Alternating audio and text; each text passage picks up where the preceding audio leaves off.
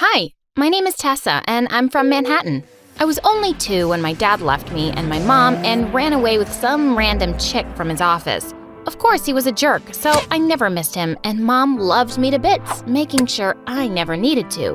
When I turned 5, she put me in school, and I was super excited for my first day when something shocking happened. Hey friends, my mom packed me this super delicious food. Do you want to share? I moved forward with the lunchbox in my hand when I accidentally fell, and the entire box ended up on a girl's face. Melissa. You are gone. No one messes with Melissa. But before she could charge me, I picked up her lunch and dumped it all over my face. See? Now we're even. Do you want to be friends now? Melissa looked at me in complete shock, but then she came and hugged me. Yeah, your lunch tastes super delicious. Besties forever? And that's how Mel and I became best friends. After that, we always hung out together, and I had a blast all through our school years until we reached high school. We thought it was going to be super fun, but on the very first day, something shocking happened. Again. There was a huge crowd gathered in the parking lot, and Mel, who was super curious about almost everything, started pulling me. Come on, let's go see what's going on. When we reached there, we saw a bunch of kids dancing, but they looked so funny. What the heck is that? You call that a dance? I could walk better than that. Suddenly, he got down from the old Mustang he was sitting on and emptied an entire can of soda over the kid's head. You freshmen suck. You have no skills or talent. How are you going to survive the competition? God, what a jerk. I felt like punching him in the face, but before I could do that, Mel did it. Hey, do you think you're very cool picking on these kids? Oh, no, Melissa, not now. This is no time to be a hero. Let's get going. I tried to pull her back, but she shook my hand off and said, if you really want to mess, then pick on someone your own size, you jerk. Oh, and you think you're my competition, dwarf? Well, yeah, Mel was a little small, but he was so out of line. Hey, get your filthy hands off my friend right now, or what? You gonna kill me with your cuteness, lovely? What the freaking penguin? I was so gonna kill him, but then suddenly someone screamed that the principal was coming and all the kids ran away. The jerk got out of my hands just in time, but this wasn't over. Then a few days later, while I was on my way home from school, I heard some weird noises coming from the school backyard. I went ahead to check and saw a super cute kitten stuck on the roof of the shed. I immediately grabbed a ladder and climbed it. Hey, little friend, I got you. No worries. You can come with— Whoa! Suddenly, my foot slipped, and I thought I was going to open my eyes in the hospital. But just then, someone caught me. Gotcha. It was the same jerk from the parking lot. His name was Tyler, and he was kind of cute up close, but ew! Still a bully. Get your hands off me. I don't need your help. Well, in that case, get your hands off Julie. I don't want you holding her either. Julie? Yeah, my kitten. I saved her from some wild dogs a week back and made a shed for her to live in here. I'm here to feed her, but what are you doing here? OMG, I couldn't believe a jerk like him would even care about a kitten. Well, it was none of my business, but then I saw him feeding her chocolates. Hey, no, stop. You can't give her that. You'll make her sick. I took out some leftover scrambled eggs from my lunch and gave it to her. Tyler sighed with relief and told me I could feed her if I wanted to. Well, that was awesome. I loved cats. But I wasn't sure why he was being nice to me. Was this some prank? A few days later, I saw Tyler doing the most unexpected things. While the other kids ran around splashing their feet in some spilled water, Tyler helped the janitor with her brooms and trolley, and I was shocked to see this side of him. But then he saw me and walked over to me. Thanks for helping me with Julie the other day. Here, I got this for you. Oh, you didn't have to. Wait, this smells funny. I opened the box and a stinky smelling fish liquid fell out of it all over my hands. Ew! Ugh, jerk. What was with this guy? I hated him. Then a few days later, as I went to see the little kitten, I was shocked to see Tyler sitting there all sad. Tyler, what's wrong? Why are you so sad? I'm not sad. You're hallucinating. Now, go away if you don't want any more fish oils all over your hands. You're a bad liar. I can tell you're hurting. Now tell me why. It's nothing. Get away from me. I don't need your pity. I'm not pitying you. I'm just worried about you. As a friend. But he didn't say a word and looked at me super mad. I didn't want to trouble him more, so I started walking away, but then he held my hand. It's my mom. He told me his mom was very sick and he couldn't afford the medication costs. Oh, Tyler, it's gonna be fine. Don't worry. I'll help you with the money. But before he could reply, Mel came screaming at me. Really, Tess? You're gonna fall for his lies? Look at him. Do you think he's someone who needs help? He's a jerk and he's just playing you. Mel, listen. But she just grabbed my hand and rushed me out of there. Mel, stop. No, you stop. He's just trying to trick you to get money for his expenses. You think he's all innocent. Well, you should know. He stole money from me the other day and he even threatened me to keep my mouth shut or he'd hurt me. Oh my God. I couldn't believe my ears. I never thought Tyler could do that, but Mel would never lie to me. This was insane. Now I had no choice but to accept that he was just a bully who was trying to fool me, and I had to keep my distance from him. Days passed by and I didn't see him around anymore, and for some reason I was starting to miss him. But then soon it was my birthday and Mel threw me a grand surprise party in the school cafeteria. I was super excited to see all the decorations, but then I saw Tyler standing at the distance, and he had a little box in his hand. Before I could walk towards him, Mel came rushing to me and introduced me to a guy. Hey, Tess, look, it's Ron. He bought you the handbag by your favorite designer that you love so much. How about you both go on a date tonight? Huh? Yeah, cool. Well, I wasn't really focused on what she was saying because I wanted to talk to Tyler. But by the time I looked at him again, he was gone. I followed him out and asked him what was going on. Nothing. It's nothing. Hey, it's okay if you want to say something, or, it's my birthday. Oh, is it? Well, it's not a national festival that I should know about. I mean, what's the big deal, really? You're just getting old. Tyler, you should just go back and enjoy it with your super rich friends and their expensive gifts, Tess. He just went away without even listening to me. Ugh, I was so pissed at him now. Mel was right. He was a jerk. Later that day, as I was going to my class, I heard a bunch of kids shouting in the hallway. I went in to check, and I was shocked to see Tyler there. He was standing in front of my locker, and it was open. You thief! How dare you try to steal things from my best friend's locker? I'm gonna report you to the principal right away. I wasn't stealing. Oh, really? Then how do you explain this open locker? Now don't tell me she gave you the key herself. Look, you witch. Enough, Tyler! I slapped him hard in the face. I'm done with taking a stand for you, thinking you're a good person. And don't you dare say a word to my friend. He looked at me in complete shock, and his eyes all red, like he was gonna kill me, but he just ran away. After all the kids went back to their classes, I looked into my locker, and there I found the same little box I saw in Tyler's hands earlier.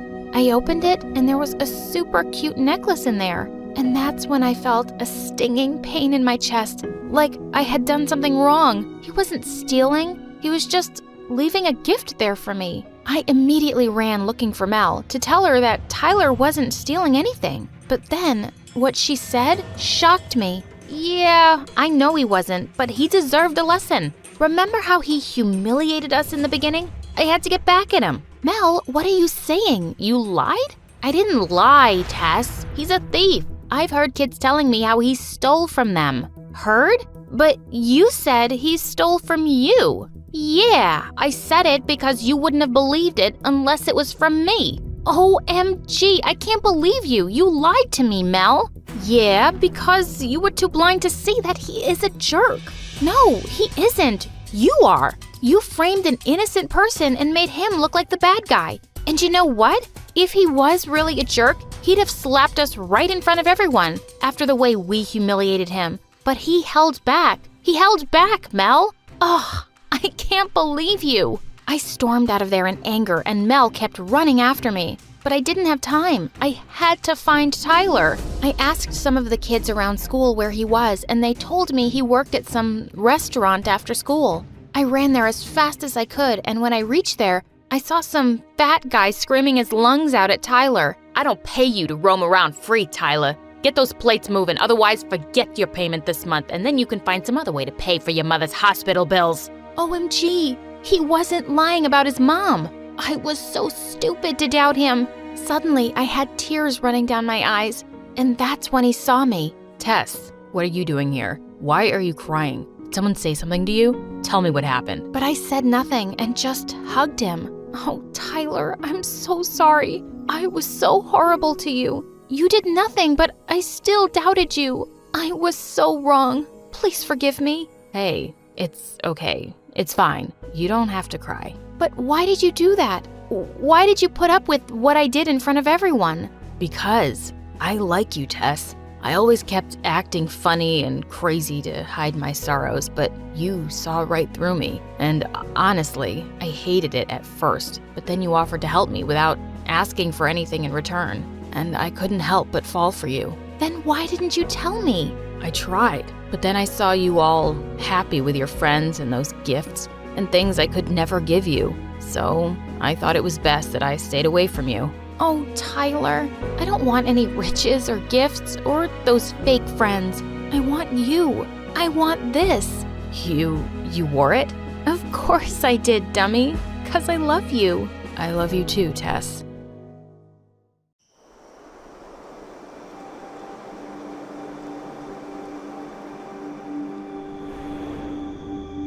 As always, I'm the last one in the library.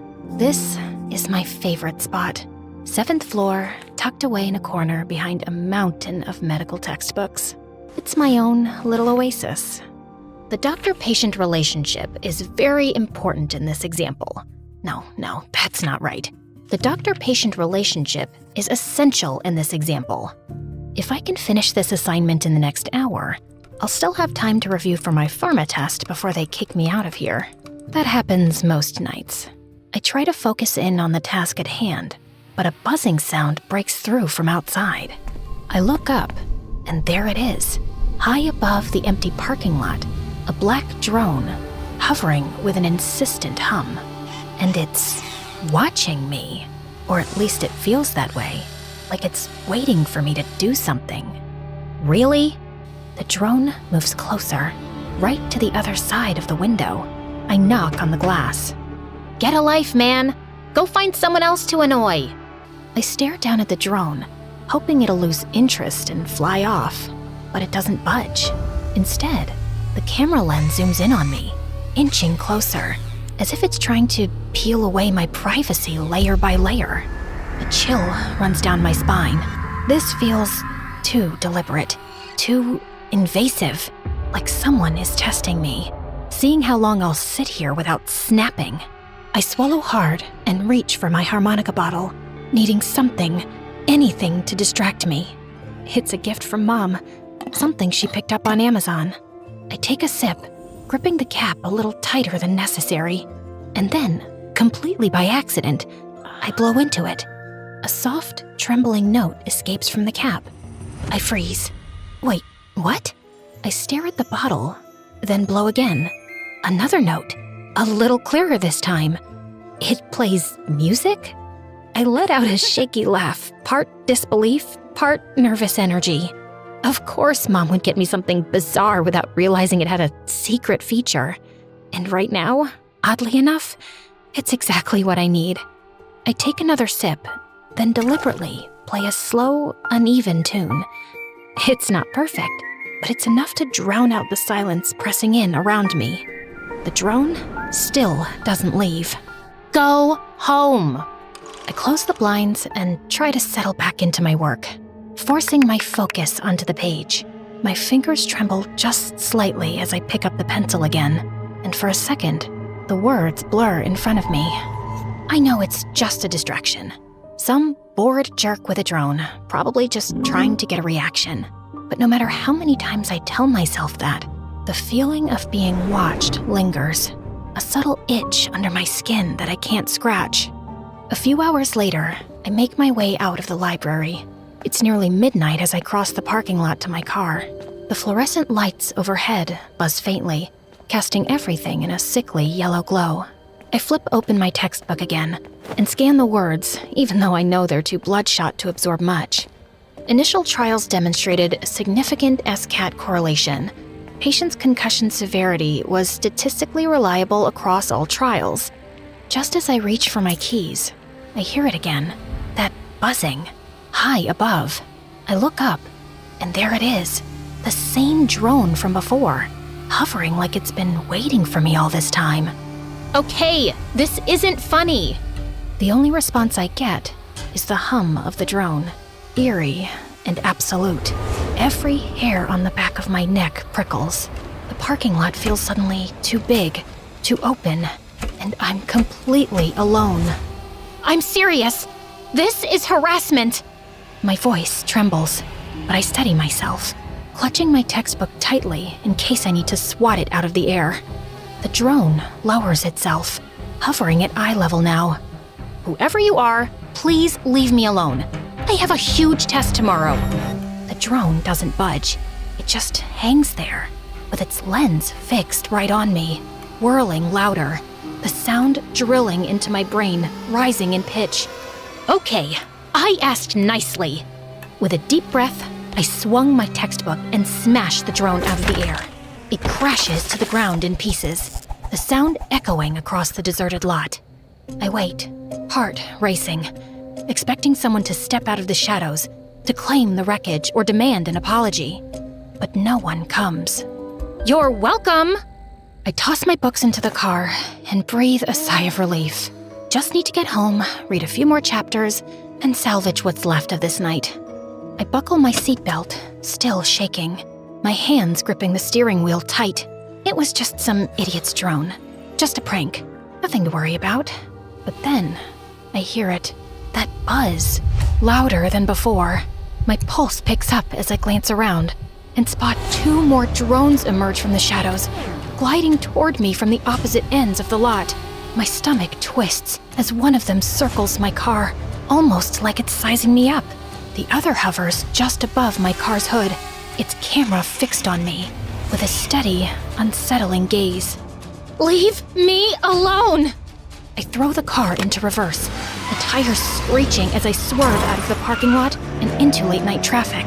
My heart's pounding, fingers fumbling as I dial 911. I glance back, and of course, the drones are right on my tail, relentless. 911, what's your emergency? Hi, I'm being followed. Okay, ma'am.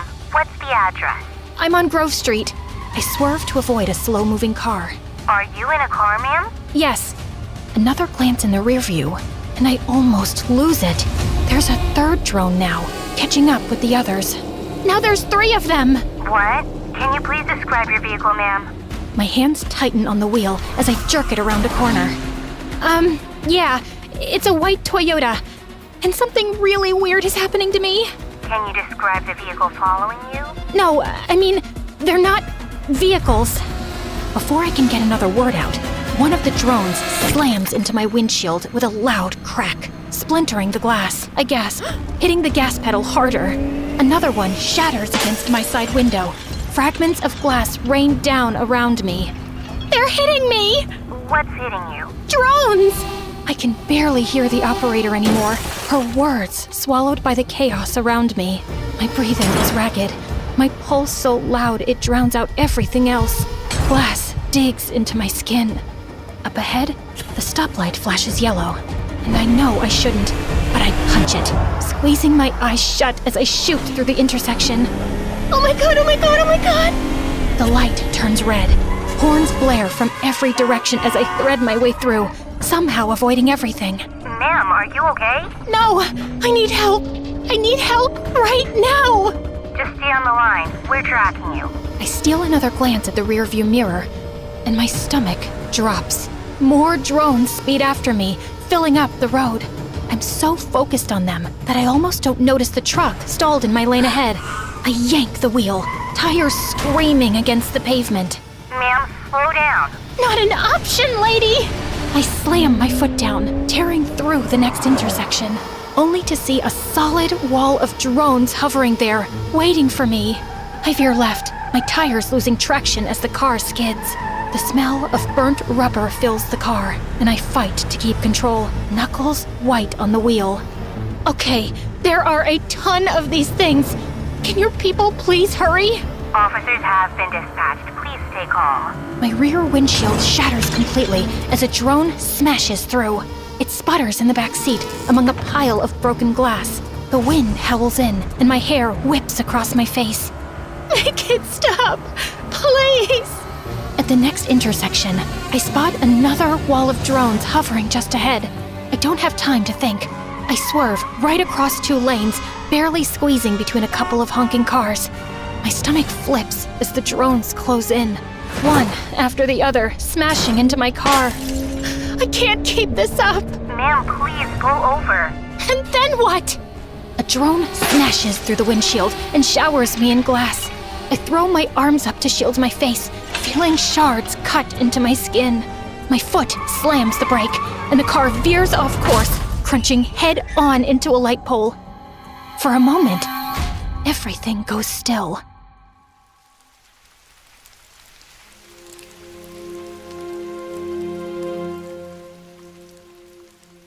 Ma'am?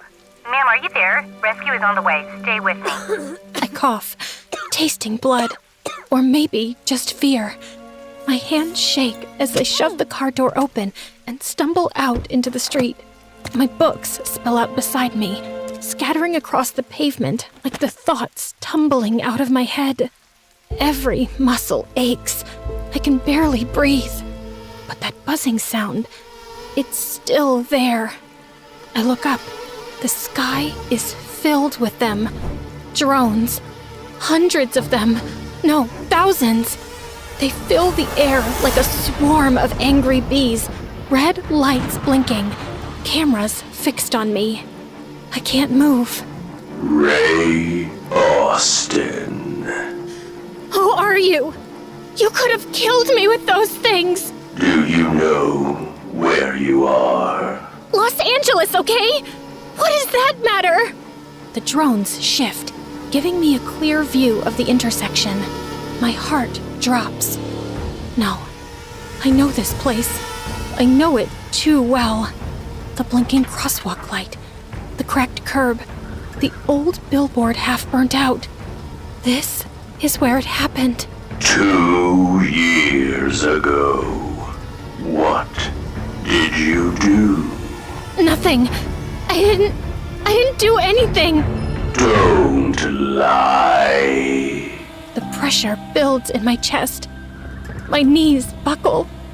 I feel like I'm drowning in my own heartbeat. Who did you hurt? I shake my head. I try to hold it in, but it's over. I'm unraveling. I don't know his name. I was driving from the library. I was tired. I closed my eyes for a second, just 1 second. I didn't see him crossing. I hit him.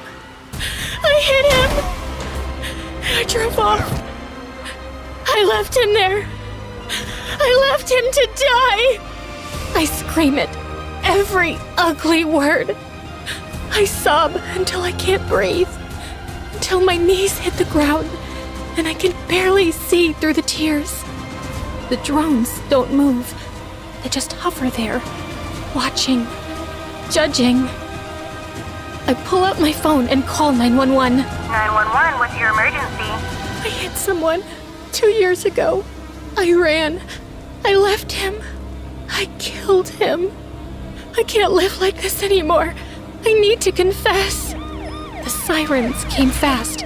I sit on the curb, hugging my knees, watching the flashing lights reflect off the shards of my windshield. Ma'am, we got your call. Are you hurt? No, not really. Not physically. But get rid of the drones, please. What drones? I look up. The sky is empty. There's nothing there. They were here. I swear. They talked to me. She glances at her partner. I can tell what they're thinking. Maybe I am losing it. Maybe I already have.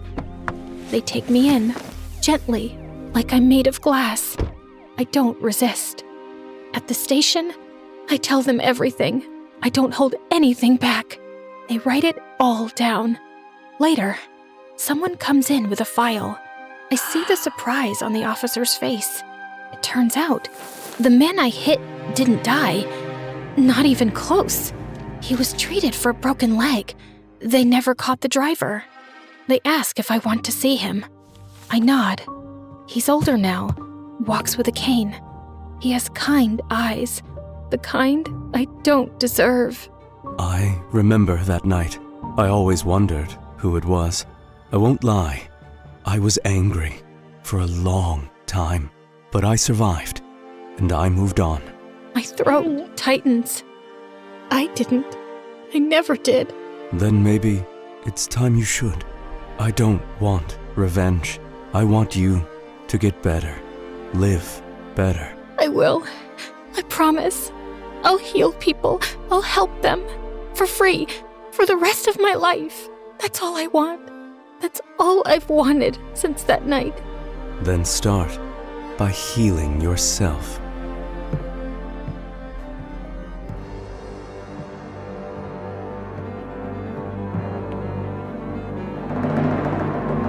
When the music kicked off and everyone started dancing, I escaped to the garden for some fresh air. As I sat down by the fountain and sighed, a soft object hit me squarely in the face. Then someone in black jumped down from the tree above me. Brought your favorite cheeseburger. Meredith, what are you doing here? And why would you hit me with a burger? Wait, are you dressed up like Catwoman? Yeah, it's been my look for weeks now. 1, it shows off my fantastic figure, which is a service to humanity. 2, every vigilante hero needs a costume, and I've always found Catwoman classy. 3, Vigilante hero? You basically rob people. Yeah, like Robin Hood, stealing from the rich and giving to the poor. You steal for yourself. I am the poor. And what's all this you nonsense? Last time I checked, we were a team. But sis, what's taking so long with this mission? It's not that simple.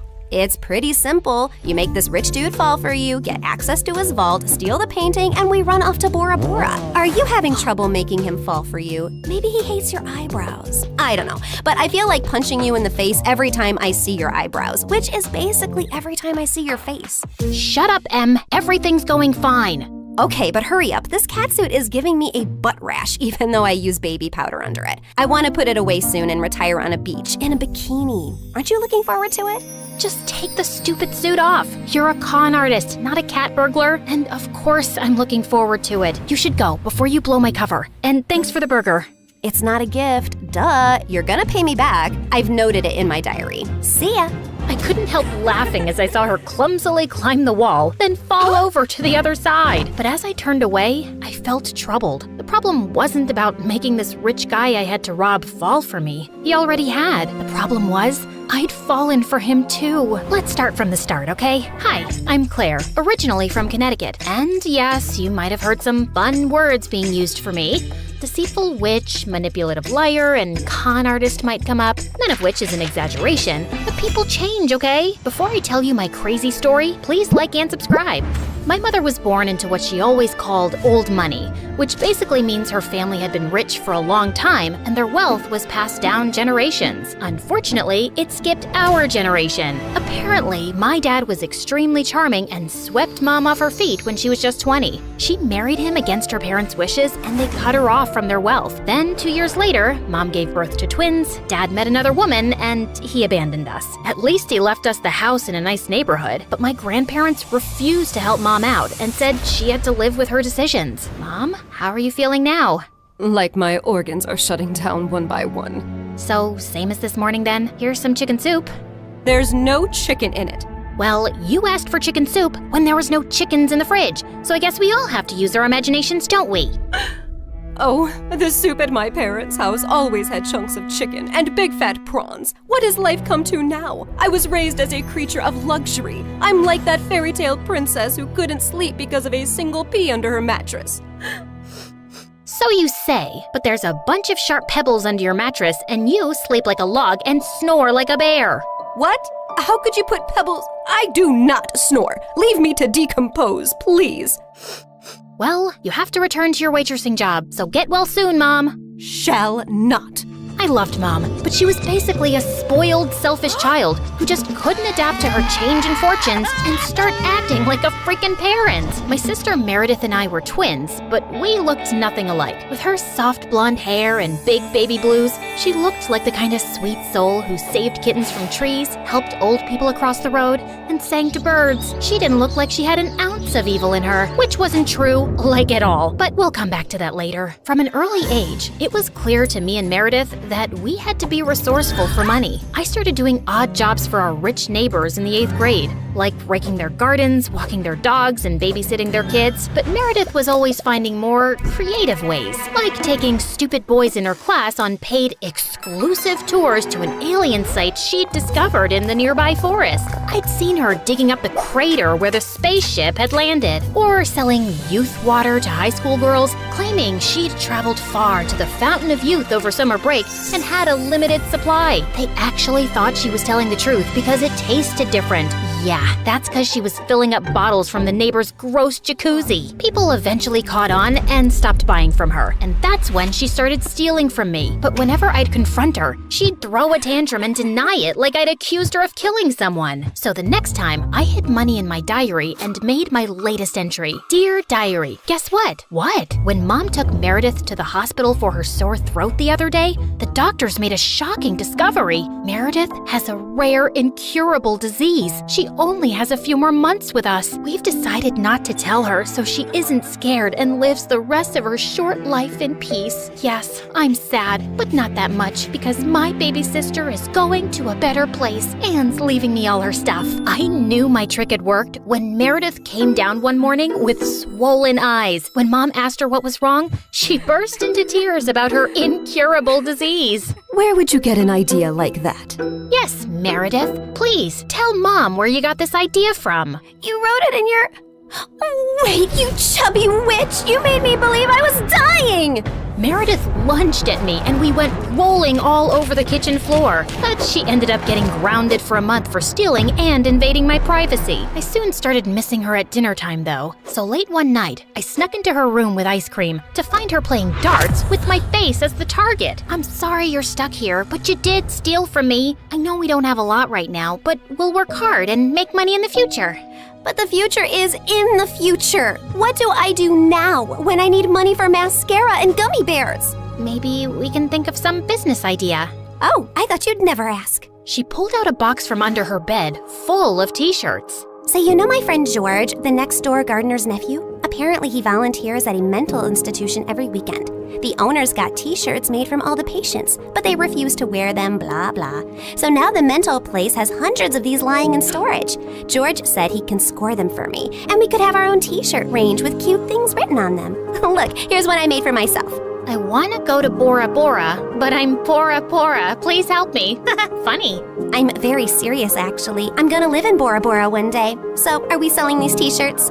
I'm in. I also made one for you. That'll be $10, thanks. Money can't buy happiness, but poverty can't buy anything. Please help me. You should pay me for wearing this. Meredith didn't have the best reputation in our neighborhood or school to sell things, so we decided to hit the other end of town and set up a t-shirt stall outside a private school. With my salesmanship and Meredith's flirting, we managed to sell quite a few on the first day. We started setting up shop at different locations, and one day as we were heading home, Meredith suddenly said she had to pee really badly. So we walked up to the closest house to ask if they'd let us use the bathroom. We rang the bell, but no one seemed to be home. I was peeking in through the window when suddenly I turned around to see Meredith already crawling halfway through one. Are you crazy? That's breaking and entering! I'll kick in your face so hard that you'll need plastic surgery, which we don't have money for. If you don't want to be ugly for the rest of your life, let me pee. I let her go and was standing guard at the door when, to my horror, a car suddenly pulled into the driveway and a snooty woman stepped out. Hey, you girl. What are you doing lurking around my house? Were you thinking of breaking in? What? No, of course not. I'm a Girl Scout selling cookies. Yeah, I study in the, Aston Bridge School for Girls. Oh, I see. It's a lovely school. I know many people whose children go there. Sorry for my mistake. I'll be happy to buy some cookies from you. Put me down for 20 boxes. Sure. It's, $5 a box, so that'll be $100. I'm putting your name down on my list, and I'll drop them by tomorrow. That's perfect, sweetie. Here's the money. I'll see you soon. Just then, I saw Meredith slip out the window, and as soon as the lady went in, we ran like crazy down the block and then collapsed on some grass. Look, I took some pastries from her kitchen. Perfect for a spontaneous picnic. That's stealing! Oh, you're one to talk. I heard the whole cookie conversation from inside. You took that lady's money and you're never gonna give her any cookies. I was just trying to distract her before she caught your butt. I didn't think she'd be dumb enough to actually give me the money. I can return it. Look, she didn't do it out of the goodness of her heart. She's a rich snob who was being really rude till she thought you were someone rich too. You didn't force her to give you money at gunpoint. Oh, Claire, this has just given me the best idea. You're not serious. Yes, I am. Dumb people deserve to be tricked. And what does $100 mean to someone who has a gold toilet seat? I knew it was wrong, but it was also so easy. And before I knew it, Meredith and I were wearing private school uniforms and hitting different neighborhoods collecting money for Girl Scout cookies that we had no intention to deliver. We made $2,000 in a month. But one day, when we went up to a rich old lady's house, she invited us in and even offered us cake as we signed her up. How many boxes will that be, ma'am? Oh, none, thank you. You see, I don't buy imaginary cookies. What? I'd heard that there were 2 conning Girl Scouts in town, and I was ready for you. I've called the police, and you 2 will end up in a detention center. Just then, there was a loud bang and the power went out. In the confusion, Meredith kicked the old lady and yelled, "Run!" As we were sprinting down the street, I suddenly noticed a nerdy-looking boy my age running beside us too, grinning and waving at us. Hey, hold on. Who are you? I'm your new neighbor, Freddie. I'm the one who saved you from that old crow. What? I'm so confused right now. New neighbor? You moved into the house next to ours? Why are you here? I was bored and saw you girls leaving your house, so I followed you for fun. Don't worry, I won't tell anyone about your little cookie secret. When I heard that old lady threatening you, I went to the main circuit board and pulled out a wire with my tweezer, which I always keep handy. You could have been electrocuted. You're either incredibly smart or exceptionally dumb. My mom says the exact same thing, except for the incredibly smart part.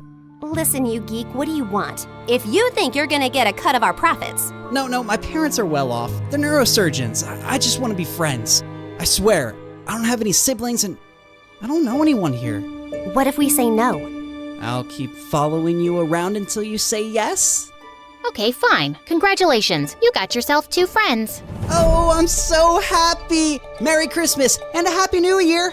And from that day on, that goof really did become our best friend, especially mine. He was like the sibling I never had. I mean, the nice sibling who did my nails and watched the channel I wanted to watch on TV without arguing. He was also really generous. I didn't want to take advantage of it, but Meredith and Mom had no problem keeping all the gifts he was always getting us. We decided to lay low with our conning activities in case the old lady had actually told the police about us. But soon after we joined the 11th grade, a new drama unfolded in our lives. A family moved into the huge white house across the street. Apparently, the couple who'd bought the place was loaded, and they had 5 teenage boys. Finally, some eligible bachelors on our street. Thanks. My feelings aren't hurt at all. Oh, I'm sorry I left you out, sweetie. Maybe you'll find someone too. I mean, they have 5 boys. There's a good chance one of them is gay. What? Why would you think? Okay, girls, here's a basket of goodies for you to take over as a welcome present. Now go, throw yourselves at those boys. Meredith and I rolled our eyes, but we decided there wasn't any harm in checking them out, and we were welcomed by the ugliest quadruplets ever. They were really sweet and really excited to see us, but with their orange hair, acne, and buck teeth, they were not a pretty sight. Man, I feel sorry for those parents. Like, you know, Mom got one average-looking kid, but God made it up by giving her me. But those parents, oof, God decided to use copy-paste on that ugly model. They must have done something terrible to deserve this. You are so rude. Oh, shut up. I know you're thinking the same. I just have the guts to say it out loud. But then a day later, I'd just woken up when the bell rang, and I opened the door to find the most gorgeous boy ever standing outside. Hello, I'm Eric. You got some of your mail? I came to return it. I just stared at him, dumbstruck, feeling acutely aware of how terrible I looked. Just then, Meredith pushed me out of the way. Hey, thanks. You're such a lifesaver. Haven't seen you around before. I just moved into the house across the street. The big white one with the quadruplets? Yeah, they're my brothers. What? No, they can't be related to you. They're very unattractive. Meredith, can't you ever sugarcoat anything? I am sugarcoating. Did I call them ugly ogres? I am so sorry. It's okay. People have this reaction often. I'll see you girls around. He flashed his beautiful smile at us and then left. Wow, Eric stole his brother's luck, the schoolboy's luck, the neighborhood boy's luck, and his mother's and his father's luck, and the whole town's. I agree. He's beautiful. I hope he's smart and funny and kind too. I'm sure he is. I never believed in love at first sight till I met Eric. Okay, maybe love is an exaggeration, but I was crushing on him hard. Freddie, how does this purple dress look on me? Claire, what the? You can't just come in without knocking? What if I wasn't wearing a towel? Well, you are, so unclench your butt. Now, what do you think about the dress? Hey, Freddie, I want your opinion on this red dress. Oh, hi, Claire. I didn't know you were here. Have some respect for my privacy. What are you talking about? Actually, I don't care. Now tell me, I look hot, right? Of course I look hot. I could wear a potato sack and I'd look hot. I can do hot in my sleep. What's the dress for? The party at Eric's place? What, did you think you're the only one who got invited? The red's a bit much for a casual housewarming party, no? Yeah, you're right. It's more of a second date dress. Thanks, I'll look for something else. And your dress looks lovely. I am not your sister, and you can't treat me like this. I am a man. Okay, thanks for the news flash. Come on, Claire, let's go before Freddie has a heart attack. The party was coming up soon, but I knew there would be many guests, and I wouldn't really get a chance to talk to Eric then. So I decided to drop by to borrow some sugar one evening. But my heart sank when I spotted Meredith and Eric in the kitchen, and they were kissing.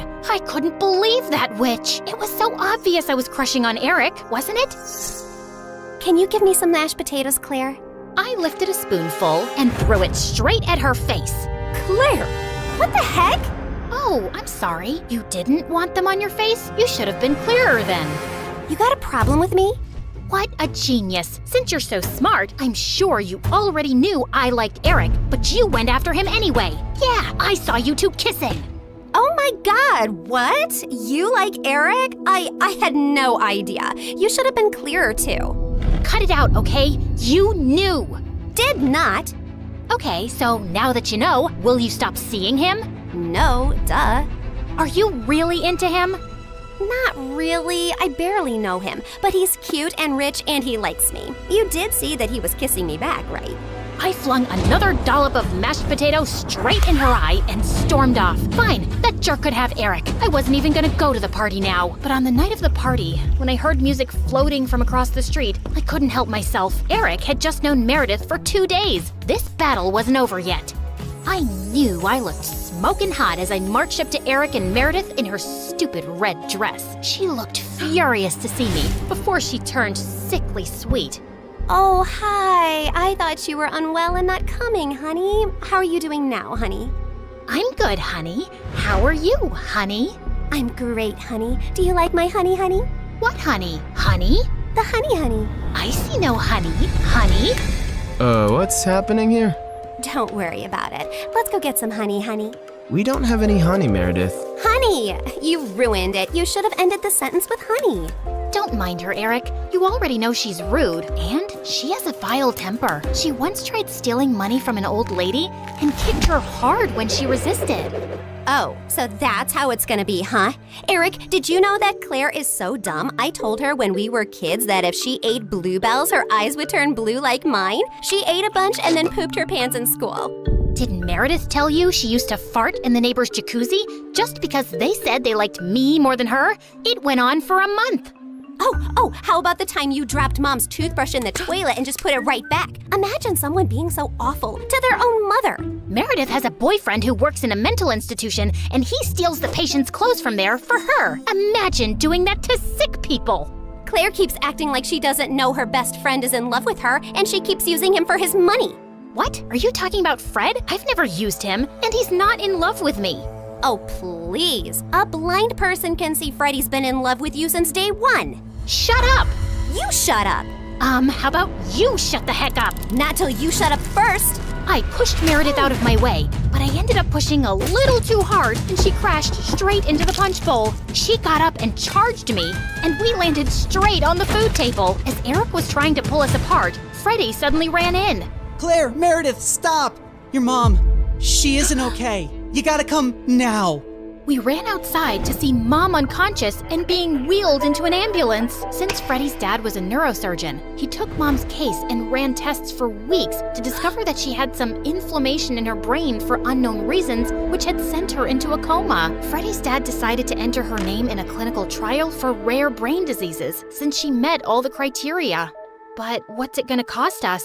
We take one pro bono case for the trial, but there will still be other hospital expenses. And you girls will have to figure out something soon. Do you have any relatives? We had to contact our grandparents, but to our surprise, Mom didn't even have their numbers saved in her phone. All we had was a framed picture with their names signed at the back. Freddie offered to hire a private investigator, and within a week, he said they'd been found and were flying over to see us. But I couldn't help noticing as they got out of the cab that they didn't look rich at all. Those paupers are our grandparents? They're definitely the people from the picture. Why do Grandma's shoes look like something out of a museum? And Grandpa's coat is missing 3 buttons.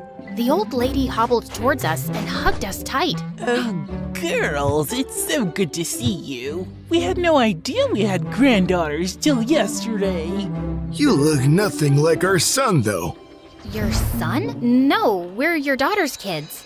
Oh, honey, we don't have a daughter. The private investigator who tracked us down did say our daughter was looking for us, but we just assumed that was our son who ran away from home 18 years ago.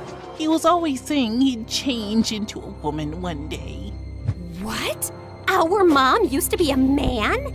No, this is crazy. Look at this picture. Does this woman look anything like your son? Our son is ugly, and I remember this woman. Alfred, you remember this beautiful lady came to stay at our motel many years ago? She disappeared suddenly one night, and the next day some mafia men turned up looking for her. Ah, yes. Those men kept turning up for weeks. They seemed like bad news. I'm happy to hear the lady's okay. So, you're not her parents? Then why does she have this picture of you guys? She took it from the motel. I don't know why. I'm so tired, dear. Can I rest for a little while? No, if you're not our rich grandparents, you gotta go. Taxi! Meredith sent them packing immediately, and we just stood staring at each other. When was Mom in a motel? And why were there bad men after her? She told us all our lives these random people are our grandparents. What else has she been lying about? Apparently, a lot of things. When we checked out if she had any health insurance, she couldn't be found in the system. I went to the diner where she'd been working for years to see if the manager could help, only to find out that no one there had ever seen her. We had no clue where she'd been going all this time while she was pretending to work, or where she got her salary from. Meredith and I tore up Mom's room looking for more clues. We didn't find anything in the closets or under the bed, but I pulled the rug away and came across a loose floorboard. We pried it open to find a laptop and so many fake IDs and passports, all belonging to Mom. Oh my God. Mom? As a French redhead? Her hair is black here, and she's Swedish. We opened the laptop, but we couldn't get past the security code. We asked Freddie to come over and told him everything. And when he went over the laptop, he let out a low whistle. Whoa, this is heavy encryption and insane firewalls. Is your mom from the CIA or something? Have you ever seen her using this laptop? Yeah, I have once, but she told me she borrowed it from a friend to watch Keeping Up with the Kardashians. Who is this woman? We really had no idea, except that her hair dye started fading soon, and we discovered she was a natural blonde. We still desperately needed the money and contemplated selling the house, but we couldn't even find any documents for it. For the first time in my life, I felt overwhelmed and completely out of ideas. Then one night, as Meredith and I were sitting on the porch, Freddie joined us, looking grim. I need to tell you guys something about the clinical trial. There's only a 50% chance that your mom will get the drug that could make her well. What do you mean? Doesn't everyone get the drug? No, half the patients get a placebo drug. Oh God, I did something really wrong. I checked the files of everyone on the clinical trial, and your mom has been assigned the placebo drug. She's not gonna get the treatment. So that's it? We're just gonna sit back and watch, knowing there's no chance of her getting better? Make your dad give her the drug! I can't. Dad would lose his medical license if anyone thought he interfered with the trial. Then why did you even tell us, Freddie? Freddie looked at me silently. He told us because he and his dad can't do anything, but we can. Whatever you plan, I can't be part of it, but you have to do it soon. The trial starts next week. Thank you, Freddie. You don't know what this means to us. Of course. I'd do anything for you, Claire. For the first time, I saw what had maybe been so obvious all along. Freddie was in love with me, and I was about to use it to my advantage. Can you tell me where the trial patient files are?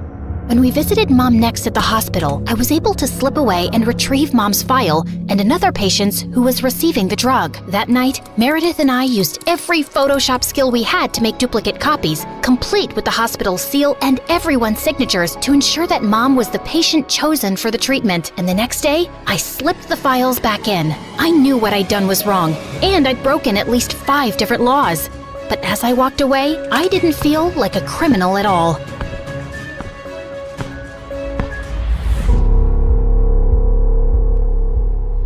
I was walking down the hospital corridor with Freddie when Meredith came running towards us. Where have you been? Mom's awake. She's finally awake. Oh my god, seriously? This better not be a joke, Meredith. I swear on my beautiful face, it's the truth. The doctors are just checking her vitals. Can you girls stop making so much noise?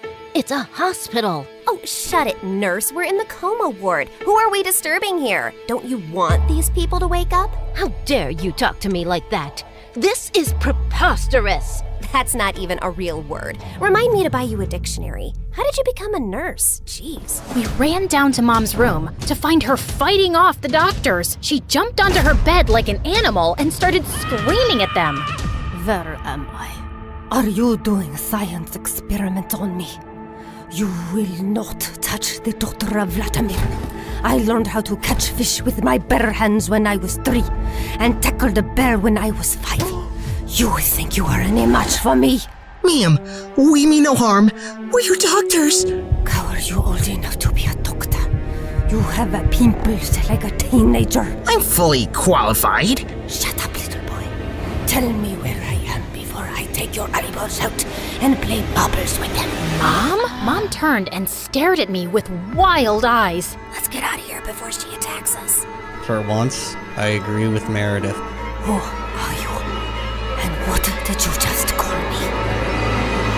Hey guys, the last time you saw me, I was walking down a hospital corridor after switching the clinical trial files. That was 2 years ago, so let me get you up to speed on everything that's happened since then. Mom entered the clinical trial, and her tests started showing signs of progress, but she didn't come out of her coma anytime soon. Freddie tried to help us, but Meredith and I had to learn to manage on our own. And it turns out, there's a lot you can steal from a hospital. We never had to buy toilet paper or cleaning supplies again. And we always had endless cups of pudding and Jell-O. Meredith, is that diaper cream you're putting on your face? A girl's gotta moisturize. It's very hydrating. My face is as soft as a baby's butt. What did you score today? More useful things like new bed sheets, pads, towels, and batteries for our TV remote. Time for our show and more Jell-O. Woohoo! But we still needed money, and after high school, we went back to our conning ways. I always pushed away the guilt and justified it to myself with things like, we needed the money, we had no other choice. But I have to admit, I also felt a thrill every time we outwitted someone and got away with it. It started out small, like hitting venues of concerts and games in different cities and selling fake tickets to desperate fans, hoping to get in at the last minute for twice the regular price. By the time they figured the tickets were bogus, we were gone. Or going to the American Idol audition venues and convincing hopeful contestants that we were part of the TV show crew and we'd get them through to the next round if they paid us a little money. Then, we set up an Instagram matchmaking business account with tons of fake success stories. We were getting booked for our services by loads of women. We'd always meet at the client's house in disguise. What is this exquisite dessert? It's like a cloud melting in my mouth. It's a Japanese cheesecake, delivered fresh every day from Japan. You are just the kind of people I like. Ow! Let's get down to business, shall we? Wow, I mean, this cake. Yes, business. This is your daughter? Oof. We know she's a bit plain. And she's 6 feet tall? With that face? Is her case hopeless? Oh no, we've dealt with a lot of uggos before, believe me. Ow! What my partner means is there's someone for everyone out there, and we're experts at making those two people meet. We'll need a small advance, and we'll bring you a portfolio of suitable bachelors in a week. You'll be the mother of the bride soon, watching your little giraffe walk down the aisle. Sounds good, right? Make that check to cash, please. Can you also pack the rest of this cake? We'd take the advance, keep in touch for a few weeks saying we were gathering options, and then disappear. Of course, people soon started commenting on our page, calling us frauds and reporting our account, but we made a good amount while it lasted. We tried out a wedding planner service next. That's a gorgeous cake, but it's so expensive. But it goes so perfectly with your pink and white theme. Also, we're planning to order 2,000 pink and white roses. And an ice sculpture for the reception area. How much will all this cost? You can't put a price tag on happiness. Daddy will have a heart attack. He's gonna have one anyway. I just saw him eating a block of cheese. Why should that stop you from having the wedding of your dreams? Really, you deserve the best on your big day. Okay, I'm sold. Let me write you a check. When that went bust, we became travel bloggers and influencers. With our huge number of fake followers, we managed to get into the best hotels for free as long as we wrote a review. When I'm rich, I will buy a hotel and live there. They have the best beds. Room service? Yes, we'll have 2 lobsters, 4 sushi platters, 2 beef burgers with fries, the prawn tempura, the fish tempura. Okay, anything with the word tempura. And why don't you bring up the entire dessert menu? Thanks! Of course, none of these businesses lasted too long, and we were always on our toes, traveling from place to place, changing disguises, trying not to get caught. The only person who had any idea of our activities was Freddie. But whenever we went back home, he was always happy to see us and never asked questions. 2 years had gone by like this, and Mom was finally awake, except she didn't remember being our mom. Now, we had no chance to ask her about the fake IDs and laptop we'd found, because all she seemed to remember was her childhood in frickin' Russia. We showed her pictures of us together, and the doctors explained that she'd lost most of her memory, and they were unsure if she'd regain it. Oh, my girls. I am so sorry I don't remember anything about you, but I feel a connection to you. As strong as the frost on my toes, walking barefoot in snow, and as sweet as the smell of my grandmother's honey cakes, and as deep as the violet skies of Siberia, and— Yeah, we get it, Mom. We love you too. As the 3 of us sat in a cafe later, I was still trying to process everything when I saw Meredith had a faraway look on her face. I know that face, Em. What are you planning? Oh, nothing. Just thinking how excited Arthur will be when he finds out Mom is awake. You're talking about our neighbor, Arthur? Yeah, he's been visiting Mom every week for 2 years. He's always been in love with her. He'll be happy, but she won't even remember him. That actually works in his favor. Mom always found him irritating. What are you saying exactly? What if we convinced Mom that she was deeply in love with Arthur before she went into a coma? I'm sure he won't have any problem playing along. Maybe we even say that they were engaged before she got sick. If we set them up, Mom will be taken care of for life. Arthur is rich with a capital $sign. Wow, Meredith, you're a frickin' genius. Jeez, why are you girls always scheming? Because our parents are not neurosurgeons. You can't use that excuse forever. Watch me. Like we expected, Arthur immediately agreed, and we got to work. We photoshopped tons of pictures of Mom and him, and soon he even turned up with a giant emerald ring. You chose this Russian emerald ring from an antique shop where I proposed to you. Oh, it is so beautiful. I wish I remembered all of these moments, but I do feel a connection to you. As strong as the smell of lavender on a Russian summer breeze, and as warm as Papa's fur coat, and as comforting as a bowl of kidney pickle soup, and— Kiss her, now! As Arthur and Mom kissed, Meredith and I walked out of the room and burst out laughing. We laughed till we almost peed our pants. Oh God, my tummy hurts. Are we doing the right thing? Fooling Mom? She's no fool. She asked me how rich Arthur is yesterday. Now she feels very connected to him. And within a month, Mom was walking down the aisle in a grand wedding in Arthur's garden. Of course, Meredith and I had made all the arrangements and totally overcharged Arthur. I promise to cherish and to love you forever, and follow you to the ends of the earth. We will go to Russia and start our new life there in the lovely house you have bought me as a wedding gift. And yes, I will cherish and love you and whatever, etc., etc. Now you may exchange rings. Did you just hear what I just heard? Are they moving to Russia? That can't happen. Is it too late to object to this wedding? Shh! You guys are ruining the ceremony. What's wrong with you? Are you a moron? You know she can't go to Russia? Why not? She's Russian, isn't she? Oh yeah, she shouldn't go to Russia. Hold it, everyone! Sorry, Mom, but you can't go to Russia. Oh, sweetie, I will take you girls with me, don't worry. We're taking them with us? No, no one's going to Russia. Can we, discuss this later? You're ruining the moment. Arthur, shh! Listen, Mom, we need to talk. As I got up to talk to Mom, I tripped on my dress and crashed into this big cage holding 100 pigeons, and they all started flying off. This was supposed to be for after the ceremony! But suddenly, those pigeons turned vicious and came back to attack everyone. They clawed at people's hair, poked them with their beaks, and pooped everywhere. As the guests ran around in chaos, someone slammed straight into the wedding cake. Meredith and I grabbed Mom's arms and dragged her home. What is wrong with you two? There's something you need to know, Mom. Meredith and I ended up showing her all her fake passports, IDs, and the laptop, and she was stunned. My name is Alexei, and none of these IDs have that name. Mom, we don't know who you really are or why you left Russia. What if you were a spy or some sort of criminal? What if you're wanted in Russia? If you go back there, you might get arrested or worse. Apparently, many years ago, some bad people were looking for you, and we don't know why. You have to stay here and keep a low profile. But I want to find my parents and see my home. It's all I remember. You can't risk it. Not till you get your memory back. Or we get someone to tell us what's on that laptop and figure out who you are. We're sorry. We hugged Mom as she cried, then fixed her makeup and returned to the wedding. The pigeons had left, and the guests were leaving too. Stop, everyone. The wedding isn't over yet. And Arthur, Mom wants to move to Hawaii instead. From the top, people! Arthur was very confused, but they finally got married. Later, as everyone moved towards the dance floor, Freddie asked me to join him. So, now your mom is well and you have a rich stepfather. What are your plans? I like traveling around with Meredith. Maybe I'll do that for some time. There isn't any reason to stay here anyway.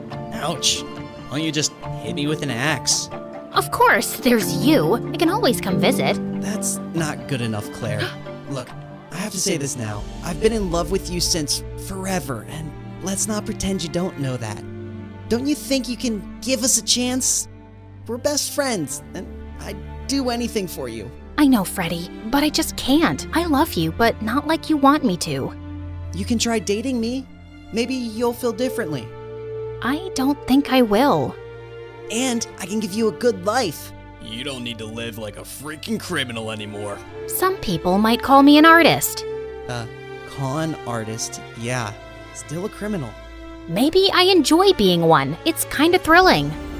I don't really believe that. You don't want to believe that. We're too different, Freddie. You're gonna be a neurosurgeon like your parents, and you'll find a nice girlfriend and then marry her and live in a nice neighborhood, and you'll be content. I'm not sure that's the life I want. It sounds boring. I wish I'd said something else when I saw Freddie's hurt face, but there was no easy way to let him down. He kissed me gently on the cheek and walked away, and I felt a lump in my throat. Mom moved to Hawaii with Arthur, and Meredith and I went down a crazy path over the next few years. There wasn't a scam, fraud, or con we didn't attempt. We never stuck to the same thing for too long, in case the police picked up a pattern. But word got around in underground circles about 2 female con artists, and we actually started getting hired for our services. People were always less likely to suspect 2 pretty innocent-looking girls than someone who looks like a thug. And working with these thugs, we learned how to forge signatures, create counterfeit money, make fake checks, and steal credit card information. I'd always been bad with computers, but Meredith even showed a great knack for hacking.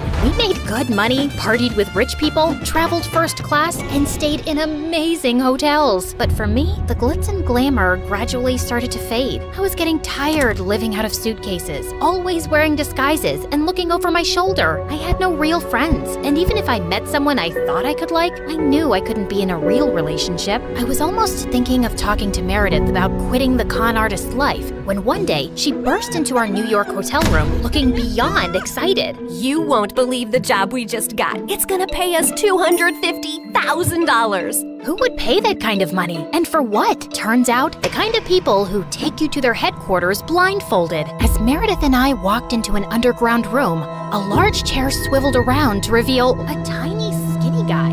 What? You think all mafia bosses are tall, fat, bald, and wear gold rings? Sorry to disappoint you with my looks, but trust me, I am every bit as ruthless. Something about his steely gray eyes sent a shiver down my spine. I believed him. His name was Pierre Souffle, which was obviously a lie, and the job he had for us was to steal a priceless painting from a museum and replace it with a fake. That's the painting? It's, tiny. What's your problem with tiny things and people? It's also kinda stupid. What is that? A raccoon eating a cheeseburger? It's worth $10 million, so the joke's on you, dummy. Now, the owner of the painting has allowed the museum to borrow it for only 3 days, so we don't have a lot of time. Wouldn't it be easier to steal it from the owner's house? Everyone, look at Lady Einstein coming up with brilliant ideas. Why didn't we think of that ourselves? Happy to help. Of course we thought of that ourselves! Trust me, the museum is easier. Why choose us? It's a very stupid security measure, but the museum's floors are activated by pressure sensors at night. Anything above 55 kilograms and they go off. I haven't been able to find a boy who weighs less than that. Ellie, get the weighing scale. Meredith weighed 52 kgs, while I weighed 55.1. How is this possible? You eat so much more than I do. What can I say? I got all the good genes. Okay. You're out, fatty! Meredith, you're my leading lady. The plan was to enter the museum through its large air ducts, carrying the fake painting with us. We first had to make a stop in the security room and disable all the cameras and alarms. Then we'd crawl back through the ducts till we reached the exhibit area, and I'd lower Meredith down along with the painting so she could switch them out. As Meredith made it to the bottom, I dropped the painting to her, and she missed it, and we heard a loud crack. Oh my god, did you break the frame? Me? It's your fault. Who told you to throw it like that? I was expecting you to catch it, but what was I thinking? You made us lose the frisbee tournament in 8th grade because you're so bad at catching things, unless it's someone's boyfriend. Seriously? You were so distracted by that hot boy on the bleachers, your throwing skills were completely off. FYI, that boy was totally into me. Why are we even talking about frisbees and boys right now? You started it. No, I didn't. Okay, shut up. Let me think how to fix this. Are you trying to glue it together with your saliva? You got a better idea? Any idea would be a better idea than that. Look, it's a museum. They must fix broken, ancient things here all the time, right? I'm looking at the floor map, and there are some offices in the left wing. I'll go get some glue. It took me an hour to find glue and return to our spot, and I found Meredith eating a bowl of ramen. Where did you get that? I brought a packet of instant ramen with me, and you were taking forever, so I went to make it in the staff kitchen. There was someone's chicken sandwich in the fridge, so I used the meat from that. And there was also some tofu, and I added a dash of oyster sauce. I'm so happy you chose this moment in your life to become a gourmet chef. Just send the painting back up so I can fix it. I tried to fill in the crack as best I could, then sent it back down to Meredith, who took the real one off and put the fake one on the wall. But just as she started walking back, the whole floor lit up suddenly and a blaring sound went off. Oh my god, what's happening? I don't know. Is the painting heavier than the fake one? Just hurry up. We gotta get out now. I pulled up Meredith and the real painting and closed the opening in the ceiling seconds before security burst in. We crawled down the ducts and out of the building as fast as we could. We ran a few blocks down where Pierre's van was waiting for us, and we sped away. Oh, I would have preferred if you hadn't alerted all of New York about a break-in. Now I'll have to move this painting around with cops crawling all over the city. Never mind. Here's your check, and Claire, try to lose some weight. Au revoir. And without warning, we were dumped on a dark street. We scrambled to our feet, headed for the subway, and made it home. It was all over the news the next morning that someone had broken into the museum and switched off all the security systems. But apparently, nothing had been stolen, except a chicken sandwich and a block of tofu from the staff kitchen. You ate the entire block? Hey, I'm not the one who needs to watch her weight. I do not need to. Whatever. Listen, I've been meaning to talk to you about something. It'll have to wait. I got a hair appointment. We'll talk over dinner? Yeah, sure. I was gonna tell Meredith that I wanted a break from this life, and I wasn't sure how she'd react. As I sat in a cafe later, I suddenly found a cute guy next to my table. Mind if I sit here? There are no other empty seats. I won't disturb you. I promise. We actually ended up talking for over an hour, and I found him sweet and charming. I'd love to meet you again if you're free. I don't live in New York, but I come every weekend. You come here for work? No, actually, I came to visit my mom who's admitted in the hospital here for a medical trial. She has some rare brain issue that sent her into a coma. Oh, I'm sorry to hear that. How long has she been in a coma? 6 years now. It's been the toughest thing I've ever dealt with. Actually, she was part of this other really promising clinical trial before, but that didn't work for her.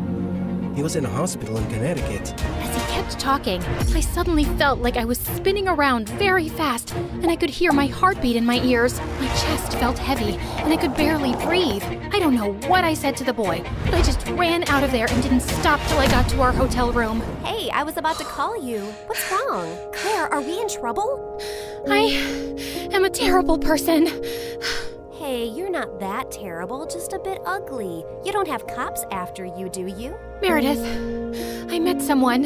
It's not a cop, is it? No, I met a random guy in a cafe, and his mom was in a clinical trial. I hope this gets interesting at some point. In a hospital in Connecticut. Oh my god, the same hospital Mom was in? And the same trial? What a small world. No, it's not the same trial. It's a different hospital, too. Okay, I'm bored again. The coincidence made me interested for a bit. Meredith, his mom's been in a coma for 6 years. We did that to someone. Didn't you just say it's not the same trial? Yes, but for a few seconds, I thought it was the same trial. And I just realized for the first time today that we did something awful to someone out there. When we switched the patient files, we took away someone else's chance to get better. You realized this just now? Are you dumb or something? Of course that's what we did. I mean, I never really thought about it like this. It was just a name on a file. But meeting someone who's going through that with their mom for years, it just made it so real.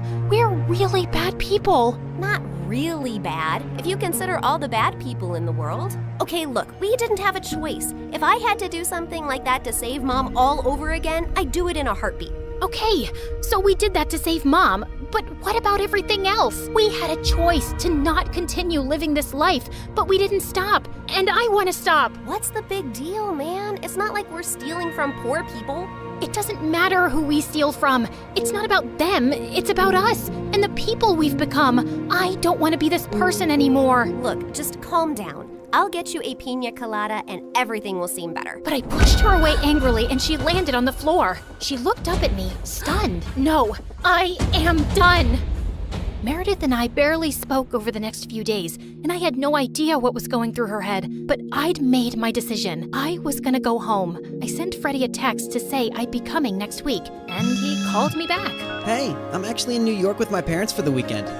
Can we catch up? The moment I saw Freddie, I just burst into tears and he hugged me tight. As we talked over dinner, he assured me that he'd talk to Meredith and try to make her come home too. We had just stepped out of the restaurant and walked 2 blocks down when suddenly a black van screeched to a halt beside us and some men pulled us in, handcuffing and blindfolding us. When our blindfolds came off, I realized we were in Pierre's quarters and I found Meredith there too. What's going on here? Welcome, welcome. We just gathered here to discuss a teensy-weensy, itsy-bitsy issue. Now, Meredith, go ahead and tell them the moronic thing of titanic proportions that you just did. Apparently, Meredith had found her way to Pierre's headquarters and stolen the real painting from him. She had then tried to sell it to a buyer she'd arranged, and while the exchange was about to happen on the docks, the cops had showed up. Meredith had barely managed to escape, but the buyer and the painting were in police custody. The police didn't let it get out in the news, but they knew the real painting had been stolen and replaced with a fake. They were probably watching every dock, airport, and train station to see if someone would try and move it out. And your sister practically handed it to them. What were you thinking? It's your whole quitting the biz talk that made me do it. I did it for us, so we could sell the painting and retire to Bora Bora for good. And what the heck is Freddie doing here? Hi guys, I'm Freddie, old friend. Nice to meet you. Not terrified at all.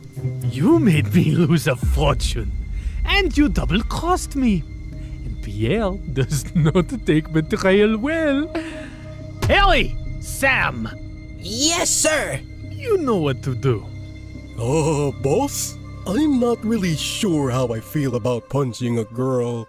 Yeah, boss, I am not really comfortable with this. Maybe we can just punch the boy. I'm not really a boy. I used to be a girl. Ask Claire and Meredith, we practically grew up like sisters. Please don't hurt him. He has nothing to do with this. Silence! You buffoons! I didn't say hurt anyone yet. I just wanted you to threaten them. But of course, you're useless. I'll do myself. Torture Harry and Sam after this meeting. Now, get lost. Then Pierre shifted his cold gaze to me. That painting is everything to me, and I want it back. And now the only way we can get it is from the owner himself. You, Claire, will be executing this mission. The heir of that painting is a young, charming millionaire. And you will get to know him, become his girlfriend, kiss, cuddle, yada yada. You need to earn his trust completely, so he lets you into his life and his home. Then, when the time is right, you will steal the painting from a high-security vault inside his house and bring it back to me. You will do this if you care about your moon sister and this girl/boy and his family and your mother and your stupid husband and your whole neighborhood. What if I fail? I don't think you want the answer to that. But once you succeed, I'll give you two enough to go to Bora Bora and never return. I'd be ecstatic to never set eyes on you annoying girls again. I had my eyes on the target from across the street. As soon as I saw him walk towards the cafe, I headed for the entrance. Just as he opened the door, I bumped straight into him, spilling coffee all over his shirt. Oh, God, I'm so sorry. I wasn't looking. I'll pay for the dry cleaning. His arm rested gently on mine. Hey, it's okay. It was an accident. I looked up into his bright green eyes. In fact, you're the one who's without a coffee now. Can I get you a new one? Sure, I'd like that. Can we also start over? Hi, I'm Christina. Hello, I'm Eric. Do y'all remember Eric? You know, the guy Meredith and I were fighting over the night Mom went into a coma? The guy who was so hot he made boiling water look cool?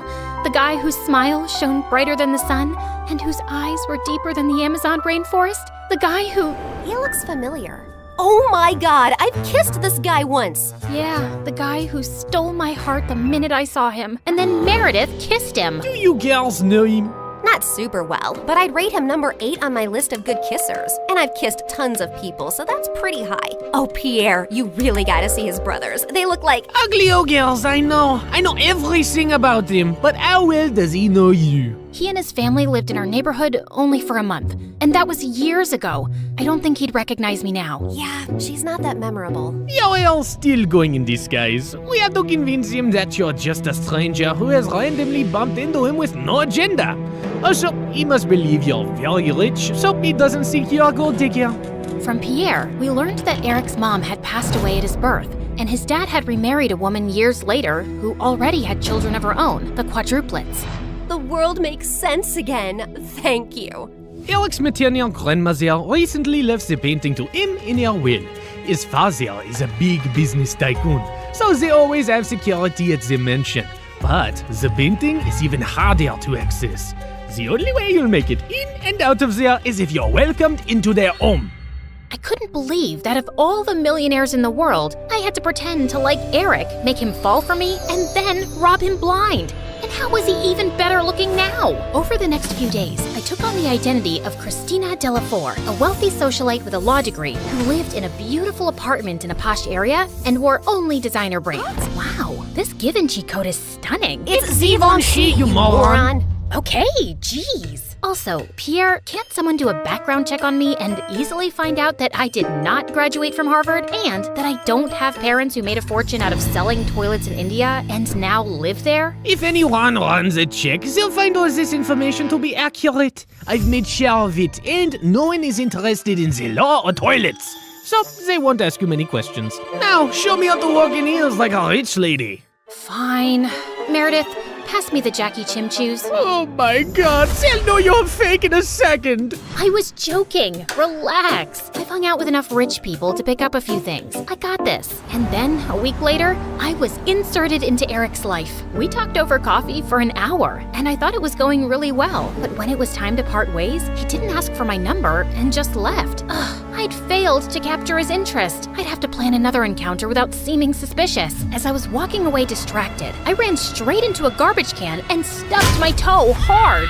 Son of a biscuit! Holy mother of fudge! I was still hopping around when I crashed into a woman pushing a stroller, and a doll went flying out of her hand onto the road. Just then, the car ran over the doll and turned it into a pancake.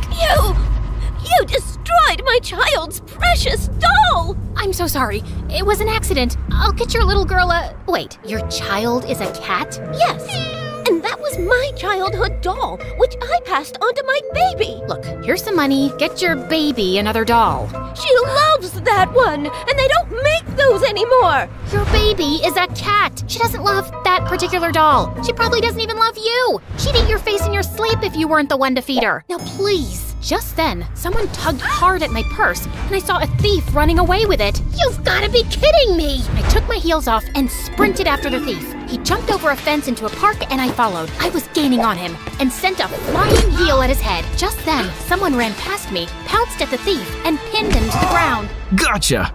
Eric, the park security, immediately arrived on the spot and took the thief away. Aren't you glad I followed you and came to your rescue? My rescue? I hit him with my shoe to slow him down and was about to catch him, but then you swooped in at the last minute, and now you want credit? Whoa, easy. I was just flirting with you. Oh, sorry. Wait, you said you followed me? Yeah, I felt stupid that I left without asking for your number. I definitely want it now. You became even more interesting when you stubbed your toe, murdered a doll, yelled at the cat lady, and chased a robber. Eric and I started seeing each other, and even though I knew it wasn't a real relationship, it still felt wonderful. We both hated rom-coms, but were always up for watching horror movies. We supported different baseball teams and had heated debates about who sucked more, and we both loved eating from street vendors and walking around the city at night. I enjoyed his company more than I cared to admit, and my heart skipped a beat every time he took my hand or gave me a goodnight peck on the cheek. And then one night, as we watched a fireworks show in the park, he pulled me close and kissed me, and I practically melted in his arms. Soon enough, he told me his parents were hosting a party at their house, and he wanted to introduce me to them. This was the first time I'd be in his mansion, and I needed to make sure I got invited often enough to find out where the vault was. Eric's dad was lovely, but his stepmom looked at me with a stare so icy, it could make hell freeze over. I escaped from the party for a while when the dancing started. Yeah, that's when Meredith dropped by as Catwoman with a cheeseburger. But soon enough, Eric came around to call me in for dinner, where the quadruplets also joined us. So, Eric told us your parents sell toilets in India. Yeah. It's a great business because everyone needs a toilet, right? And you know the population of India. Multiply that with toilets and you have a fortune. What is the population of India? Well, I don't have an exact figure. It's just a lot of people. Suddenly, I had a queasy feeling in my stomach. Didn't you get made fun of as a kid? If you were in my school, you'd be called the toilet princess. Grabber queen, Duchess of Poop. Guys, cut it out. You're not in high school anymore. Wait a second. Have we ever met before? What? No, I really don't think so. Oh God, why was my stomach churning? You know I'm really good with faces, and you remind me a lot of this girl we met in a neighborhood in Connecticut years ago. Guys, remember? She had a twin sister. Oh yeah, I remember those twins vaguely. The blonde one was prettier, right? Dang it! Has to be someone else. I'm an only child, and I've always lived in Boston until I moved here. Yeah, Eric told us you're a lawyer from Harvard.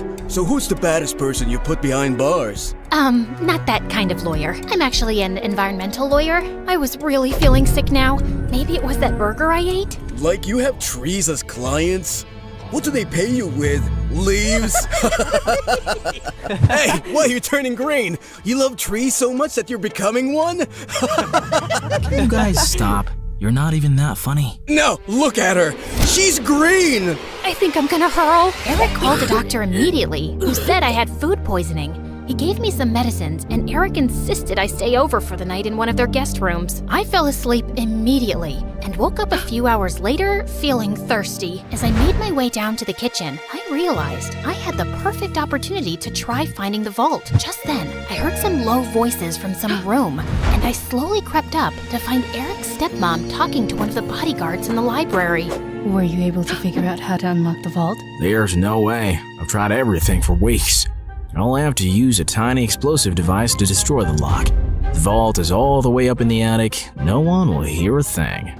But we have to steal a painting the day after tomorrow while your husband and Eric are away on business. Are you ready for this? And then he pulled Eric's stepmom into his arms. I can't wait to run away with you, James. I'm so tired of seeing you secretly, and I am completely ready.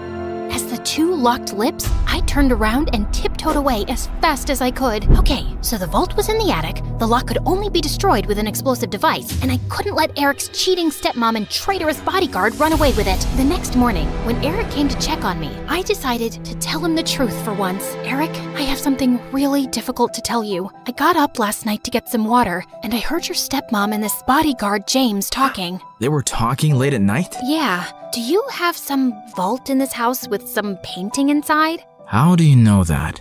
That's what they were talking about, breaking in and stealing the painting. They're planning to do it the day after tomorrow, and your stepmom said something about running away with James. I saw them kiss. I'm so sorry. I wish I hadn't. No, I'm glad you did. This is gonna be a huge blow for Dad.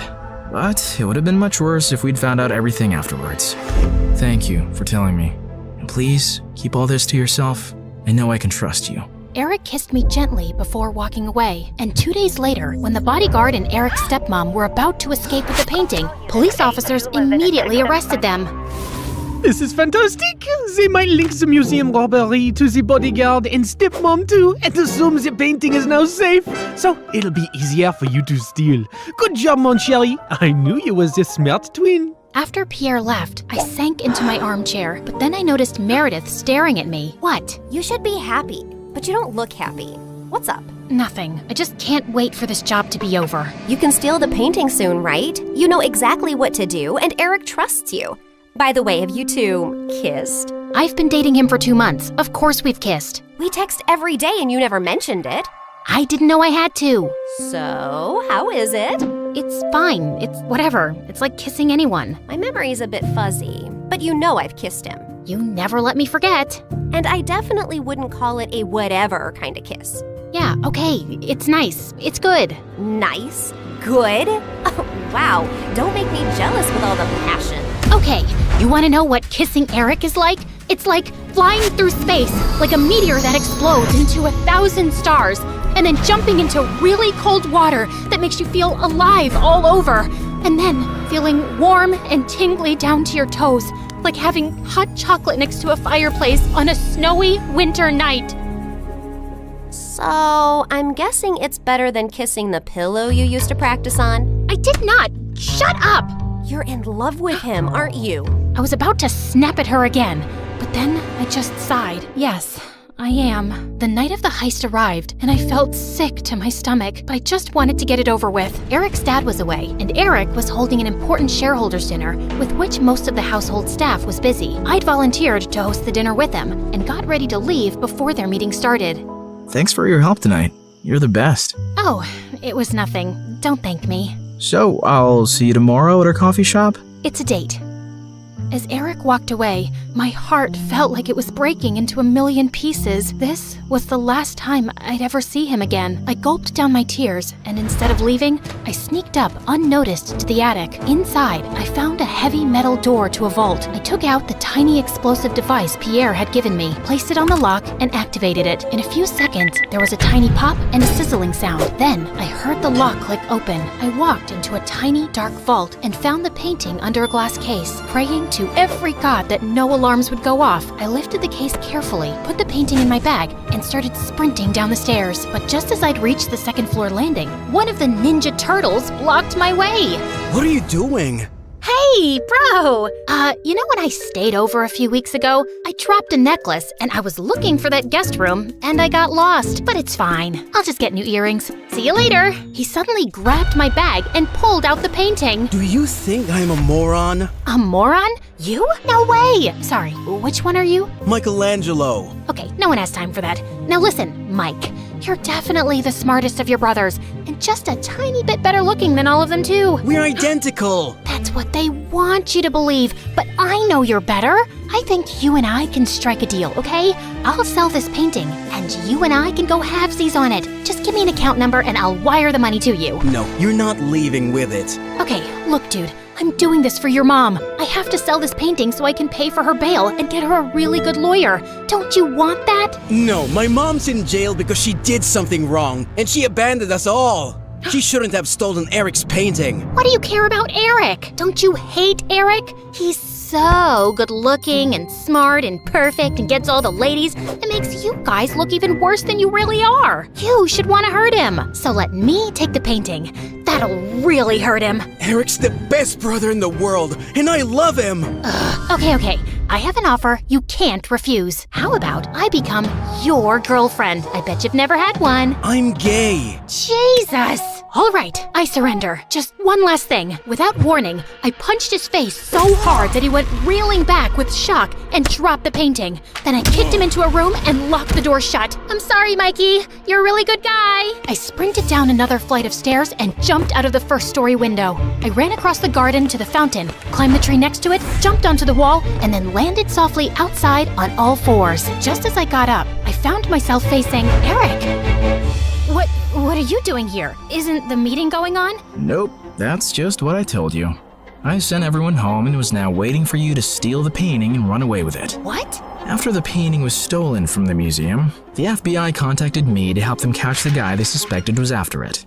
Does the name Pierre Soufflé ring a bell? Nope, never heard of him. What a dumb name. They told me he would probably strike again. I really didn't suspect you until one of my brothers said something about you looking like a girl we once met in Connecticut, who had a twin. I just couldn't shake that off and wondered if you were hiding something. I had the FBI look into you and most of your information checked out, but then they told me that they'd seen a suspected art thief and a girl your age leave your apartment a few times. Okay, so let me get this straight. Tonight was a trap? How could you trick me? Hello? Should I get a mirror for you? You've been tricking me from the very start. That's different. Only if different means exactly the same. You'd really send me to jail? You'd really walk away with that painting? Eric, I have to do this.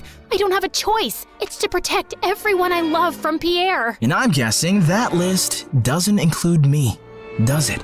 As we stared breathlessly at each other, suddenly Pierre's van stopped beside us. Good Lord, get a room! And before I knew it, his men had grabbed both me and Eric and put some rags on our faces, and I instantly drifted into unconsciousness. When we came about, Eric and I found ourselves tied to chairs on some boat. Ah, the sleeping beauties are awake just in time for me to say goodbye. You're not getting away with this. Oh, yes, I am. It's not like you were smart enough to call the police to your house when you caught Claire.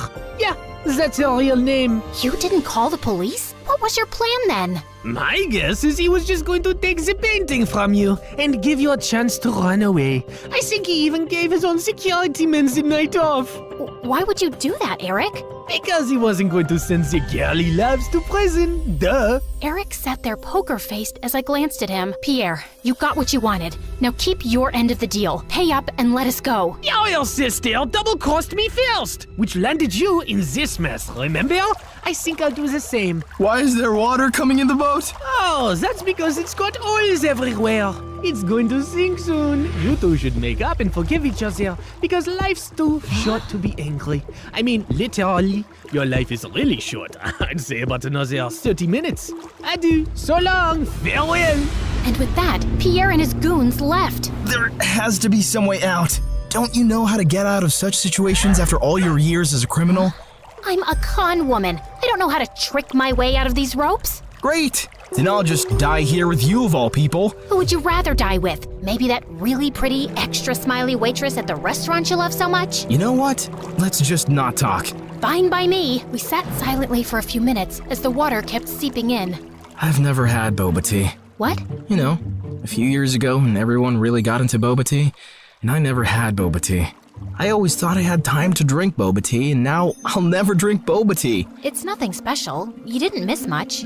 You really mean it? Nah, it's amazing. Who is stopping you from trying boba tea? No one? Ugh, you're the worst.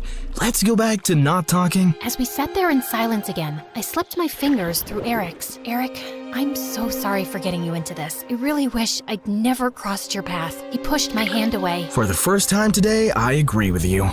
Just then, the door burst open, and Meredith came running in. Thank God, Em. I knew you'd come for me. You could have told me too. I would have panicked less. Hi, Eric. Remember me? We kissed once.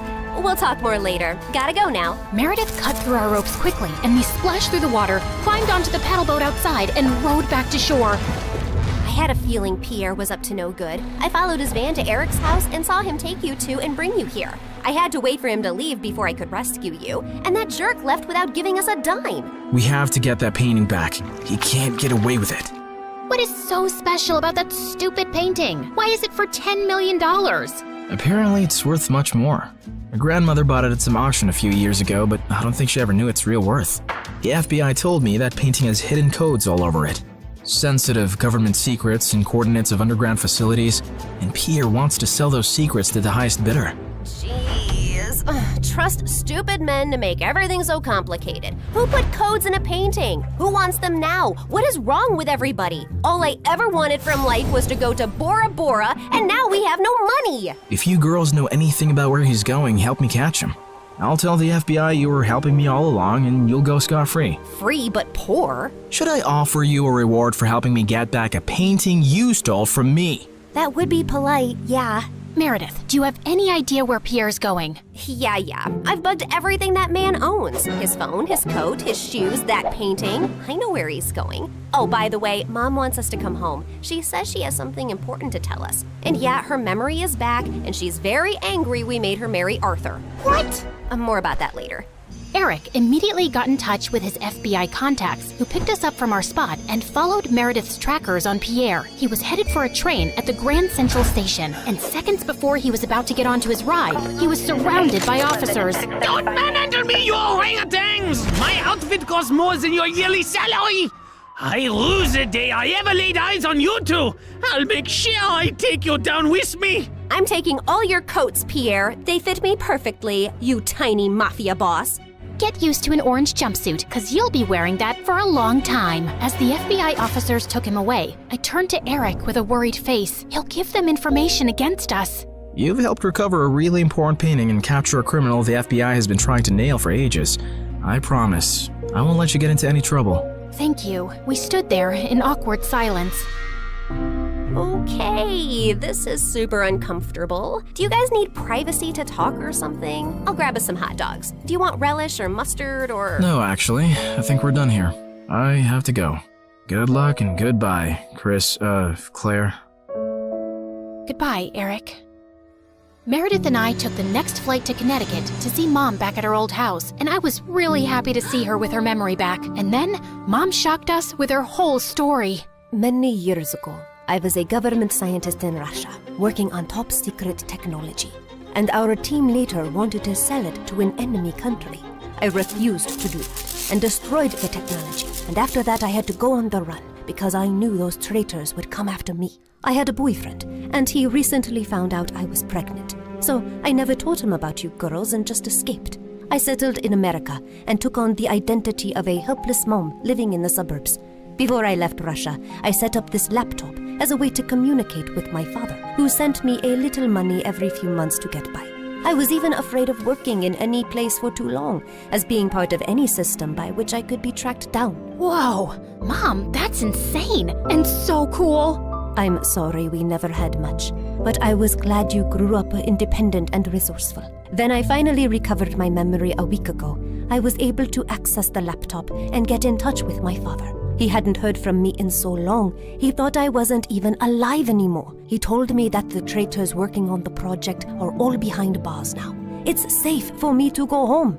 So we're going to Russia? Man, it's so cold there. I always wanted to go to Bora Bora, I know. That's all you said growing up. We'll visit Russia to see my family, and then we'll go anywhere you girls want.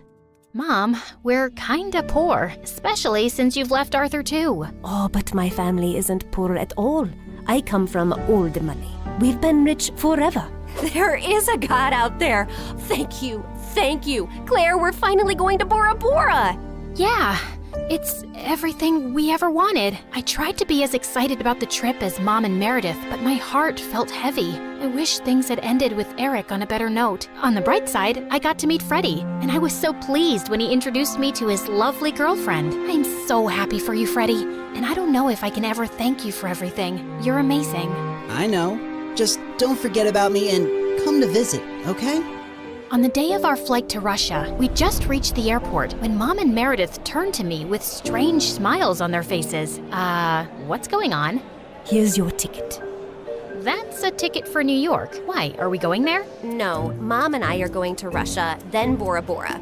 You're going to New York. What? Why would I do that? Come on, Claire. You've been so mopey lately. I can't stand your face anymore. Just go talk to Eric, okay? You're in love with him. And even though he's way out of your league, he loves you too. And that's something you shouldn't give up on so easily. Pretty sure he hates me now. Claire, go meet him once. You'll regret not trying. And in case it doesn't work out, you know where to find us, love. Go get him, loser. Mom and Meredith hugged me, and I felt tears flowing down my face fast as I turned away. Suddenly, I got the wind knocked out of me as Meredith gave me a bear hug. I can't say this with you looking at me directly, so don't turn around, okay? I love you more than anyone in the world, sis. You're my BFF and my soulmate and my better half, so you better not stay away too long because of some stupid boy. No one's ever coming between us, Em.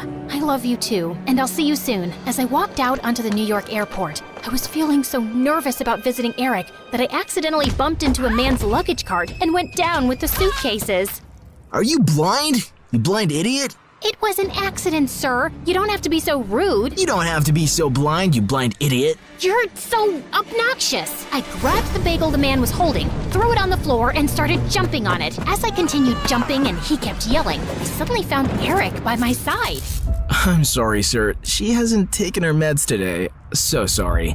Jeez, what's with your temper? He started it, and what are you doing here? You texted me that you were coming and wanted me to pick you up. You said it was an emergency? Oh, I'm guessing that was Meredith.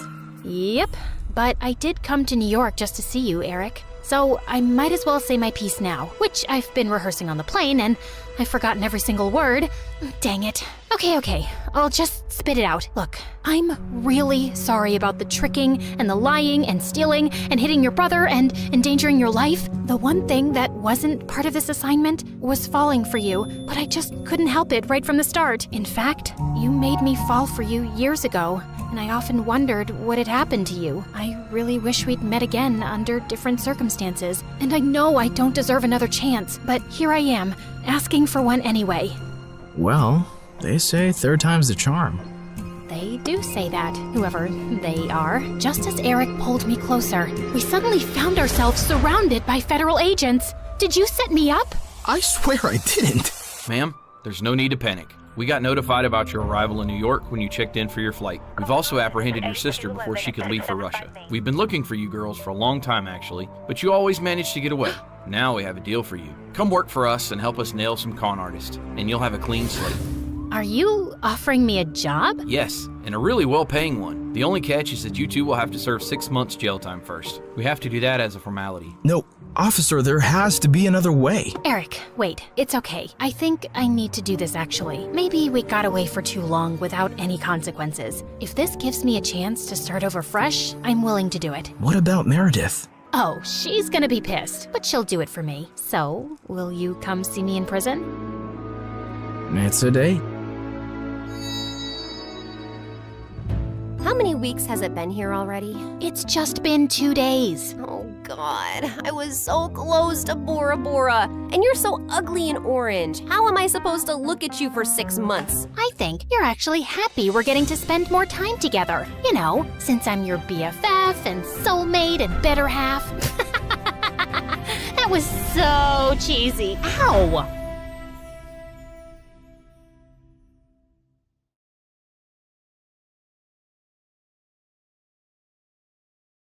I was crazy nervous as I tried to hold my balance.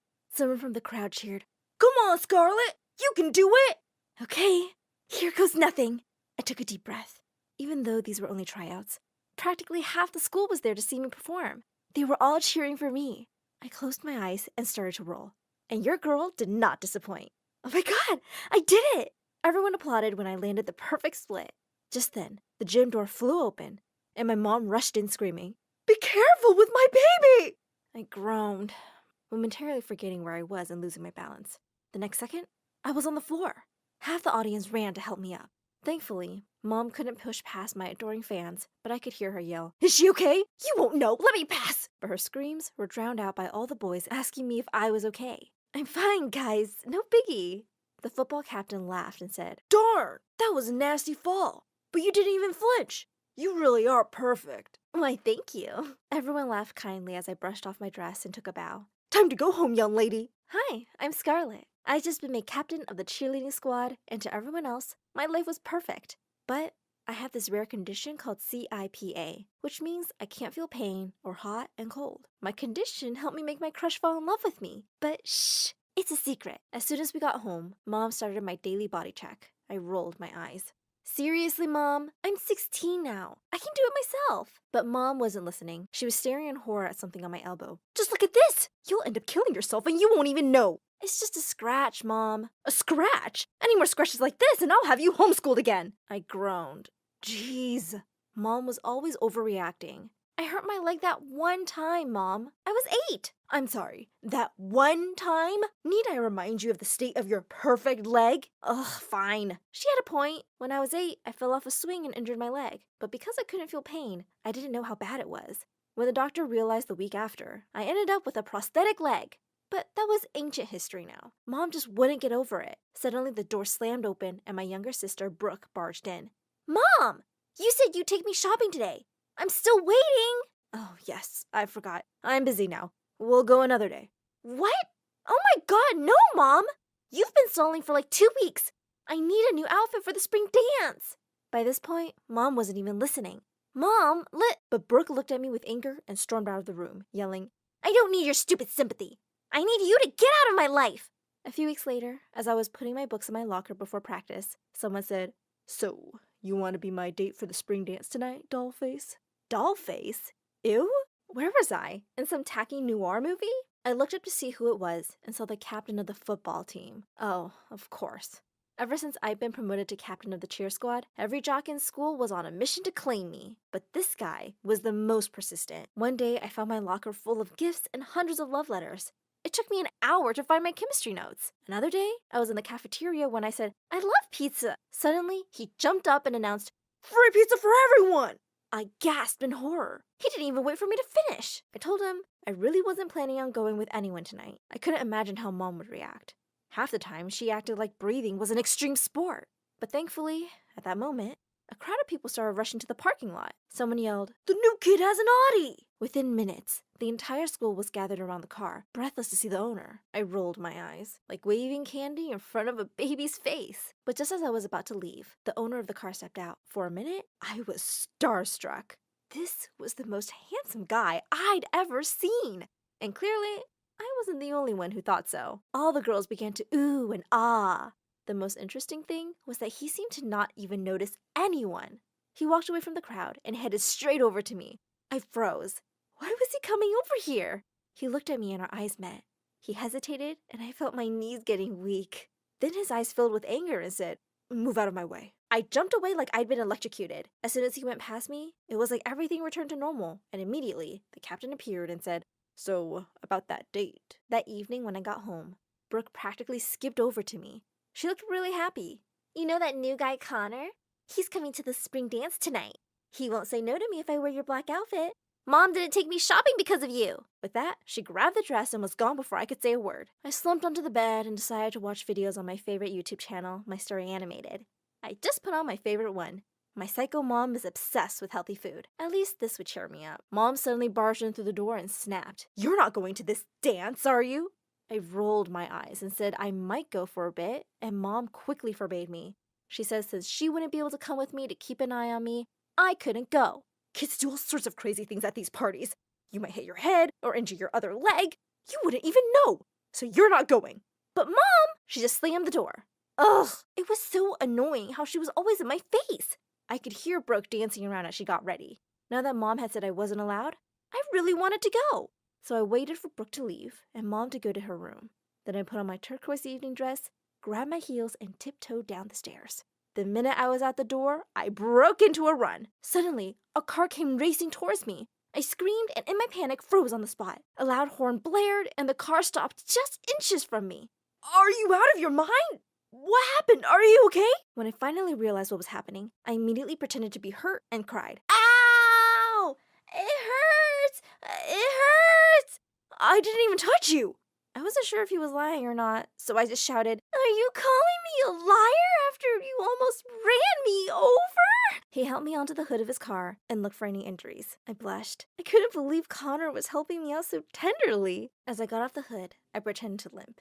But to my utter embarrassment, I lost my balance and ended up on top of him. I'm sorry! But then I heard Connor mutter under his breath, You're breathtaking. I'm sorry, what? Did I hear him right? Then he abruptly pushed me off. I'm sorry. I was confused till I saw what he meant. He accidentally stepped on my foot. I began to jump up and down again.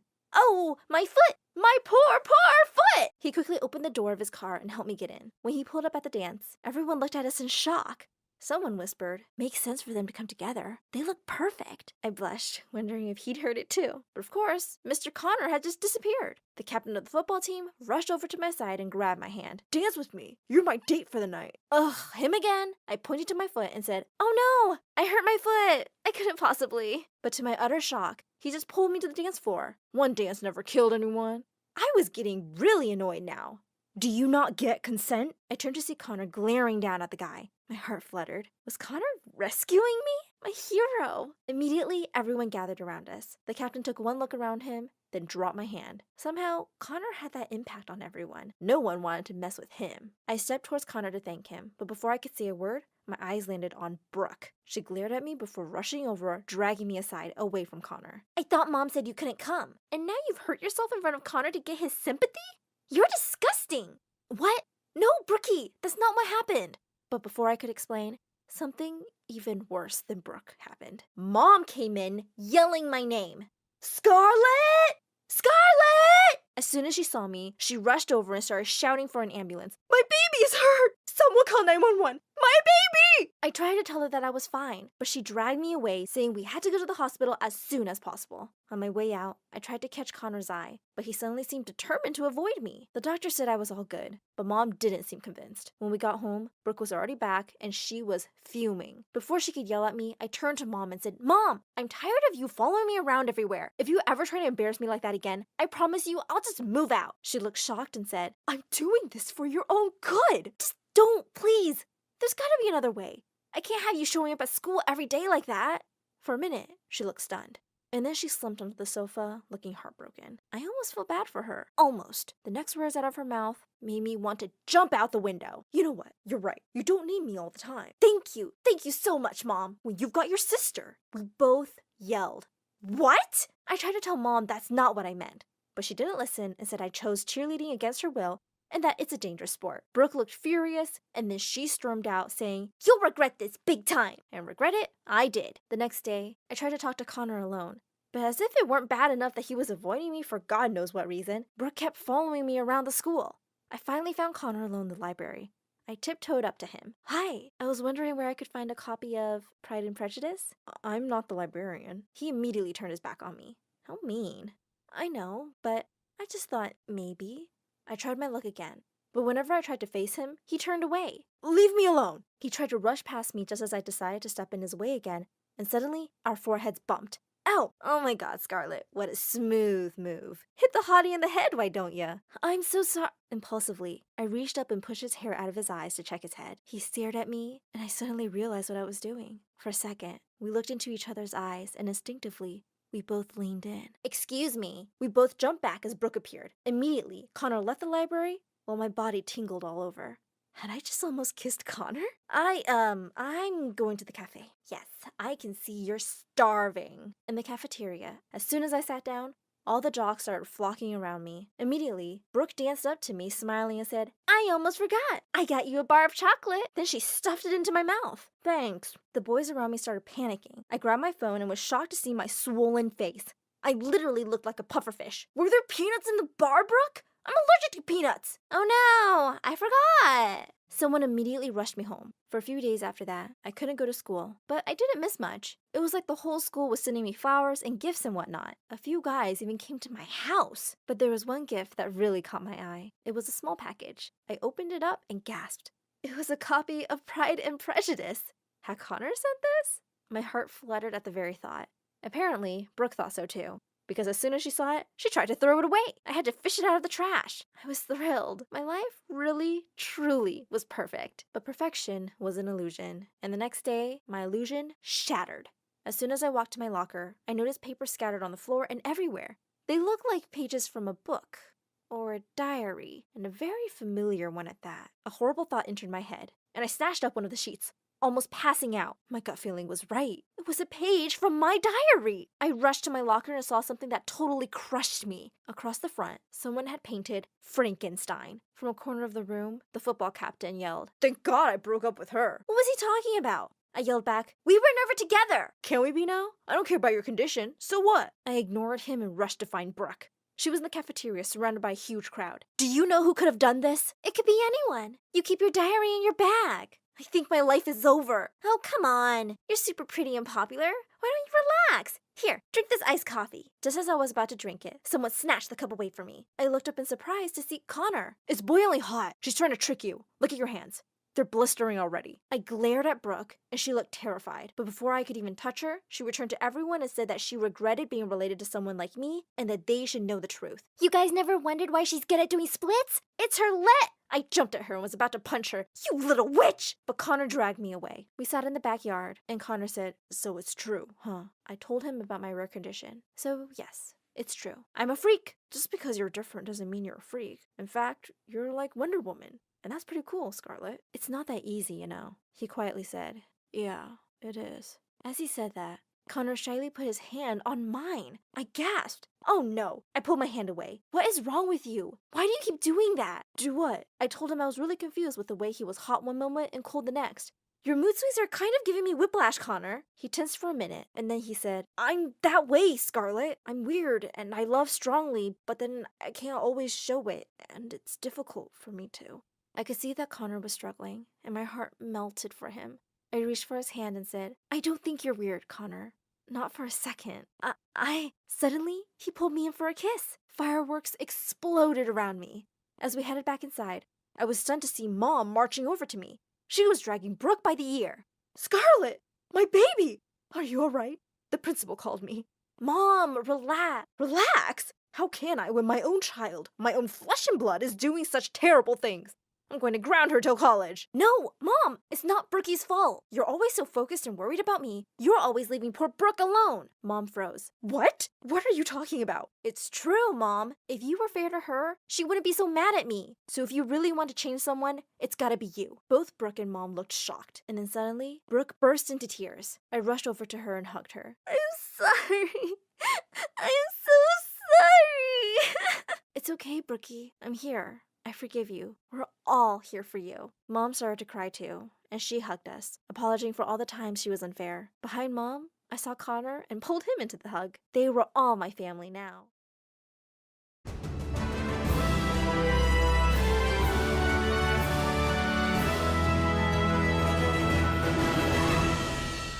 It was the worst day of my life. There was just no other way to put it. I'd been super excited about being selected as the lead for the school play, and that too over Jessica, the head cheerleader, who was always trying to one-up me. But just as I was celebrating my small victory, she walked up to Brody, my boyfriend, and the male lead. Then without any warning, she kissed him in front of everyone. When she pulled back, Brody looked stunned. But to my utmost horror, he grinned and said, That was hot. Hey, get away from him.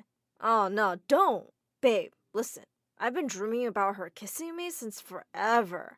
It's a dream coming true. I'm sure you'll understand. We're over. Take care, I guess. Are you out of your mind? What do you like about her? But she just kissed him again, and they both left. She doesn't even like Sniper Wolf. She isn't human! I was so devastated that I ran home and went straight to bed. Little did I know, the horror was just beginning. Hi, my name is Carly, and this is my story of how my entire life got turned upside down in a matter of hours. Before I continue, don't forget to like and subscribe. I woke up startled when I felt something touch my foot. I sat up in bed and saw something that made me scream. A young girl was staring right at me across the room. Carly? Who are you? Thank God you're awake, Aunt Carly. You look so stupid when you're asleep. Aunt? Carly? Who are you? And how did you get in here? The kid just rolled her eyes and handed me a letter. Mommy disappeared last night and left this letter to me. Read it, now! I opened the letter and almost passed out. My beautiful Haley, if something ever happens to me, don't be scared and go to your Aunt Carly on this address. Just make sure your grandma never sees you. I'll come find you as soon as I can. Love, Mommy. I gasped. This little brat was my sister Abby's daughter? Mom had kicked Abby out 6 years ago for being pregnant at only 18. She was so mad at her for violating her #1 rule. Don't get pregnant before marriage. Abby had completely disappeared, and now suddenly, she'd sent her kid to me out of the blue? While I was reading the letter, the girl had unpacked a huge bag with skincare products. It's time for my night routine. Where's the bathroom? Hold it. You can't stay here. How am I supposed to hide you from Mom? That sounds like your personal problem. Suddenly, Mom started banging loudly on my door. Carly! I just heard a little girl's voice. Are you hiding your secret child in there? Open the door or else.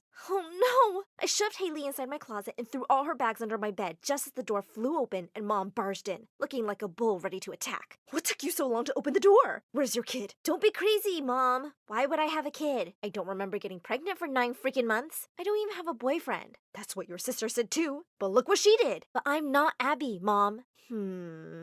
I have my eyes on you, young lady. As soon as Mom left the room, Haley stepped out of my closet looking really annoyed. Your mom sounds like a pain in the butt. I don't know what to do with you. Could you just go to sleep now so I can have my peace? I'll get you a mattress. She laughed and jumped onto the bed. Don't be crazy. That's child abuse. Before I could protest, she had snuggled under the covers and gone to sleep. I considered putting her out with the trash. But as she lay there peacefully, I realized that she looked so much like her mom. It just really made me miss my sister. Okay, fine. I'll give you a week before I have to figure out how to deal with the situation. The next day, I woke up to Haley jumping on the bed. It's all done, Auntie Dumbo. What is? Your homework. I redid everything because all your answers were wrong. She pushed my notebook into my hands and I almost passed out. She'd erased all my work and it was due today. I didn't have time to correct it. This is a graded assignment. If I fail, I swear I'll make you live under the bed forever. But boy, was I in for a shock. My teacher announced that I was the only one with a perfect score. After class, everyone surrounded me in the hallway and someone said, if you do my homework, I'll pay you $50. I'll pay you $100. Before I knew it, I already had 20 people offering to pay me good money and everyone wanted to hang out with me so I wouldn't turn their work down. After school, I rushed home with a brilliant idea. I told Haley I would keep her if she did everyone's homework. You can help me be popular and I'll take you shopping. You've got yourself a deal, sister. And popular I got. Not only was every other guy dying to hang out with me, but more importantly, I had Brody's attention again. One day he stopped me in the corridor. What do you want now, Brody? Carly, I'm so sorry. I was so stupid, and I never should have broken up with someone as smart and pretty as you. You're right about that. I just need your help to pass this one class. Please, please tell me you'll help me, or I'll think you haven't forgiven me. Okay, fine. I'll do it. Thanks, babe.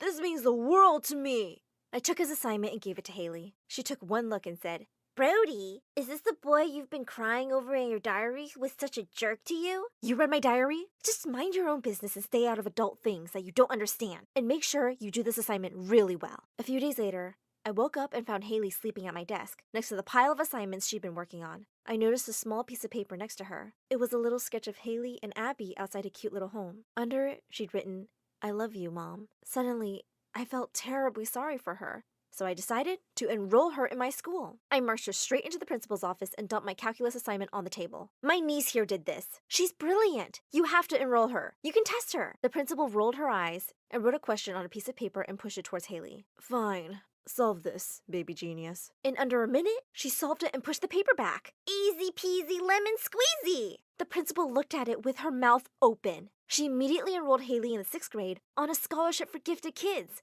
I felt like the world's best aunt. As soon as we left the office, I bumped into someone. I looked up to see that it was Brody, with Jessica right behind him. What did you do? You made me fail. What are you talking about? How else do you explain the F? That's not possible. And how do you explain holding Jessica's hand? You're still with her?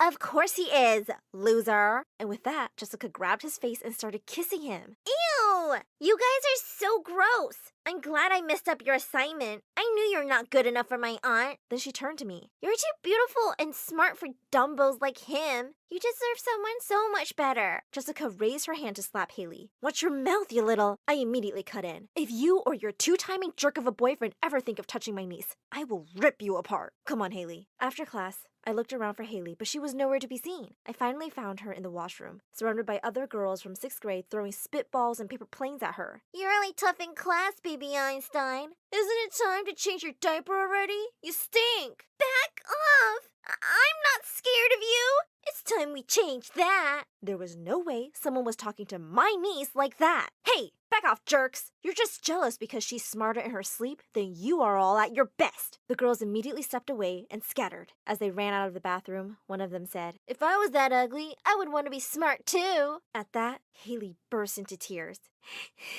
I am beautiful. I have a whole Korean skincare routine.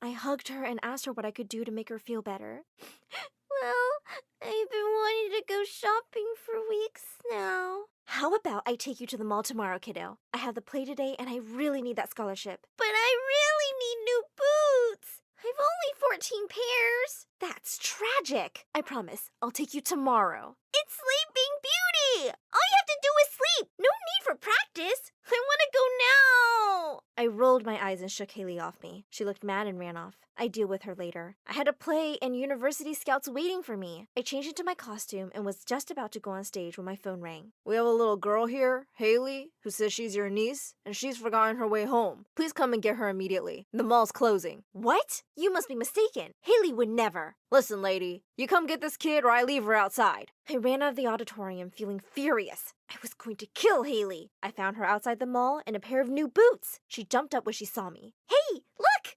Carly, aren't these pretty? How could she make me miss my play for a pair of stupid shoes?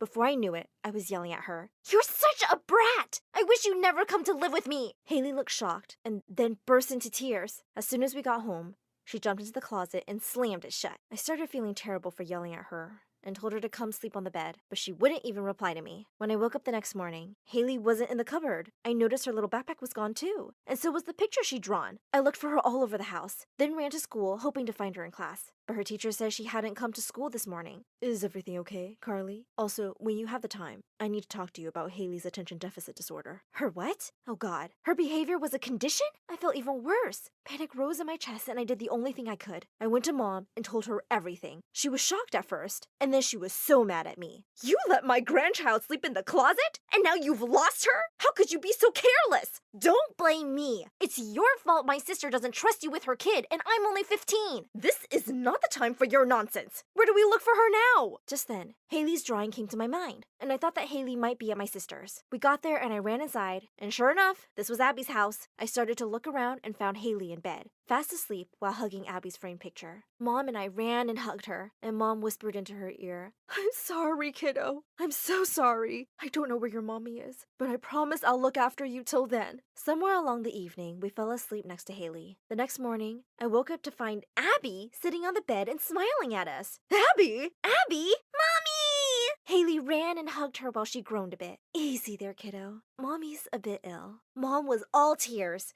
She kept hugging Abby and Haley and crying and saying how sorry she was. But where were you, Abby? What's wrong? Finally, she told me where she'd been for the last month. Apparently, she'd passed out at work and had to be taken to the hospital. She'd been unwell for a while and had left the note with my address for Abby as a precaution, in case she got worse. Lucky you did! But now it's time to come back home. You need someone to take care of you. And now that I've seen her, I want my granddaughter in my life. I hugged Haley. Looks like no one can resist your cuteness. Oh, thank goodness! Aunt Carly finally said something smart. Then I got a message from Brody, and I showed it to Haley. Jessica dumped me. Please take me back. What a loser! You deserve the best, Aunt Carly. That's for sure.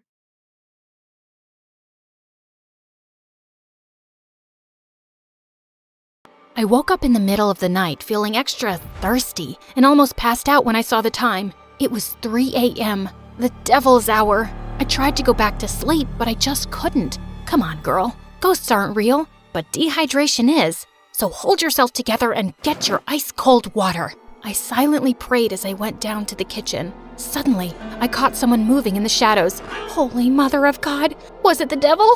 I was about to scream when I realized that it was just my older brother, Kevin, who looked suspicious. I silently followed him as he went down the basement and was surprised when he opened a mysterious door that I had never seen before. But before he could enter, he looked back and saw me. Don't you ever tell anyone about this, especially Dad, no matter what happens. Why? What's inside that room? He just patted my head and smirked. The devil himself. He then disappeared into the room and locked it, leaving me shaking in fear and confusion.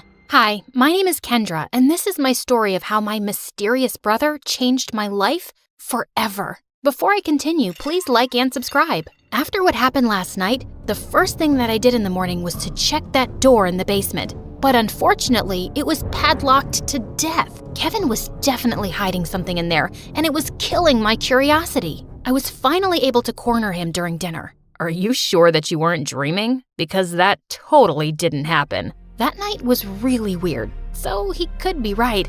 Our conversation was cut off when Dad joined us. Son, it's time for you to take over the company. We will be holding a gala next weekend to introduce you to everyone. They're all so excited to meet you. But Dad, no buts. You're graduating in a few months, so prepare yourself. I don't want any problems. Understood? Of course, my brother couldn't say no to him. He was always Dad's favorite, his golden boy, the perfect son. While me, I was just a stranger to him. If Mom was still alive, things would probably be different. Later that night, when I was about to sleep, I almost screamed when I saw Kevin leaning against my door. Can I help you? What makes you feel alive, Kendra? Huh? What's with you? Why are you being so weird? The less you know, the better. Good night, Peanut. Peanut? Where did that come from? That was the weirdest and longest interaction we've ever had. He was a year older than me, and we had never been close growing up. His time was spent in his room reading, in the piano corner perfecting his sonatas, or with Dad talking about business while playing chess. We also didn't see each other often at school because he was always with his best friend Cedric or surrounded by their crazy fangirls. The next morning, I woke up to Dad screaming from the library. I dashed to check what it was and found out that one of our maids found a letter under Kevin's pillow. I read it and froze. Kevin left. He didn't say where he went and when he was coming back. All the note said was, "Do not wait for him." I would expect something like this from you, but not my son. Kevin is a responsible young man. Well, the note says otherwise. The gala is this weekend. I need your brother to be there no matter what it takes. We tried looking for Kevin everywhere, but no one knew where he was. Even the police couldn't find him, and it was driving Dad crazy. One night, he just walked up to me and started inspecting my face. You would do. You were going to be him. Be who? Kevin. In case your brother is still on this stupid little adventure on the night of the gala, you will pretend to be him. But Dad, I don't think I can... Kendra, you are a capable young lady. Of course you can. You'll be saving our company from humiliation. I know I have not been very vocal about your accomplishments, but I do notice. Will you do this for me, sweetheart? I had never heard Dad talk to me that way, and it felt really good. So I found myself giving in. Besides, it would only be for just one night, right? I just needed to hide my hair under a wig and dress up like Kevin and just smile and avoid conversation as much as possible. Simple. When the big day finally came, I was a nervous wreck. There were too many important people, and Dad kept reminding me not to mess up. Luckily, the party was a success, and I thought my little mission was finally over until Dad came up to me. You did well. Now we just have to make sure that your brother will not fail his classes so he could graduate. You'll need to attend school as him. But how about me as Kendra and my grades? I'll call the school and tell them that I sent you out of the country for an emergency. Anything you fail, you can take for a summer class. But no buts. This was already decided. And remember, no one should ever know about this. But Kevin and I were just too different. After carefully thinking about it, I finally decided to do it. It was my chance to impress Dad. I just needed to do one little thing, which was to learn everything about my brother to make it believable. I checked his room, but I didn't find anything useful. I had to ask for help from the person closest to him, Cedric.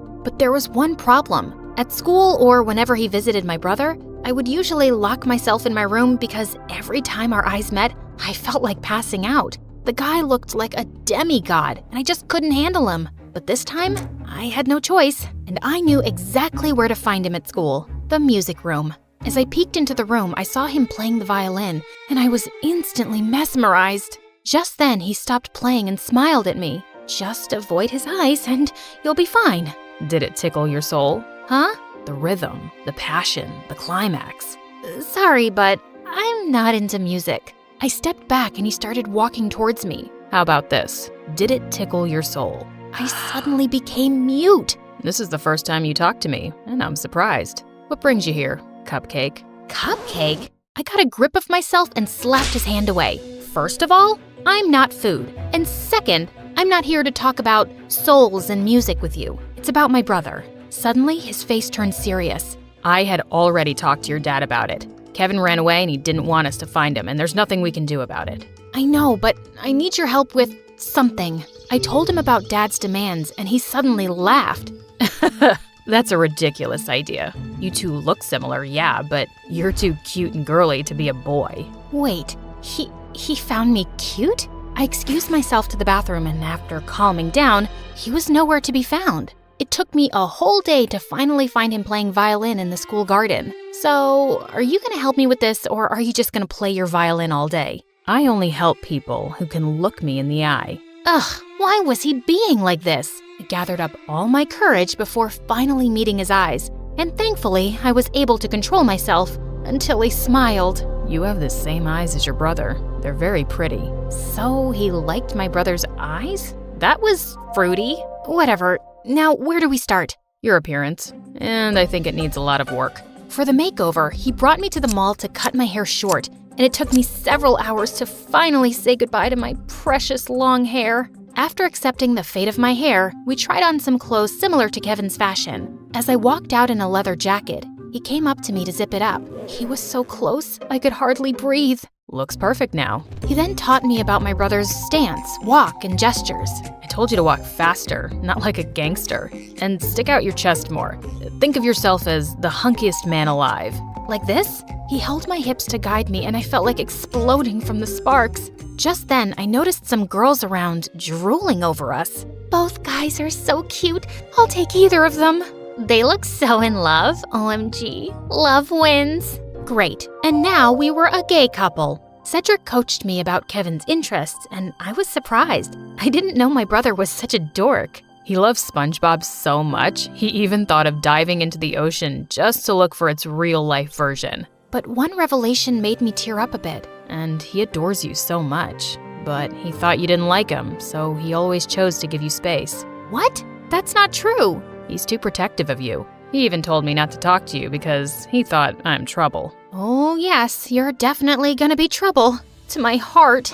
That weekend, we continued practicing until I looked convincing enough, and when we finally got to school, I just stayed close to him and smiled at people from time to time. I was doing an excellent job at being my brother until it was lunchtime. We sat at their usual table for lunch when suddenly, someone sat on my lap and kissed my cheek. It was Lauren, the prettiest and coolest chick at school. What in the frickin' pregnant duck is happening? What? You hate my kisses now? You look like you've seen a ghost. I turned into the ripest tomato when she giggled into my ear. I could never hate such a goddess like you. Wow. Since when did you become this cheesy? I gave Cedric a panicked look, but the jerk was trying his best not to burst out laughing. I kicked his leg under the table and his wince was satisfying. I then excused myself in the bathroom and dragged him with me. There, he revealed that Kevin had been dating Lauren for a while now, and I had no idea about it. Lauren had been all over me for the next several days. This was totally normal, of course, except for the little detail that I was not her actual boyfriend. And through all of this, Cedric remained an unhelpful idiot who was clearly enjoying my discomfort. We were walking to our last class when someone suddenly grabbed and pushed me against the wall. You're acting weird lately, and I like it. Before she could kiss me, I acted like there was a bug inside my shirt and ran away. I needed to talk to Cedric. As usual, I found him in the music room. We need to tell Lauren. Suddenly, Lauren appeared from behind me. Tell me what? Wait a minute. Don't tell me that you guys are dating? What? Cedric finally stopped playing the violin and grinned at me. I'm straight, but I don't know about your boyfriend. Aw, baby. You know I would accept you however you identify, right? Well, that's good to hear. Lauren looked like she bought it, and I just found myself exploding. I'm not Kevin. I'm not your boyfriend. I'm his sister Kendra pretending to be him. I then explained everything to her. Oh, okay. Explains why you look and act differently. That's it? No violent reaction whatsoever? I'm used to Kevin's quirks. So, anything I can do to help with this mission? Just don't tell anyone about this. Got it, baby. Despite knowing the truth, she still kissed me on the cheek, and it made Cedric laugh. I started hanging out with both of them since then. They would talk fondly about my brother and share things about him that I didn't know. It made me realize that he wasn't as boring as I thought he was. One day, Cedric dragged me to the music room and asked me to listen to his new composition. It was a wrong move to come with him, because the way his fingers moved and his handsome face played with the painfully sweet tune screamed danger to my heart. I calmed myself down and hyped him up when he was done. You really like playing the violin, don't you? I like to touch people's hearts with classical music. How about you? What makes you happy, Kendra? I'm curious. I ended up telling him about my passion, which was fashion designing. I used to draw my designs every day, but when Dad saw it, he burned all of them. He found it lame and useless to his company. I'm sorry to say this, but your dad is the biggest jerk in the world. He treats you and Kevin as assets to his company, and never as a son and daughter. You're right, but it just made me crave for his love and approval. Someday, I hope you'll be able to find the courage to do what you need to do. You have me now, you know. I'll take care of you. He leaned in closer, and I thought he was going to kiss me, but to my surprise, he pulled away and walked back to the platform to play again. What was that all about? After the incident in the music room, I started thinking that maybe Cedric liked me too, until one day I heard him talking to Lauren in an empty classroom. You like Kendra, don't you? What are you talking about? She's off limits. And besides, she's just like the little sister I never had. Those words were enough for me to accept the truth, that Cedric will just be my dream. To distract myself, I invited Lauren for a sleepover, and as she was trying on some of my favorite clothes, I couldn't help but admire how beautiful she was. Just then, I found her smirking at me through the mirror. Are you falling in love with me now?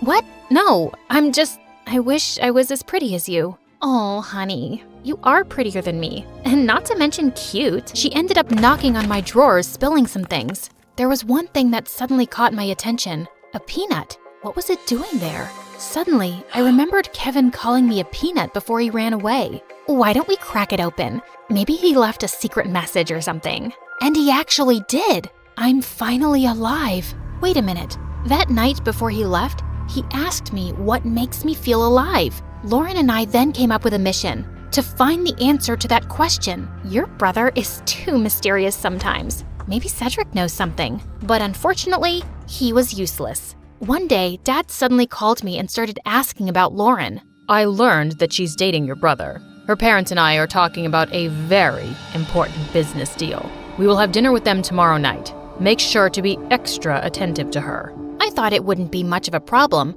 until they suddenly decided to marry us off with Dad knowing that I was Kendra.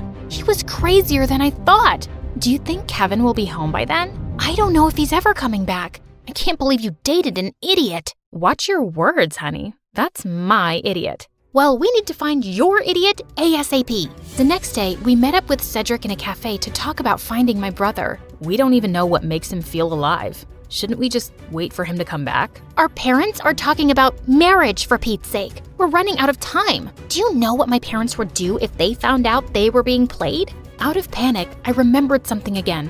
The mysterious door in the basement. I told him about it, and we waited for Dad to be out before destroying the padlocked door, only to find out that it was actually a dark room where Kevin developed all his photographs, and it was connected to his room. And all those pictures were related to an island that only meant one thing. Kevin was staying on one of them. It makes sense now that he always disappears on weekends. I also found a camera in his bag one time, but I never saw it again. And why didn't you both tell me about this earlier? You're both idiots. And with that, the three of us were off to an adventure to get my brother back. As we traveled, I kept on flirting with Lauren to avoid Cedric. And for a moment, I thought I saw his deadly glare through the rearview mirror. Was he jealous? I wished. In a span of 2 days, we had already visited 7 islands, but there was no luck.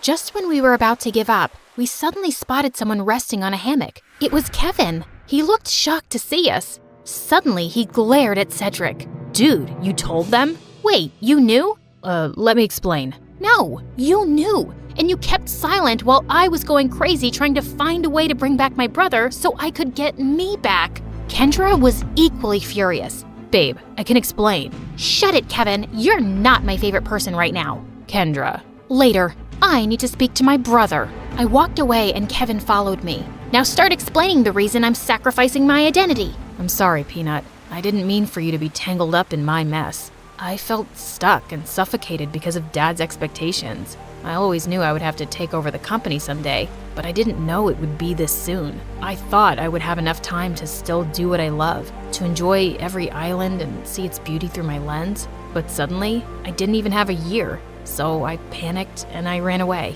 I'm such a coward. It didn't take a second for me to melt. No, that's the bravest thing I've seen you do. All our lives, I've only ever seen you nod to Dad's every demand. I'm proud of this version of you. I convinced him to come back, but he ended up convincing me to ditch Dad and come with him. After everything that happened, I just realized one thing. Dad wasn't worth it. So I agreed. Lauren is amazing, you know. She didn't deserve to be left without a word. I know, Peanut. I guess I have a lot of making up to do. Good luck, Walnut. Later that day, he spent his time making it up to Lauren and talking to Cedric, while I was left alone doodling some cute dresses on the sand. My brother then came up to me and asked me something. Are you mad at Cedric? I asked him not to tell anyone. Keeping this from you must have been very hard for him. I understand, but... You like him, don't you? What? No, I mean... Don't worry. I finally gave him the go signal. You two can kiss or whatever. As soon as he left, Cedric walked up to me with an earth-shattering smile. Can we talk? I couldn't look at him in the eye again. About us. I've always fancied you, you know, more than violins. I felt like melting at his confession. I told him about the reason why I'd been avoiding him all these years, and he responded to it by finally kissing me on the lips. Thank God I didn't pass out. So, did it tickle your soul this time? Yes. Finally.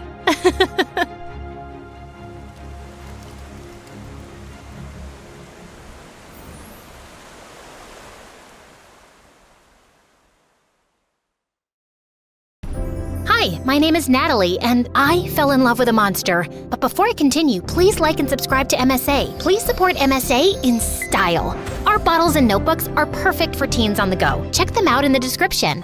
I never really meant to fall in love at all. In fact, I was absolutely against it. I'd just gotten out of a bad relationship with my ex, who dated 5 girls behind my back, and when I confronted him about it, he had the nerve to blame me. I just needed some attention, and you were never there. I live 2 houses down from you. If you were lonely, you should have just come over or called. That's too much work, and you know I hate talking on the phone, and hanging out at your house is so boring. My face is too pretty to be stuck inside all day.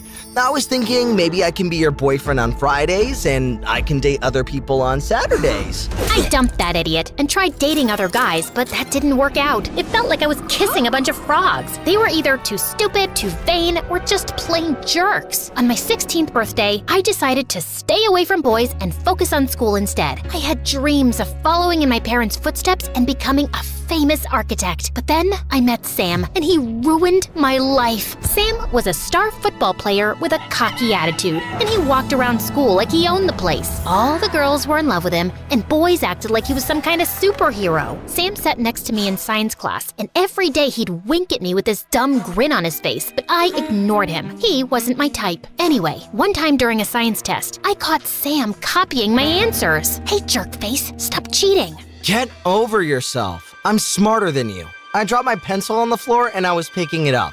3 of your answers are wrong anyway. Yeah, right. You think I was born yesterday? Suddenly, the teacher popped up out of nowhere and started screaming like a maniac. She snatched our tests, gave us a big fat F, and sent us both straight to detention. I tried to tell her I was innocent, but she refused to listen. After detention, Sam caught up to me, and I was mad as a wet cat. I'm really sorry. Leave me alone. You've done enough damage. I didn't mean to get us in trouble. I really did drop my pencil. I'll make it up to you, I swear. I stormed off, but the next day, Sam convinced the teacher to let us work on a special project after school so we could get extra credit. Sina, it's all good. I told you I'd make this right. It's the least you could do. You're the one who got us into this mess. I'll take that as a thank you. Besides, you're the lucky one. You get to spend time with me and my biceps. He started flexing his muscles like he was in a bodybuilding competition. Then he pulled out his phone and took a selfie. Could you be any more self-absorbed? Come on, I'm just joking. I'm actually really cool if you get to know me. He gave me his number, winked at me, and then walked away. So annoying. Sam and I met after school to work on our project, and to my surprise, he was actually really smart. And I tried to fight it, but I started to develop a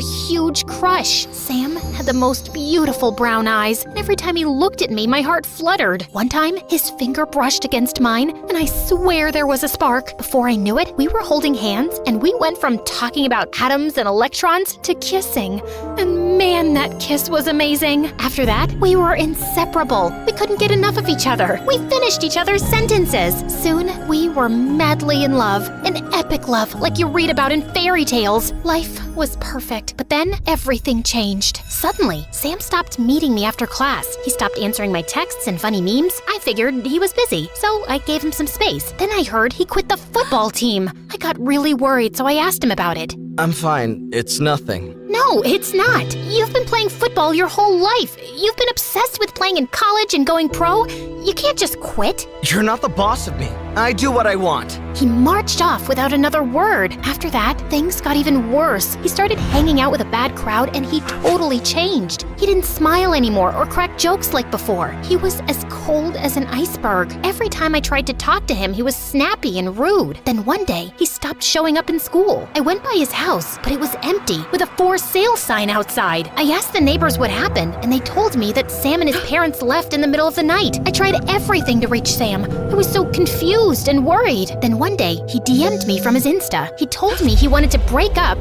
suggested that I move on with my life, and then blocked me. I was completely devastated. I couldn't imagine life without Sam, and I couldn't understand why he'd do this to me. I collapsed onto my bed and hid under the covers for days. My best friend Shelly came to my rescue. She brought me ice cream, chocolate cake, and we watched dozens of MSA videos. Slowly, I started to feel better, but every time I saw something that reminded me of Sam, I burst into tears. It's been 6 months. It's time for you to move on. But there's no me without Sam. We're 2 peas in a pod, 2 halves of one heart. I can't live with half a heart, Shelly. I'm only human. Shelly grabbed all my pictures and gifts from Sam and tossed them into a shoebox. What are you doing? I'm giving you your freedom back. Sam's long gone. It's time for you to move on. Shelly was right. They were just things, and they only made me sad. Shelly put all Sam's stuff in the fireplace. We burned them and roasted marshmallows. And slowly, things started getting better. I even graduated from high school at the top of my class. Shelly and I applied to our dream college, and we both got in. During our first week there, Shelly and I went to this cool college party,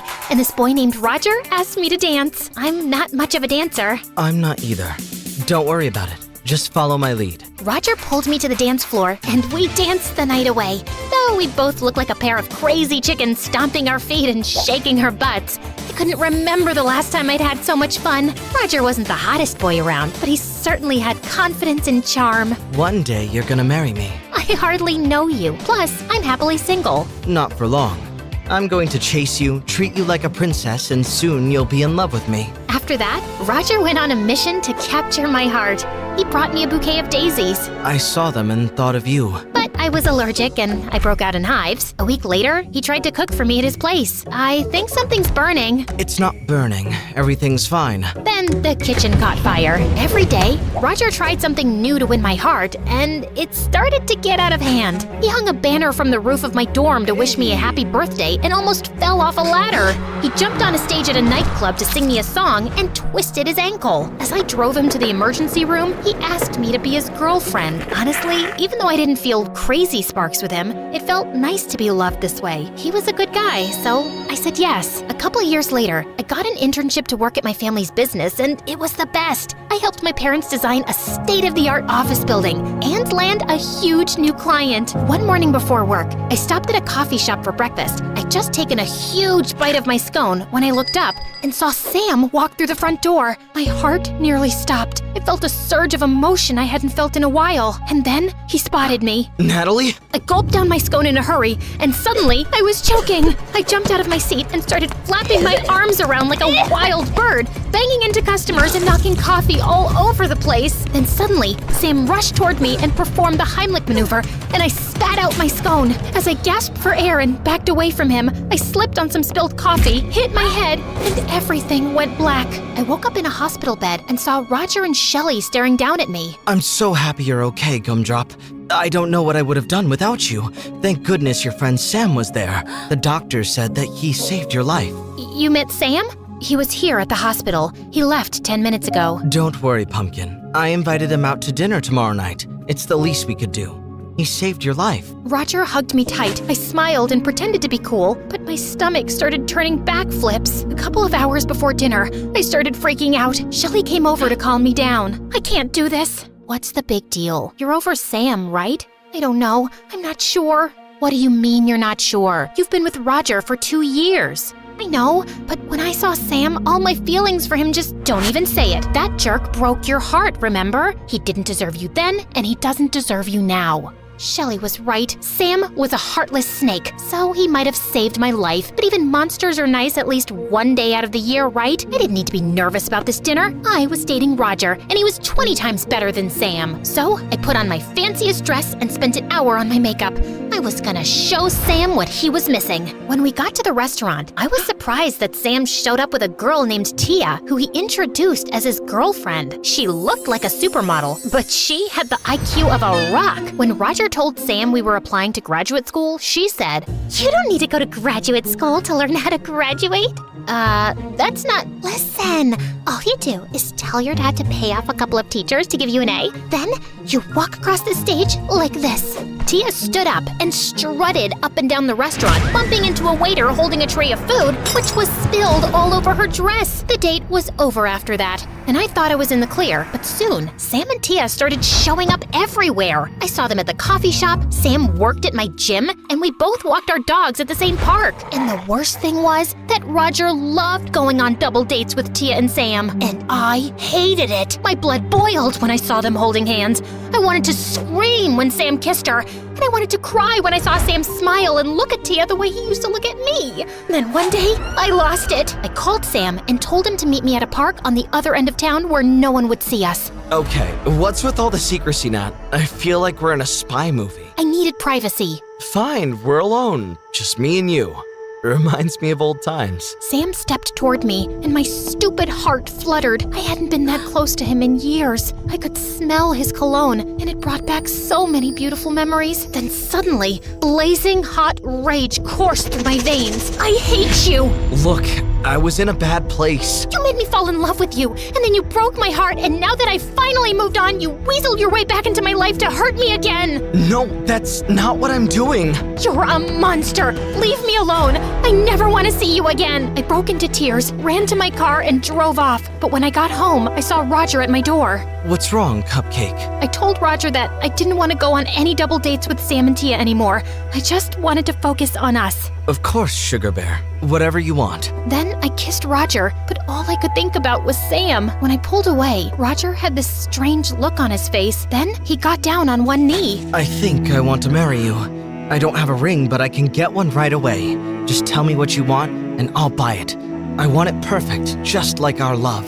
I was overwhelmed and speechless. I'm sorry, I have to go. I think I left the iron on. Let's talk tomorrow, okay? I rushed inside and shut the door behind me. That night, Roger sent me pictures of dozens of rings and wedding venues. All of them were amazing. And part of me started thinking that sealing the deal with Roger would just make me move on for good. Okay, this is madness. You can't marry Roger if you're still in love with Sam. But you said he didn't deserve me, and you're right. He just came back to hurt me. And what he did the first time, that is unforgivable. Actually, that's not true. Ugh, I thought I wouldn't tell you because you were happy with Roger, but I can see that you're not, and I can't stay quiet anymore. What are you talking about? I've been volunteering at the hospital, and a few days ago, I spotted Sam leaving my uncle's examination room, who's an oncologist. I snuck in later and looked at Sam's file. My uncle caught me, and he was furious. But since I begged, he told me the whole story. Sam got really sick in high school. That's why he quit the football team. He was going through special treatment, but it wasn't working. So he and his parents moved away to enroll in a special treatment program. Now he's cured, but he still has to take medicines. I think Sam broke up with you because he didn't know if he was going to survive it, and he couldn't bear to see you hurt. That's why he was a jerk. He wanted you to forget about him and move on. My heart felt crushed hearing this. But he's moved on. He's dating Tia. They broke up yesterday. Now she's dating a movie star. They're Insta official. I have to talk to Sam. What about Roger? I went straight to Roger's house and told him that I couldn't marry him. But why, Sugar Plum? You deserve someone better than me. I gave away my whole heart to someone else a really long time ago, and I never really got it back. I'm so sorry. Roger burst into tears, but he appreciated that I told him the truth. I hopped in my car and drove to the gym where Sam worked and almost hit a truck as I swerved into the parking lot. I texted Sam and begged him to come outside. I get it. You hate me. What else do you need to say? I know what you did, and you're an idiot. A big, stupid idiot. Sam stared at me. I'm sorry, I just didn't want to hurt you. Well, you did that anyway. I didn't need you to protect me. True love fights and lasts through the good and the bad. So what now? I threw my arms around him and held on tight as he hugged me back. You never let me go. I think I can do that.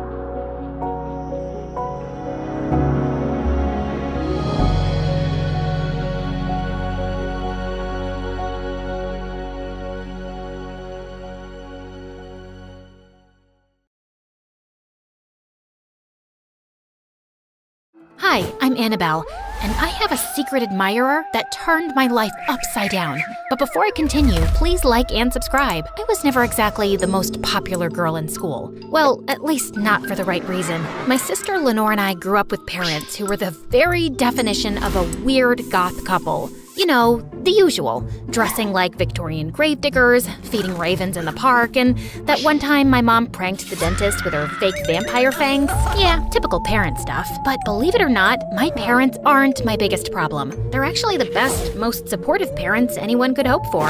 Yes, we get stares and whispers when we go out in public together, but we didn't care. We were living our best lives. That is, until Lenore and I started elementary school. We were dressed in our usual goth attire, black clothes, black shoes, and black backpacks. My pet spider Sam even snuck into my pocket. The moment our parents dropped us off, the other kids started laughing at us and saying mean things. Hey, look! Twin freaks! Is your mom a vampire? Is your dad Frankenstein? Lenore was so embarrassed that she ran off and hid in the bushes. Leave me alone, you jerks! I tried to shove one of the mean kids out of my way, but he didn't budge. Just then, Sam crawled out of my pocket and jumped on the kid's face.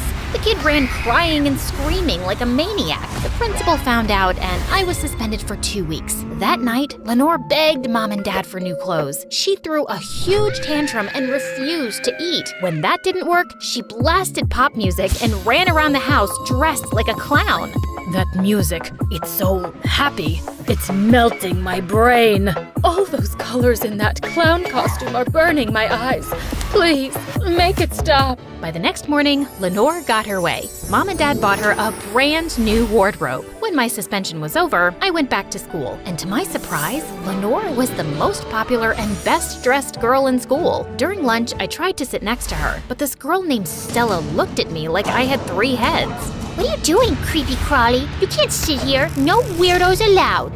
I looked over at Lenore, and she just shrugged. You heard her. Go sit somewhere else. As the years passed, Lenore and her BFF Stella became more and more popular. By the time we reached high school, they were captains of the cheerleading team. They had the best grades in our class, and all the boys wanted to date them. They were perfect, and I was a disaster. I did want to make friends, but I could just never get it right. Like for my 14th birthday, I planned a huge birthday party and invited my whole class. I had a spooky birthday theme, of course, which I was sure everyone would love. But just as the kids were done singing happy birthday, I opened the closet and a dozen bats flew all around the room and maybe acted like they were attacking the kids. Everyone started screaming and running around in a panic, and then they left. And the next day at school, the kids whispered behind my back and refused to talk to me. But it was fine. I didn't need those jerks. I still had Sam. Yeah, the tarantula. Jeez, why is everyone so scared of these beautiful creatures? But even though hanging out with Sam was fun, I got lonely sometimes. I never imagined that my life could become an even bigger mess than it already was. But,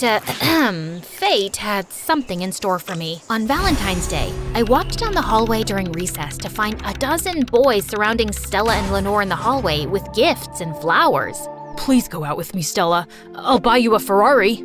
Be my Valentine, Lenore. I'll fly you out to the Bahamas. As I rolled my eyes and took my stuff out of my locker, I was surprised when a bright red envelope fell out of a book and it had my name on it. Hey, what's that? I was super excited, but I tried to play it cool. I got a Valentine. Ooh, Creepy Crawly has a secret admirer. Stella snatched the envelope out of my hand and made a huge commotion. Suddenly, everyone was staring at me. Hey, give that back. It's private. Stella tossed the envelope to Lenore, who opened it and started reading it out loud. My darling Annabelle, you're a shining star, a diamond in the rough. The jocks and cool girls can't measure up to you. Whoever wrote this must be blind and stupid. I tried to get the letter back, but Stella got in the way. You're my debating diva, my leading lady, my dancing queen, and my future class president. My heart aches when I see your face. Love, your secret admirer. Lenore, Stella, and all the other cool kids couldn't stop laughing, but I was shocked. I only joined the debating team a couple days ago. The last role I played in drama club was a donkey's butt, and I was too shy to dance in front of anyone. Plus, the odds of me becoming class president were slimmer than a toothpick. Just then, Jack, the editor of the school newspaper, materialized right beside me. I think that's a nice letter to get on Valentine's Day. Of course you do, nerd. I bet you wrote this junk. It wasn't me, I swear. Whoever wrote this has lost his mind. Yeah, he's a crazy lunatic.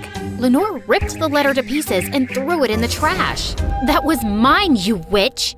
You're so stupid, Annabelle. You don't really have a secret admirer. Someone's just pulling your leg, you dummy. Lenore was probably right. It was a stupid joke. I felt like the biggest loser ever. Once everyone had walked away, Jack pulled the letter out of the trash and taped it back together.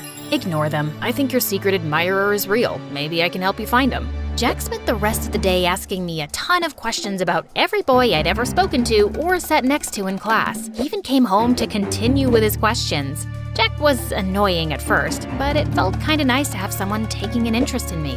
I'm positive he's a member of the drama club or the debate team. All you have to do is lure him out. How am I supposed to do that? Simple. If you suspect someone, you'll wink at him and smile, like this. Jack started doing something really weird and twitchy with his face. Just then, Lenore barged into my room. You idiots are still searching for that stupid secret admirer? Not real. My secret admirer isn't stupid. If you aren't going to help, you can get out. Fine, dummy, I'll help. Don't say I never did anything nice for you. Lenore spent all night teaching me how to flirt with boys. The next day, I set my plan in motion. First up, drama club. I asked the drama teacher if I could audition for the lead role, and surprisingly, I got it. During rehearsal, I met a cute boy who seemed to be into me. When I caught him staring at me in the hallway, I grabbed Jack and pretended to laugh at a joke. Oh, Jack, you're so funny.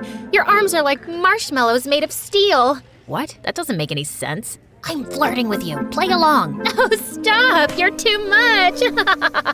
Drama boy immediately swooped in and asked me out on a date, and it was pretty sweet. He read me poetry and sang to me, but he swore he didn't write the love letter. My next date was a boy from the debate team. I studied for days to earn a spot on the team, but I ended up being so good that I kept beating the team captain, and every time he saw me in the hall, he gave me the meanest looks. I think he hates me. He's just playing hard to get. One night, me and Debate Boy stayed after everyone had left to practice, and the next thing you know, we were kissing. But when I asked him if he was my secret admirer, he got annoyed and blocked my number. A day later, out of the blue, Stella's ex-boyfriend Dylan, who was the best dancer in school, invited me to a party. I didn't think it was a good idea to go, but then I remembered something. OMG, Jack, what if it's Dylan? You know, this one time Dylan came over to my house with Stella, and he accidentally walked into my room when I was dancing alone. It could be him. Yeah, your secret admirer called you a dancing queen. But what about Stella? What about her? Stella broke up with Dylan 2 years ago. She's dated 6 guys since then. I took Jack's advice and went to Dylan's party. As soon as I got there, Stella marched up to me. I heard you're trying to date my boyfriend. Isn't he your ex? He's mine and he doesn't date freaks like you. She's not a freak. I think she's unique and much cooler than you. Stella got mad and stormed off. Dylan took my hand and pulled me to the dance floor. All eyes were on us, and I got really nervous. Then Dylan whispered in my ear, "You got this, dancing queen."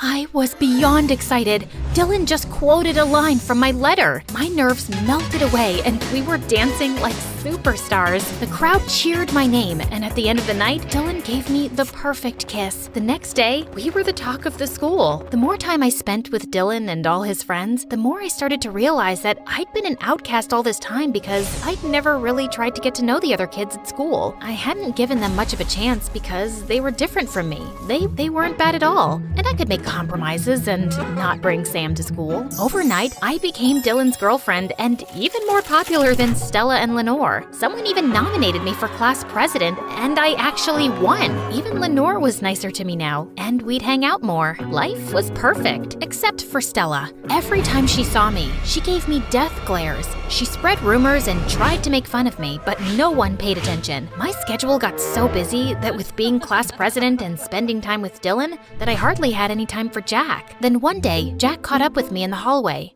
So, what's the verdict? Is Dylan your secret admirer?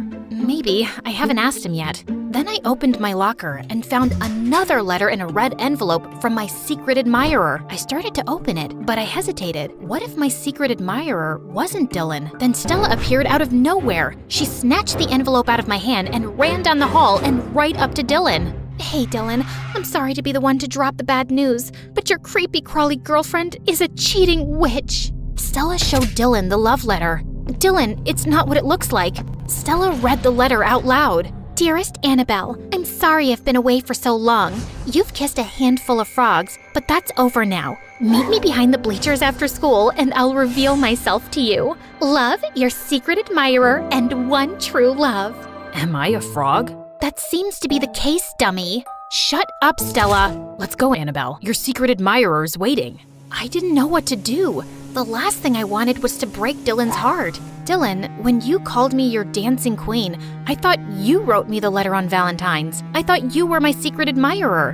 Who cares about some stupid letters? You already have me.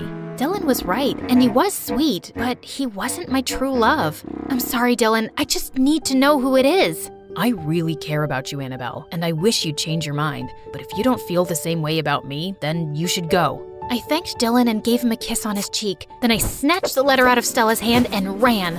I felt like a jerk, but I had to meet my secret admirer. He'd seen me when I was invisible. He really knew me. I wouldn't have ever had the confidence to make new friends, audition for the lead in the school play, or run for president if it wasn't for his first letter. Jack and I raced out the door and headed straight for the bleachers. When we got there, Jack turned to me. I'm your secret admirer, Annabelle. It was me all along. Jack leaned in to kiss me, but something didn't seem right. I didn't feel any butterflies. In fact, I felt pissed. What? You've been lying to me this whole time? If you liked me and sent me the first letter, why did you make me go after the other boys? No, it was just a little game. I wanted you to see the garbage out there to realize we're perfect for each other. Well, thanks to your stupid games, I just broke Dylan's heart. I got so mad I pushed Jack into the mud. Man, Stella didn't say this would be so complicated. Stella? What does she have to do with this? Did I say Stella? I meant melons. I'd sure like a melon right now. How about we go get one from the supermarket? I grabbed Jack and told him to tell me the truth. Fine, I didn't send the first letter. The new letter is a fake by me. I wasn't expecting you and Dylan to actually become a thing. I thought he'd just be one of those popular jerks who'd ditch you soon. But when you got all chummy, Stella came up with a plan to write the second letter so she could get Dylan back, and I could finally have you notice me. We really don't know who sent the first letter. Come on, just forget about your stupid secret admirer. I couldn't believe it. I ripped up the letter and threw it in Jack's face. My secret admirer isn't stupid. He's a dumb cow who's too embarrassed to show his face, or maybe he's not even real. He's just a joke, like you. I punched him, ran straight home, threw myself on the bed, and cried into my pillow.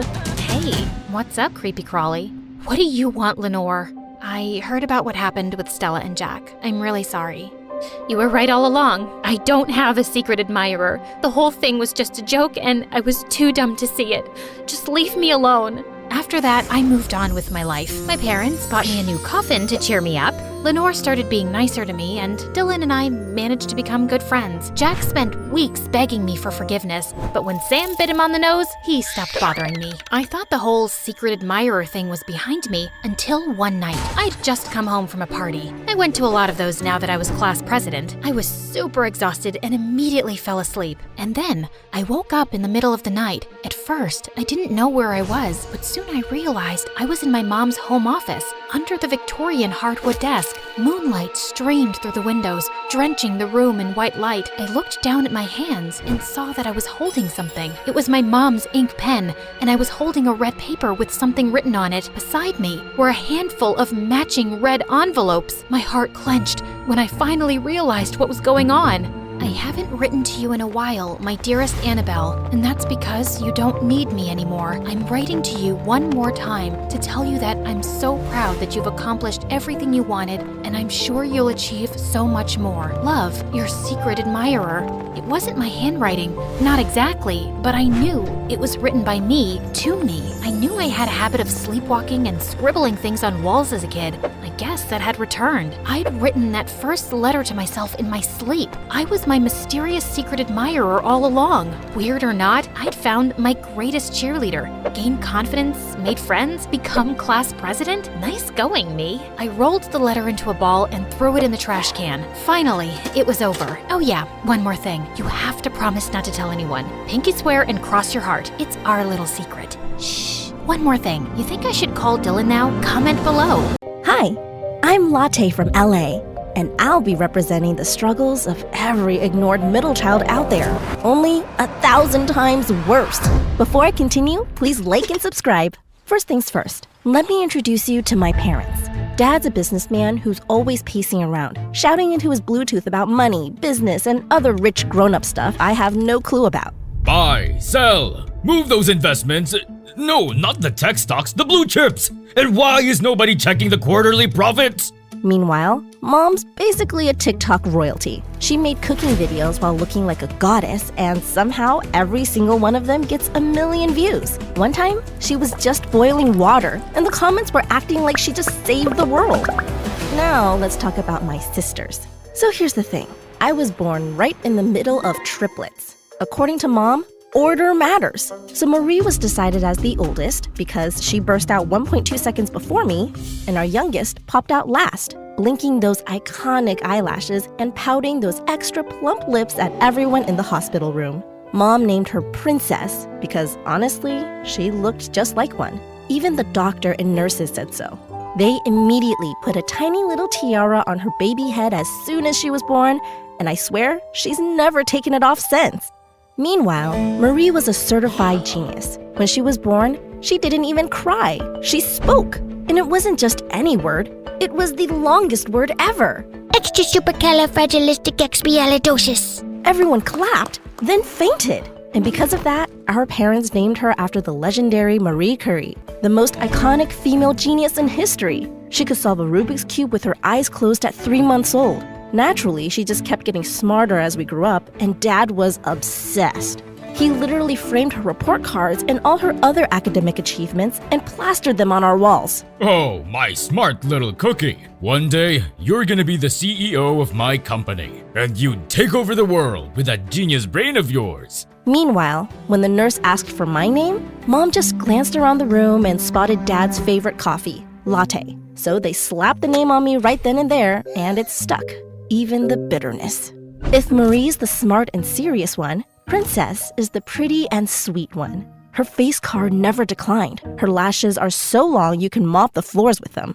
All she has to do is blink and TikTok loses its mind. She literally went viral for just yawning once, and Mom was so proud. Look at those lips, those lashes, that perfect little nose. Of course, she got it from her mama, which is me. Oh, I think I'm gonna cry. They would do each other's makeup, go on shopping sprees, and film TikToks together. So basically, Dad was Team Marie, Mom was Team Princess, and I was on Team Wallpaper.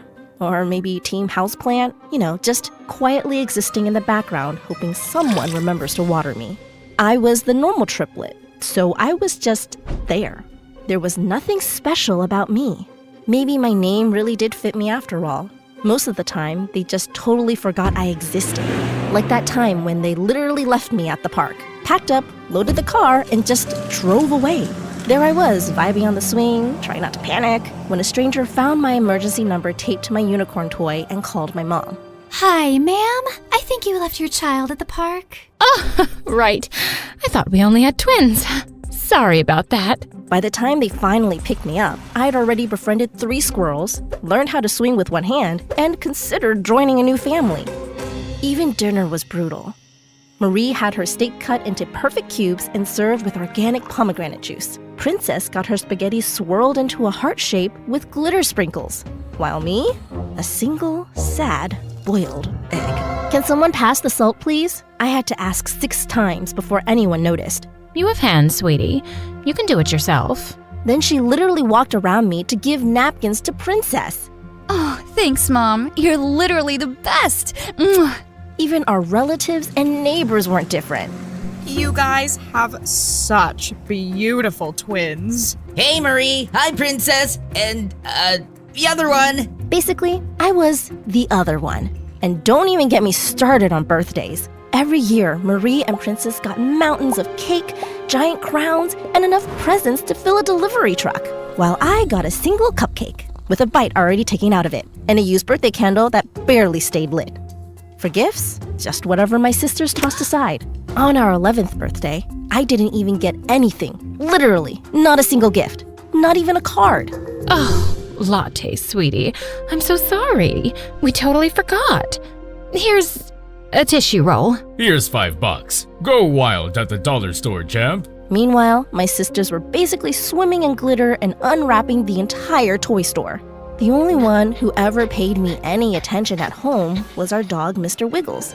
But unfortunately, his idea of love was licking my face right after cleaning his own post-poop butthole. Sometimes he'd even poop in my bed, and Mom would just wave it off. Oh, it's just poop, sweetie. No big deal. Just clean it up yourself. It won't hurt you. As for my sisters, they only talked to me when they needed me. Now that we were in middle school, nothing much has changed. Marie only remembered my existence if she needed help with her homework, the easy and boring parts, like coloring her science projects or organizing her notebooks. Meanwhile, Princess only noticed me if she needed a camera woman for her TikToks and live streams. Honestly, watching her film behind the scenes was a total cringe fest. I swear, she just made things up the entire time. What am I drinking? Oh, it's just a super healthy smoothie I made all by myself. It's totally organic, straight from trees and leaves and, nature and stuff. So healthy. Oh my gosh, a cute boy is waving at me across the street. He just mouthed that I'm the prettiest girl in the world. OMG, stop it. Go away. But you know what hurt me the most? Whenever I get sick. One time, I was legit burning up with fever and was having a hard time breathing. I went to my parents' room to tell them about it, but they just didn't care. Just go bathe in ice, sweetie. Thought it was something important. I had the most beautiful dream, and now it's ruined. But the second Princess coughed once across the room, Mom did a triple backflip off the couch. Is my precious pumpkin okay? Should I call the ambulance? Marie sneezed in her room, and Dad parachuted in with orange juice. We heard a noise, sweetheart. Are you okay? Need anything? I'm studying, Dad. Please leave. And close the window. Quietly. Sometimes I wondered, if I vanished into thin air, would anyone notice? The only time I ever felt truly seen was whenever my grandma visited. She'd sweep through the front door in her sparkly slippers, hug me like she was trying to squeeze the sadness out of me, and slip extra cookies into my backpack. She'd also sneak me new highlighters, draw silly smiley faces on my lunch bag, and tell me stories where I was the main character and not just triplet number 2. When everyone else was busy ignoring me, Grandma would teach me how to make fancy drinks, especially coffees. A good cup of coffee can turn a lonely day sweet. Maybe she doesn't want me feeling bad about my name forever, and it worked. I appreciated what latte means. Making drinks like this with Grandma is my most special thing in the world. One day, I made coffee for my family. It was a personal brew, and I was super confident in my work, but they just looked at the cups in disgust. Ugh, what is this? You want us to drink that? I made it myself. If you could just try. Just get me my usual from my favorite coffee shop. Okay, champ? I can't risk my taste buds on an unknown variable. Sorry. Princess pretended to take a sip and pulled a face for her live stream. Guys, I think I just tasted my villain origin story. I think I'm gonna die. Somebody send help. But if you thought home was rough, school was a whole new level of pain. At school, Marie was that girl. The class president, the straight-A superstar, the student teachers literally asked for help. She answered questions before they even finished asking. Everyone looked up to her like she was some kind of academic goddess. Meanwhile, Princess always slayed the hallways in her trendiest outfits like an actual princess. It felt like the whole school was obsessed with her. People actually followed her around just to see if she'd blink, breathe, or maybe drop a hair ties. They had fans, while I had haters. Seriously? Their parents should have stopped at twins. She's got this major third wheel energy. Yeah, she's not even that pretty or smart. She's just there. Zero aura, unlike her sisters. I bet she's actually adopted or something. Like, hello? We literally have the same face. I wanted to hold up a mirror and scream, "Do you not see the copy-paste happening here?" I bet they still wouldn't see it, even if I tattooed triplet number 2 on my forehead. One day, I decided to try fitting in. First, I went full princess mode, curled my lashes, wore the brightest pink I could find, and even borrowed her lip gloss, which tasted like expired bubblegum. Imposter alert! Her lashes are like 0.24 millimeters shorter. Nice try, fake princess. Oh, bless your heart, but you'll never be princess. There's only room for one queen at this school. The following week, I tried acting like Marie. I slapped on some glasses, tied my hair into the tightest bun, and even solved a ridiculously difficult math problem on the board. For 2 glorious minutes, people actually looked at me. But then the real Marie walked in and everyone instantly forgot I existed again. Can you sit down now? The real genius is here. At lunch, kids would save the best seat for Princess, an extra dessert for Marie, and nothing for me. One girl literally passed food through me like I was a hologram. Every time the world felt too much, I'd sneak into the bathroom, call Grandma, and she'd talk to me until I could smile again. Oh, my little sweet latte. Just because they don't see you now doesn't mean you're not sparkling. Some treasures are hidden for a reason. Now hush, darling. You're my brightest star. She always knew exactly what to say, but one day, everything changed. We came home, and Mom was ugly crying for the first time. Grandma's gone, Latte. She had a heart attack. She didn't make it. My heart broke into a million pieces. I cried for days. I skipped dessert and stopped caring about school. Meanwhile, my sisters acted like nothing happened. I was sitting in the bathroom stall, hugging Grandma's old scarf, trying to remember how to breathe. That's when it really hit me. Being invisible hurts the most when the only person who actually sees you is gone. So there I was, sitting outside the school building, face buried in my knees, trying to disappear into the flower bed. Just then, I felt a gentle tap on my shoulder. Hey, are you okay? I froze. Someone actually asked if I was okay? Was this some kind of prank? For a split second, I thought it might be the school janitor ready to bust me for squishing the daisies again. But no. Standing in front of me was, I swear, the cutest boy I'd ever seen in real life. He looked like a Disney prince. He had curly chestnut hair, Hazel eyes flecked with gold, and a smile so dazzling it could melt a diamond into a sparkling puddle.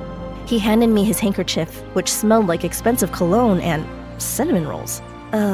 Thanks. I've never seen you before. Are you new here? Yeah, and I think I'm lost. This school is like a giant pizza. Too many slices. I laughed for the first time in weeks. I ended up showing him around, and to my surprise, he was in my class. His name was Bryce, a transfer student, and the moment he stepped into our classroom, you could literally hear every girl's jaw hit the floor, including my sister's. Since then, both of them were glued to him like flirty magnets to a fridge. So, Bryce, want to join the science club? I could help you with algebra or chemistry or, world domination. Hey, handsome. Want to act as my boyfriend for my next TikTok content? I have 35 million followers. We could go on a fake date and kiss under the stars?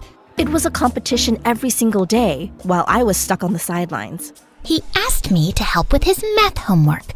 Clearly, he's into me. Please, he liked and commented on all my TikTok videos, even my baby videos and the one where I had braces. He's so obsessed with me. Sorry to interrupt, but are you guys actually crushing on him or what? Nope. Future CEO rules. Studies first, boys later.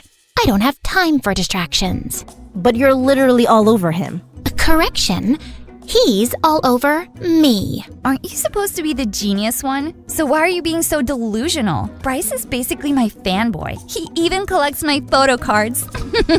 Sorry, sissy. Sorry to burst your stupid little bubble, but he asked me to be his private tutor 24/7. So clearly, he likes me more. I couldn't take it anymore, so I finally inserted myself into the conversation. He actually talked to me first. We literally walked in together on his first day, remember? He found me crying and gave me his handkerchief. It wasn't just some random thing. He noticed me first and made the first move. Both of them looked at me like I just said I was moving to Mars. Oh, please. He was just being polite. Don't get your hopes up, Latte. Oh, our dear Latte. Bryce is just really kind to everyone. I'm sure he felt bad because you looked so sad. He's just got that big, soft heart. What a sweetheart. And that was it. They went right back to fighting over him while I just faded into the background again, hugging Bryce's handkerchief close to my chest. So the next day at school, I decided it was time to make a move on him. I needed him to remember me. Later that day, I spotted him at his locker, looking all mysterious and handsome with his hair perfectly messy like he just rolled out of an expensive magazine. I marched over, clutching my books so tight my fingers turned white. Hey Bryce, remember me? I helped you when you got lost on your first day, and you gave me your handkerchief? He glanced at me, blinked twice, and his face lit up with recognition. Oh, yeah, you're Latte, right? You were really helpful that day. Thanks again. I probably would have ended up in the janitor's closet without you. Oh, yeah. I mean, I get lost all the time too. Like last week, I walked into the boys' bathroom by accident, so you're welcome. So, do you know if the cafeteria food ever gets less weird? Maybe on pizza day, but most days it's kind of a mystery. Like sometimes I just bring emergency snacks, just in case. We talked for a few more seconds before the bell rang. Every time I saw him after that, he'd wave or flash a friendly smile. Of course, I still managed to embarrass myself at least once a day, waving at him in the cafeteria, standing near him in the hallway, accidentally dropping all my books right at his feet. But at least this time, he'd help pick them up and flash me his cute little smile, which always made my heart do 10 backflips. Maybe, just maybe, I wasn't that invisible after all. One night, I was looking for something to eat in the kitchen for my midnight snack when I noticed Mom's favorite golden spatula, the one she used in all her TikTok videos, was snapped in half. I was about to play detective when she walked in, took one look, and had a full-on meltdown. My precious spatula! Latte, what have you done? What? Mom, I swear, I didn't even touch it. It was already broken when I found it. Honestly, why can't you be more like your sisters? Sometimes I wish we just had twins. No need for a spare. Mom didn't stop crying over that spatula, like she lost a best friend. She even held a mini funeral for it the next day and kept talking about replacement kids and broken dreams with Dad. Their words felt like 1,000 tiny daggers in my chest. Later that day, I was sulking in the corner, hugging my knees when Princess tiptoed in. Hey, Latte? I was actually the one who broke Mom's spatula. I was filming a slow-mo pancake flip for TikTok, and it just snapped. But, if I told them, they'd never believe it. I'm their perfect princess. Sorry, sissy. So you just let them yell at me and insult me? If it wasn't you, they'd blame Marie. But she's the genius, so it would somehow be your fault anyway. That's just how it is in this house. She's right. Just move on. It's not a big deal. But to me, it was a big deal. That night, I cried myself to sleep, hugging Grandma's old scarf and staring at the moon outside my window. And that's when I decided I'd had enough. If nobody wanted me around, maybe I'd just disappear for real. But where do you run when you're not even sure anyone would notice you're gone? The next day at school, just as I was busy plotting my great escape, like mentally packing snacks, water, and at least 4 phone chargers, I spotted the cutest little hamster zipping across the hallway. At first I thought I was hallucinating, but nope, there he was, doing little parkour stunts like he owned the place. So naturally, I followed him. Through the gym, under the vending machine, and across the trash can where I accidentally stepped on a ketchup packet and basically ruined my socks forever. The little guy finally disappeared behind a bookshelf near the back of the school library, right by the toilet. Looking at the empty spot, I suddenly had the craziest idea ever. Live at school like a secret lair style. No parents, no sisters, no drama and unfair treatment. Just total peace and free Wi-Fi. That night, I packed up my stuff. Blanket burrito, folding mattress, emergency cookies, Grandma's old lamp for extra comfort, and of course, and my trusty mini coffee-making kit. I then strolled past my parents, dragging a huge suitcase behind me just to see their reactions. And guess what? Neither of them blinked. Hey guys, I'm running away from home. Gonna live in the wild, eat moss, maybe join a circus. If anything, Mom just told me not to slam the door. So off I went. I snuck into school under the cover of darkness, crawled through a window, and set up my new home behind the back library shelves. I laid out my mattress, decorated my secret base with string lights and hamster snacks just in case the little guy came back, and did a happy victory dance. It was perfect. Now that I was basically a bored ghost living at school, I started mapping out every single inch of the place, where the cameras pointed, which teachers actually checked the bathrooms, which janitors cared if a random blanket fort popped up near the nonfiction section. At night, the school was creepy and weirdly exciting. I even found the secret security room where all the CCTV monitors were. I spent hours just watching, like my own private reality show, and I couldn't believe the stuff I found out, especially about my sisters. Oh, these footages are definitely going to come in handy very soon. I just realized that being invisible was kind of awesome, actually. But it also made me a little evil. That night, I snuck into the science lab and stole a whole bag of fake rubber snakes that looked super realistic and extra slithery. The next morning, I woke up early and planted my new friends under all the mean kids' chairs in our class. Each snake was taped to a nearly invisible string, all leading right to my desk. It was my masterpiece. Before class, I sat at my desk, looking totally innocent and waiting for the drama to drop. Did someone forget to take out the trash? Oh, wait, it's just Latte, the ugly triplet. Yeah, why are you even here? Nobody cares unless you're Marie or Princess. Careful, girls. Some people say the universe bites back, and it has fangs. And that's when I gave the string the tiniest little tug. Suddenly, the fake snakes slithered out from under their chairs, and a chorus of blood-curdling screams echoed through the classroom. Told you not to mess with me. Next time, it might be spiders or anacondas. For the first time in my life, everyone actually stared at me like I had superpowers. Some looked terrified, and others were impressed. Wait, can you actually summon snakes? Are you like half human, half snake? Oh, that's so cool! If you ever insult me again, the snakes will know. For once, I felt cool and powerful. That night, powered up by my brand new bad girl reputation, I plotted even more epic pranks and powers. I swapped out the teacher's chalk with color-changing markers, so every lesson turned into a rainbow rave. I glued googly eyes to every classroom door. Seriously, everywhere you looked, it felt like the whole school was staring you down. With every prank, my legend grew. People started whispering my name in the halls. I also started wearing smoky eyeliner, spiky bracelets, and a random leather jacket I found in Lost and Found. Suddenly, everyone thought I was cool. Even the lunch lady raised an eyebrow and gave me an extra meatball. But my sisters hated it. They cornered me at lunch. What is happening to you, Latte? You used to be normal. Now you're just embarrassing. So you're a bad girl now? Seriously, you look like a raccoon in that eyeliner. Sorry, I can't hear you over the sound of everyone actually paying attention to me for once. Jealous much? Jealous of what? Getting attention for causing trouble? Whatever helps you sleep at night, I guess. You wish you could go viral for something other than being a disaster. Even your pranks are cringe, sissy. Try harder next time. I couldn't take it anymore. So for the first time ever, I hit back. Oh, Marie, maybe you should stop stealing answer keys from the teacher's office if you want to keep being a genius. And Princess, nice try hiding your butt rash.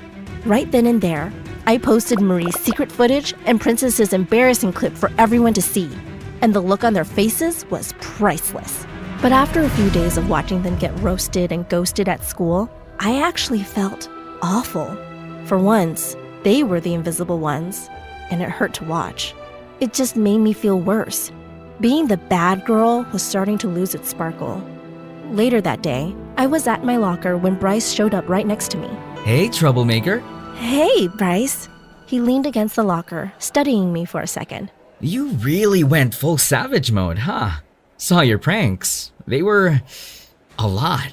Guess people finally notice me now. But is that what you really want? I kinda like the old you. The one who helped lost kids like me. That hit me hard. Suddenly, all the hurt and loneliness spilled out. You don't get it. All my life I've been invisible. Nobody ever picks me. I'm just the extra triplet, the backup plan. It sucks, Bryce. I just wanted to matter, even if it meant being a little evil. He looked at me like he really saw me. Not as a joke, not as an extra. Well, I notice you. You're kind of impossible to ignore, you know? My cheeks went red. I tried to act chill, but I felt like melting right there. Hey, wanna see something cool? I grabbed his hand and dragged him through the hallway until we ducked into the back of the library. Welcome to my secret lair. No parents, no sisters, no drama. Just books, coffee, and fairy lights. I don't think you're allowed to live here. But not gonna lie, this is pretty cool. I know, right? Here, sit. I made him a cup and handed it over. My hands were shaking a little. He took a sip and his eyes went wide. Hold up. Did you put magic in this? This coffee literally slaps. It tastes so good. It was the first time my coffee got validated, and I felt like bouncing across the clouds in happiness. It's my thing. Started making drinks with my grandma when I was little. It always made me feel less invisible. Well, here's to you. You're not invisible to me. We sat together, just sipping coffee in the soft fairy light. For the first time, I felt seen, and maybe even special. Since then, Bryce and I started getting closer. We'd talk between classes, share snacks, and sometimes I'd sneak him my best coffee under the table. Of course, my sisters were not happy about it. Every time we talked, I could literally feel their jealous stares burning into the back of my head. It wasn't long before they finally cornered me in the hallway. Princess in full TikTok glam, Marie holding her books like a weapon. So you really think you're the main character now? Just because you slapped on some stupid eyeliner and started hanging out with Bryce? Newsflash, he's just nice to literally everyone, sissy, especially to sorry losers like you. Don't let it go to your head. He literally DM'd me first. I just rejected him. Enjoy my leftovers, I guess? Let's be honest. He's likely motivated by pity. Some guys are attracted to so-called projects. And well, Latte's not exactly an academic or aesthetic outlier. Oh, and you really think we forgot what you did to us? Exposing us like that? Don't worry, sissy. Revenge is coming. And trust me, it's gonna be iconic. I couldn't take it anymore, so I finally snapped. You two are just pressed because someone finally noticed me instead of you. And worse, he's your crush. Sorry, Princess, but not every boy wants to be your TikTok prop. And Marie, maybe Bryce is sick of girls who act like human calculators. Girl, you're so delulu. Keep dreaming. Yeah. Don't come crying to us when you get your heart broken, okay? I just rolled my eyes and walked away. But inside, I felt like I finally won something.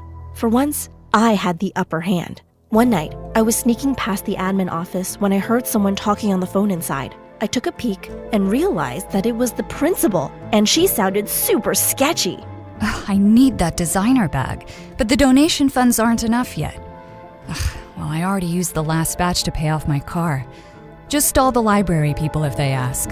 My jaw dropped. She was literally blowing school donation money on herself. That money was supposed to be for the library, not for her luxury car or designer bag. I ran to tell Bryce during lunch. Bryce, guess what? The principal is a total scammer. She bought her car with our school's donation money. Seriously? That's messed up. But do you have any proof? No, I forgot to record it. But I swear I know what I heard. Don't worry, I believe you. But what are we supposed to do about it? Easy. We prank her. Teach her a lesson, make her squirm. I then leaned in closer and whispered my plan. Latte, are you sure about this? I mean, it's kind of illegal. Cat poop isn't illegal. Plus, she deserves it. Fine. But if we get caught, you owe me a year's worth of coffee. Deal. That afternoon, we snuck out of class and spent way too long hunting down and collecting cat poop around the campus. We then found the principal's car, and after Bryce awkwardly fumbled with a bobby pin, we finally popped the door open. We spread the poop into her fancy leather seats, trying not to gag or laugh too loudly. Just as we were about to sneak away, we heard footsteps. It was the principal. Bryce panicked, grabbed my hand, and pulled me down into the back seat. We were suddenly squished together, barely breathing. And not just because of the cat poop. His face was so close I could count every single freckle on his nose. To my relief, the principal just grabbed her wallet from the dashboard and left without noticing a thing. As soon as the coast was clear, Bryce grinned at me, still a little breathless. That was close. I mean, us getting caught. Not that I'd mind getting stuck with you again. I shoved him, pretending to be annoyed, but I couldn't stop blushing. The next day at school, I was still replaying the whole cat poop adventure in my head and low-key still blushing about how close Bryce's face was to mine, when suddenly the intercom buzzed. Would Latte and Bryce please report to the principal's office immediately? Uh-oh. I shot Bryce a panicked look across the hallway. He just gave me a tiny reassuring smile, and we both walked to the office together. When we walked in, I was surprised to see my parents there, and they looked furious, while the principal looked like she just sucked a dozen lemons. Sit down. I assume you both know why you're here. She turned the monitor around. There it was. Full HD footage of us pranking her precious car, plus even more clips of me setting up my other pranks. Care to explain this, you two? Especially you, Latte. Before I could even open my mouth, Bryce jumped in. It was me. I planned the whole thing. Latte didn't want to do it. I forced her. I was bored and I dragged her along. If anyone should be punished, it's me. My jaw dropped. Was he really trying to take all the blame for me? Wait, that's not true. Nice try, son. But you clearly don't know our daughter. You chose the wrong triplet to cover for. Latte is the queen of trouble around here. Marie is the genius, Princess is the angel, and Latte's the one always causing chaos. Honestly, you should stay away from her. She's a bad influence. Seriously? I've spent my whole life trying to be good, helping out, doing everything for you guys to notice and love me. And the second I mess up, that's all you see? Ugh, don't be so dramatic. We're just telling it like it is. Maybe if you continued to behave, things would be different. I fought back my tears and tried to defend Bryce, but they weren't having it. Enough. I don't care whose idea it was. Both of you broke the rules and vandalized school property. You're both suspended for a week. I hope you use this time to think about your choices. I even tried to speak up about her corruption and the missing donation funds, but everyone just stared at me like I was making it up. Oh, please. You don't even have any proof. Bryce and I left the office super frustrated. I'm really sorry for all of this, Bryce. You got in trouble because of me. Hey, don't worry about it. I've got your back. His words comforted me, and before I knew it, I broke down and told him everything. How my family never saw me, how I tried so hard to be good, invisible, even a little rebellious, and none of it mattered. Nothing worked. I was just done. That was when I made my decision. I was moving out for good. Bryce offered to let me stay at his place for a while. Honestly, I wanted to say no. I didn't want to be a burden. But what choice did I have? I had nowhere else to go. So I left. No more trying to fit in or waiting to be noticed. I was finally choosing me. When I showed up at their house, I tried to act chill, but his mom saw right through me. She pulled me into a warm hug and handed me a tissue. You're always welcome here, Latte, as long as you want. And if you're hungry, dinner's in 10. Bryce's dad gave me a fist bump and told me not to worry about anything. I helped set the table, did the dishes, and even tried folding laundry. Every little thing I did, someone actually noticed. And then there was the coffee. I started making it for everyone. Bryce, his parents, even their neighbors, and they all loved it. Like actual compliments. This is the best cup I've had all year. You put all the coffee shops to shame, kiddo. One morning, Bryce's dad announced that his boss was coming over for a super important meeting. The whole house felt like it was prepping for royalty. I noticed there were like 6 new bags of fancy coffee beans in the kitchen, but I didn't think much of it. When the boss finally arrived, Bryce's parents asked me if I could make coffee for everyone. I happily obliged and made my best latte yet. Creamy, extra smooth, with a swirl of vanilla and a heart on top. The boss took one sip and basically turned into a human heart eyes emoji. This is incredible. You made this yourself? Yes, sir. It's kind of my thing. He glanced at Bryce's parents, then back at me, beaming. Have you ever thought of running a coffee shop? Because I have a business proposal for you. I want to open a cafe, and with your talent, we'd be unstoppable. That's when I realized Bryce's family had totally set this up. 3 days before, they'd gone on a weird coffee bean shopping spree, and now it all made sense. But they didn't tell me so I wouldn't freak out or feel pressured. And it worked. I ended up staying with Bryce's family for months, but not once did anyone from my own family even bother to check on me. Not a single, "Are you okay?" or "When are you coming home?" Just silence. One time, I even overheard my sisters talking about me at school. She probably needed some space or whatever. Anyway, it's not a big deal. It's not like her presence mattered that much at home. Mom and Dad don't even care. Fast forward a few months, I was helping manage my own cafe, making coffee for real customers who paid actual money, and somehow I became famous. At school, everyone suddenly wanted to be my friend. Latte, can you teach me how to do latte art? You're like a literal legend. Hey, you want to collab for my TikTok review page? But honestly, it all felt so fake. These were the same people who had ignored me for years. Now they were acting like I was the main character just because things were finally going well? And don't even get me started on my sisters. As I was passing by the hallway, I heard them gossiping with their friends, loud enough for the whole school to hear. Her little coffee shop is just a stupid hobby. Not like it's a real career or anything. She'll get over it once the hype dies down. Yeah, well, at least you don't have to deal with a fake sister who will ditch you just for clout. Imagine being so desperate for attention that you'd open a coffee shop just to trend online.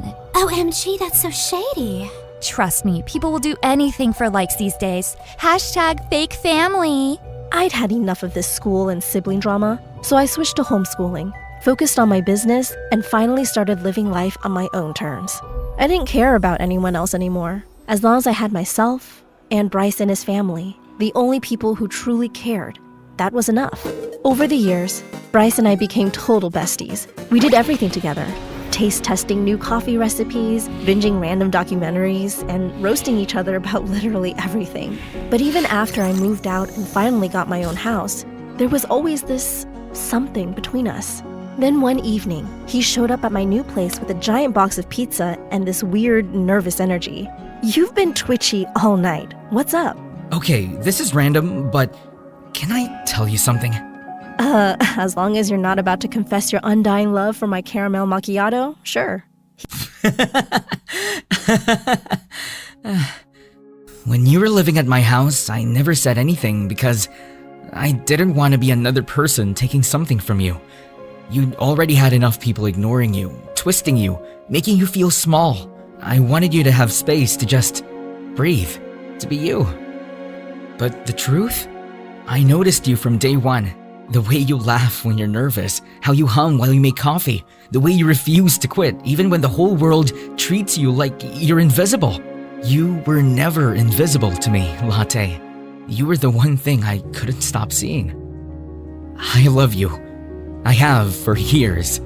I just needed to wait until you loved yourself first and made your dreams come true. My throat tightened, my cheeks burning. You absolute dork! You waited years to say that? Well, I figured the best coffee is worth the wait. And just like that, he leaned in, and for the first time, I believed I was truly seen. A few days later, the grand opening of my biggest cafe in town finally came. It was not just a building. For me, it's a palace made of dreams. Customers lined up. Bryce teased me from behind the counter, and every latte art heart came out just right. Then the bell over the door chimed. I froze. It was them, my family. Mom in her perfect dress, Dad in his stiff suit, Marie hugging her books, Princess with her lashes curled to the heavens. I braced myself, but they just quietly joined the line like everyone else. When it was their turn, they didn't order fancy drinks or demand attention. We'll each have whatever is your favorite. Yes. Surprise us, latte. That word, latte. For the first time, it didn't sting. I made the drinks. Caramel latte with cinnamon for Dad, bold espresso for Mom, hazelnut mocha for Marie, a strawberry foam latte for Princess. My best work yet. They each took a sip, and for the first time, they smiled. As they sat down, their eyes drifted to the wall and stopped. Grandma's scarf, framed in glass with a plaque beneath it, for the one who taught me that love can be poured into a cup. Thank you, Grandma. Mom broke first, tears spilling. Dad wiped his face, unable to speak. She always believed in you. And we never did. I am so sorry. You built this without us, and it feels wrong to say we're proud after all we did. I should have loved you the same as the others, but I didn't. I left you fighting for scraps, and I'll regret it forever. I failed you, Latte. I'm sorry. Marine leaned forward, voice trembling but steady. Latte, I've carried guilt for years. I thought you'd always come back because we were triplets. I thought that bond meant I didn't have to try. But that was selfish. I was jealous of you, and I made you feel small. I'm sorry. Princess dabbed her eyes, her usual glam gone. Me too, Sissy. I pretended you didn't matter, but the truth? I envied you. You didn't need filters or followers to be real. I was scared of losing my spotlight, so I pushed you away. I thought you'd always come back because we were 3 parts of one whole, but you didn't. And it broke me. I'm so sorry. For once, they weren't the genius or the princess. They were just my sisters. I sat across from them, coffee in hand. For years, they never even tasted my coffee. And now, here they were, sipping it like it was the sweetest thing in the world. Maybe it wasn't the drink itself. Maybe it was what it meant, that they finally saw me, the real me. I looked at Mom's tears, Dad's trembling hands, Marie's guilt, Princess's honesty. They weren't perfect. They never would be. But for the first time, they weren't pretending. Grandma always told me a good cup of coffee can turn a lonely day sweet. So maybe this is our new start. But this time, we're equals. No favorites, no forgetting. Just family. Deal? They nodded, choked up, whispering yes. And for the first time, I believed them. I used to think being in the middle meant being invisible, forgotten. But maybe the middle isn't where you disappear. Maybe it's where everything blends, where the strength and sweetness meet. Yes, my name came off a coffee cup. For years, I thought it made me a joke. Bitter, spare, unwanted. But now I see it for what it is. A latte is warmth, comfort, love poured into a cup. Not the genius, not the princess. I'm Latte. Strong, sweet, unforgettable. I was never invisible. I was love in a cup, just like Grandma always knew.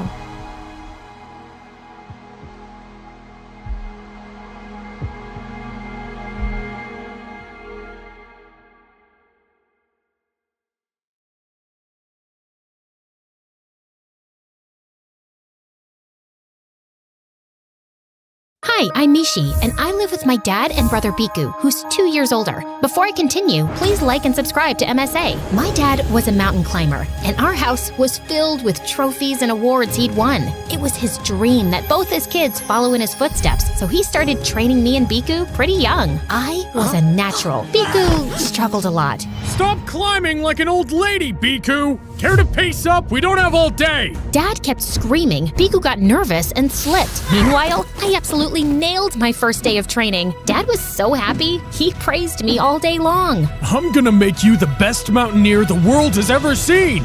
What about me? What about you? A snail can climb faster than you, Biku. Being a mountaineer is not in your blood. But it was my first time climbing, and the guy in front of me kept farting in my face. I got distracted. Don't be a sour loser, big bro. Just accept it. I'm better than you. Or maybe it was just dumb luck. Relax, Snappy. I was just kidding. Don't worry. When I become a famous mountaineer, I will definitely train you to be my assistant. I was joking, but Biku took it seriously and flung his shoe at my head. I ducked, and it hit Dad's trophy shelf, and everything fell to the ground. Have you gone completely crazy, Biku? It's bad enough that you're an absolute embarrassment, and now you're disrespecting my achievements? You're grounded for a week. Biku ran to his room crying, and since then, he just hated me for being Dad's favorite. Every time Dad would praise me, Biku would get angry and do crazy things. This one time, he filled my bed with sand, and another time, I opened my bag and saw a huge spider on my books. I was so scared I almost passed out. Not so tough now, are we? What's the matter with you? You know I hate spiders! And I hate you, but I'm dealing with it. That makes no sense! But Biku just grinned and left. Soon after, Dad started training me, and by 13, I was winning competitions all over town. But one day during training, Dad slipped and injured his knee. He was put on bed rest, and while I stayed up all night looking after him, Biku hardly came to see him. Instead, he skipped school, failed his classes, and started dating this girl in our school, Leela. She was my dad's colleague's daughter, a national level climber and my biggest competitor. At first, I thought Biku was dating her to get back at me, but one night while I was getting some water, I saw Biku enter Dad's room. I peeked in and saw him stealing from Dad's wallet. What are you doing? What does it look like? I need money for my date with Leela, and since Dad won't give any, I decided to take it myself. All his money belongs to me anyway. I'm his rightful heir, and you're just an extra. I'm not letting you steal. Bite me. I tried snatching the wallet, but Biku held on to it tight. We fell into a fight and went crashing into Dad's desk. He woke up, and I had no choice but to tell him the truth. Just when I think you can't embarrass me further, you go ahead and break your own record. I swear I will send you to a military school if you don't mend your ways. Biku left quietly, and we didn't talk much after that. Dad got better, and we started training for a huge national competition. And every climber in the country, including Leela, was participating. One day at practice, I was slowly making my way up the climbing wall when I heard Leela behind me. Can you move faster? I don't want to stare at your butt all day. I'm sure you can find your way around. I can, but I don't want to. Try the wall for amateurs the next time. You're clearly too slow for this one. What's your problem? It's simple. I hate slowpokes. Leela nudged at me, and I lost my balance. I would have fallen to the ground, but my harness saved me. I was so mad at her, but I decided to get even at the competition and worked twice as hard. On the day of the competition, I felt confident, but just as I started climbing, I slipped and landed on my butt. I lost the competition, and Leela ended up winning the first prize. But that wasn't the worst part, because the next day, I was in the girls' changing room and heard Leela talking to her friends. Why are you dating that loser Biku? He looks like a frog. Well, that frog pays for all my shopping, and he's so charmed by me. In fact, he is so blind in love that he sabotaged his own sister. Totally worked in my favor. Leela went on to say that Biku was the one who scratched the sole of my boots so I would slip and lose the competition. I quickly took out my phone, recorded the conversation, and went outside. Leela looked startled to see me. What are you doing here, loser? It's bad manners to hear other people's conversations. You're one to talk about manners, you lying witch. You've got to come clean to the authorities about the competition or what? You're gonna hurt me, chicken legs? You're definitely asking for it. I wasn't. But I am now. Leela tugged at my hair and pushed me hard. I tried to push her away, but I slipped on something and my head hit the lockers. And the next thing I knew, I was in the hospital with a cast around my hand and Biku standing in a corner. Hot tears filled my eyes as I got up and slapped Biku across his face. I know you ruined my boots to help your sick girlfriend, and don't you dare deny it. I have her confession on my phone. You know, Biku, I always thought that even though we fought a lot, one day you would turn around and tell me how much you love me or that you're proud of me, but all you've ever done is hate me. Why? Because you spoiled everything. I'm the boy. I'm supposed to get all the love and affection, but I just feel invisible in my own house. That's not my fault. If you try to be better, Dad would love you too, but you keep messing everything up. That Leela doesn't even like you. She says you look like a frog, and she used you to get even with me. You're just saying that to hurt me. Leela loves me. No, she doesn't. She's a lying witch, but you're so dumb and blind that you fell for her tricks and ended up hurting your own sister. I hate you, Biku. Just get out. Biku tried talking to me, but I was too mad to respond. I told Dad everything, and he gave the recording to the authorities. Leela ended up getting expelled, and I never saw her again. The next morning, Dad spoke to his friends at the military school, and a week later, Biku was gone. I missed him, but I guess it was for the best. It took me some time to recover, but eventually, I got better and started climbing again. When I turned 18, I was chosen to represent my school at the International Camp for Young Mountaineers. On my first day, I was pretty excited until I went to my room and saw Leela. You've got to be kidding me. No way I'm sharing a room with you. Wait, Mishi, I'm sorry for what happened. I never meant to hurt you. But you did. I can never forgive you. At least give me a chance to make it up to you. It's too late. I thought I was clear with Leela, but she just got clingier. She left flowers by my bedside, brought me coffee, and left chocolates under my pillow. It was creepy, but I could see she was trying. Then one day during training, the camp instructor announced a challenge where we had to climb a huge wall. As soon as the buzzer went off, I sprang into action, and everything was going great until I saw Leela slip and hurt her ankle. She howled in pain as I rushed to help her up and sat her down on a bench. Why'd you help me? Because you were in pain. Don't think that I've forgiven you. Look, I know what I did was wrong, but I never asked Biku to ruin your boots. He did that all on his own. That's supposed to make me feel better? Biku was stealing from Dad to take you out on dates and shopping. Did you know that? No, I never asked him to do that either. Look, Mishi, what's done is done, and I'm sorry for it. We can either stay in the past and be bitter, or move on and be happier. I guess, but it can't happen overnight. I'll wait. Leela and I slowly became friends. After the camp ended, we went to training together and joined our dads on expeditions. Leela was still competitive, but it was fun having her around. But then, Leela found a boyfriend and she was always distracted. She was bunking training sessions and hardly showed up for work. This one time, we were leading a team to one of the toughest treks, and while I explained the procedure, Leela was busy texting. Okay, so we need to use the hack hammer a lot since it's a steep climb. Leela, are you listening? Yes, totally. Really? Then repeat what I said. Okay, fine, I wasn't paying attention. But we've already been through this so many times. I know what to do. No, you don't. Last week, you turned up late for an expedition. And then the week before, you almost cost us a rescue mission because you were texting in the middle of the climb. It's called multitasking. We are leading a team this time. It's a huge deal. So get your head back in the game or I can go on my own. Fine, count me out then. Leela didn't show up for the trek the next day, and I was too busy to care. After hours of climbing, my team and I stopped at a small cafe. I was waiting for my coffee when the most gorgeous boy walked up to me. Care for some hot chocolate? It's my specialty. I love chocolate boys. I love boys who make chocolate. I love chocolate. Whatever you say. I'm Danish, by the way. Mishi, Danish and I ended up talking all evening. He was a few years older and had migrated with his family from India. He was running a cafe, but mountaineering was his real passion. And eventually, he joined us on the trek. After the trek ended, Danish and I asked me out for dinner, and we were sitting by the mountains when he leaned in for a kiss. But when we pulled away, he looked worried. Was that not good? It's everything I imagined, but Mishi, my parents are really orthodox and would only like me to date someone they choose. So until I talk to them first, you can't tell anyone that we're together.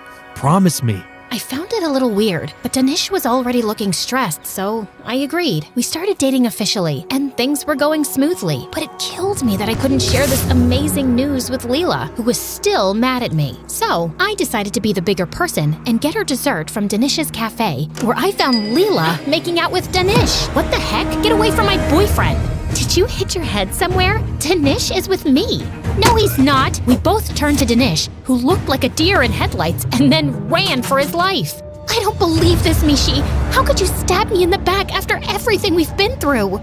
I stabbed you in the back? You're the one who never told me about your secret boyfriend, and it's not the first time I've caught you lying anyways. Seriously? In that case, Dinesh asked me out first, so if anyone's at fault here, it's you.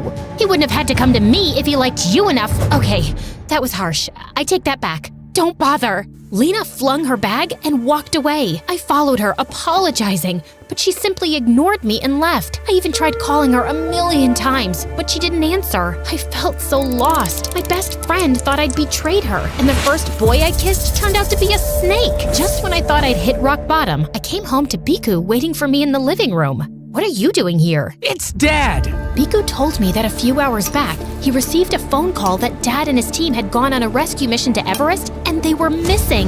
It's been more than 12 hours since they last got in touch with the base team. Aren't they sending another search team? It's a very dangerous climb. No one wants to attempt it. If no one will go, then I will. Did you not hear the part about the climb being dangerous? You're not going anywhere.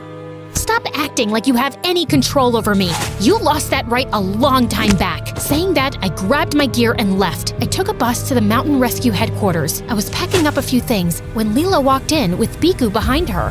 What is this? Some kind of lover's reunion? I heard about your dad and went home to see you when Biku told me you've already left for the headquarters, and now I'm coming with you. So am I. You don't know jack about climbing, Biku. I'm coming from a military school. Trust me, I can do this. It's too dangerous. Then we'll face it together. That's what friends are for. Well, that and dating the same guy, but who's counting?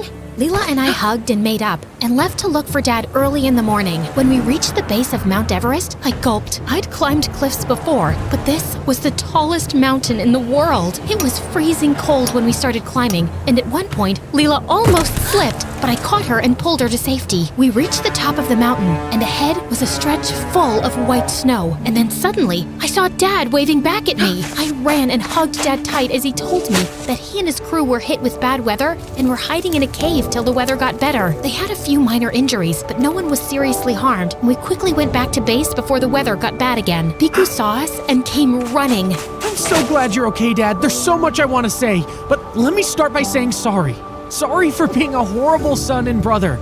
I guess I felt so invisible. I just wanted to get your attention somehow. And that's partially my fault. I was so focused on Mishi, I couldn't pay you the attention you deserve, and that pushed you away further. And for that, I'm sorry. And Mishi, I don't know if you'll ever forgive me, but all I can say is I will do better and earn your apology. It might take me some time, but I'm sure we can work things through. And I'm sorry for screaming at you because of a boy. You're my best friend, and I wouldn't trade that for anything. So what do you say, best friends? Fine, but no hugs. Too late. And that's when I knew that people who are meant to be in your life will always find a way back.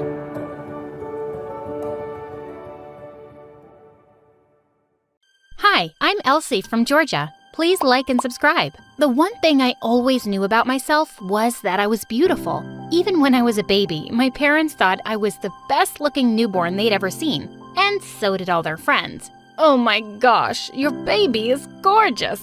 I know, right?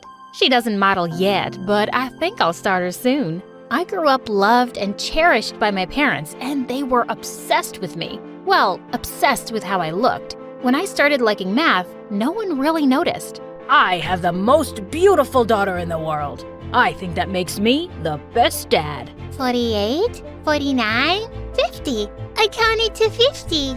Okay, but can you show me your runway walk again? Oh yes, that's way more important. My parents signed me on a modeling contract as soon as they could. I hated modeling, but it made them so happy. I couldn't say no. Their focus on me became much more obvious when my sister Ari was born. They already had their perfect daughter, and no one noticed her at all. I see you have a baby. Yeah, that's Ari, but look at little Elsie. I'm thinking of starting her own brand. Because of this double standard, Ari couldn't stand me, no matter how much I loved her and wanted to be her friend. Ari, come play soccer with me. Aren't you afraid to fall and cut your perfect skin? You'll ruin your shoot. So, what do you want to play? Nothing with you. Eventually, I just stopped. It hurt that she ignored me, so I started ignoring her back. By the time she was old enough to go to my school, I was popular and had lots of friends. She hated that.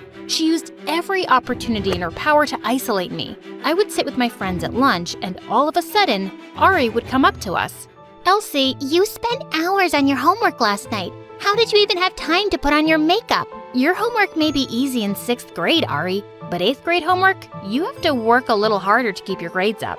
All of your friends know you're a gigantic nerd, right?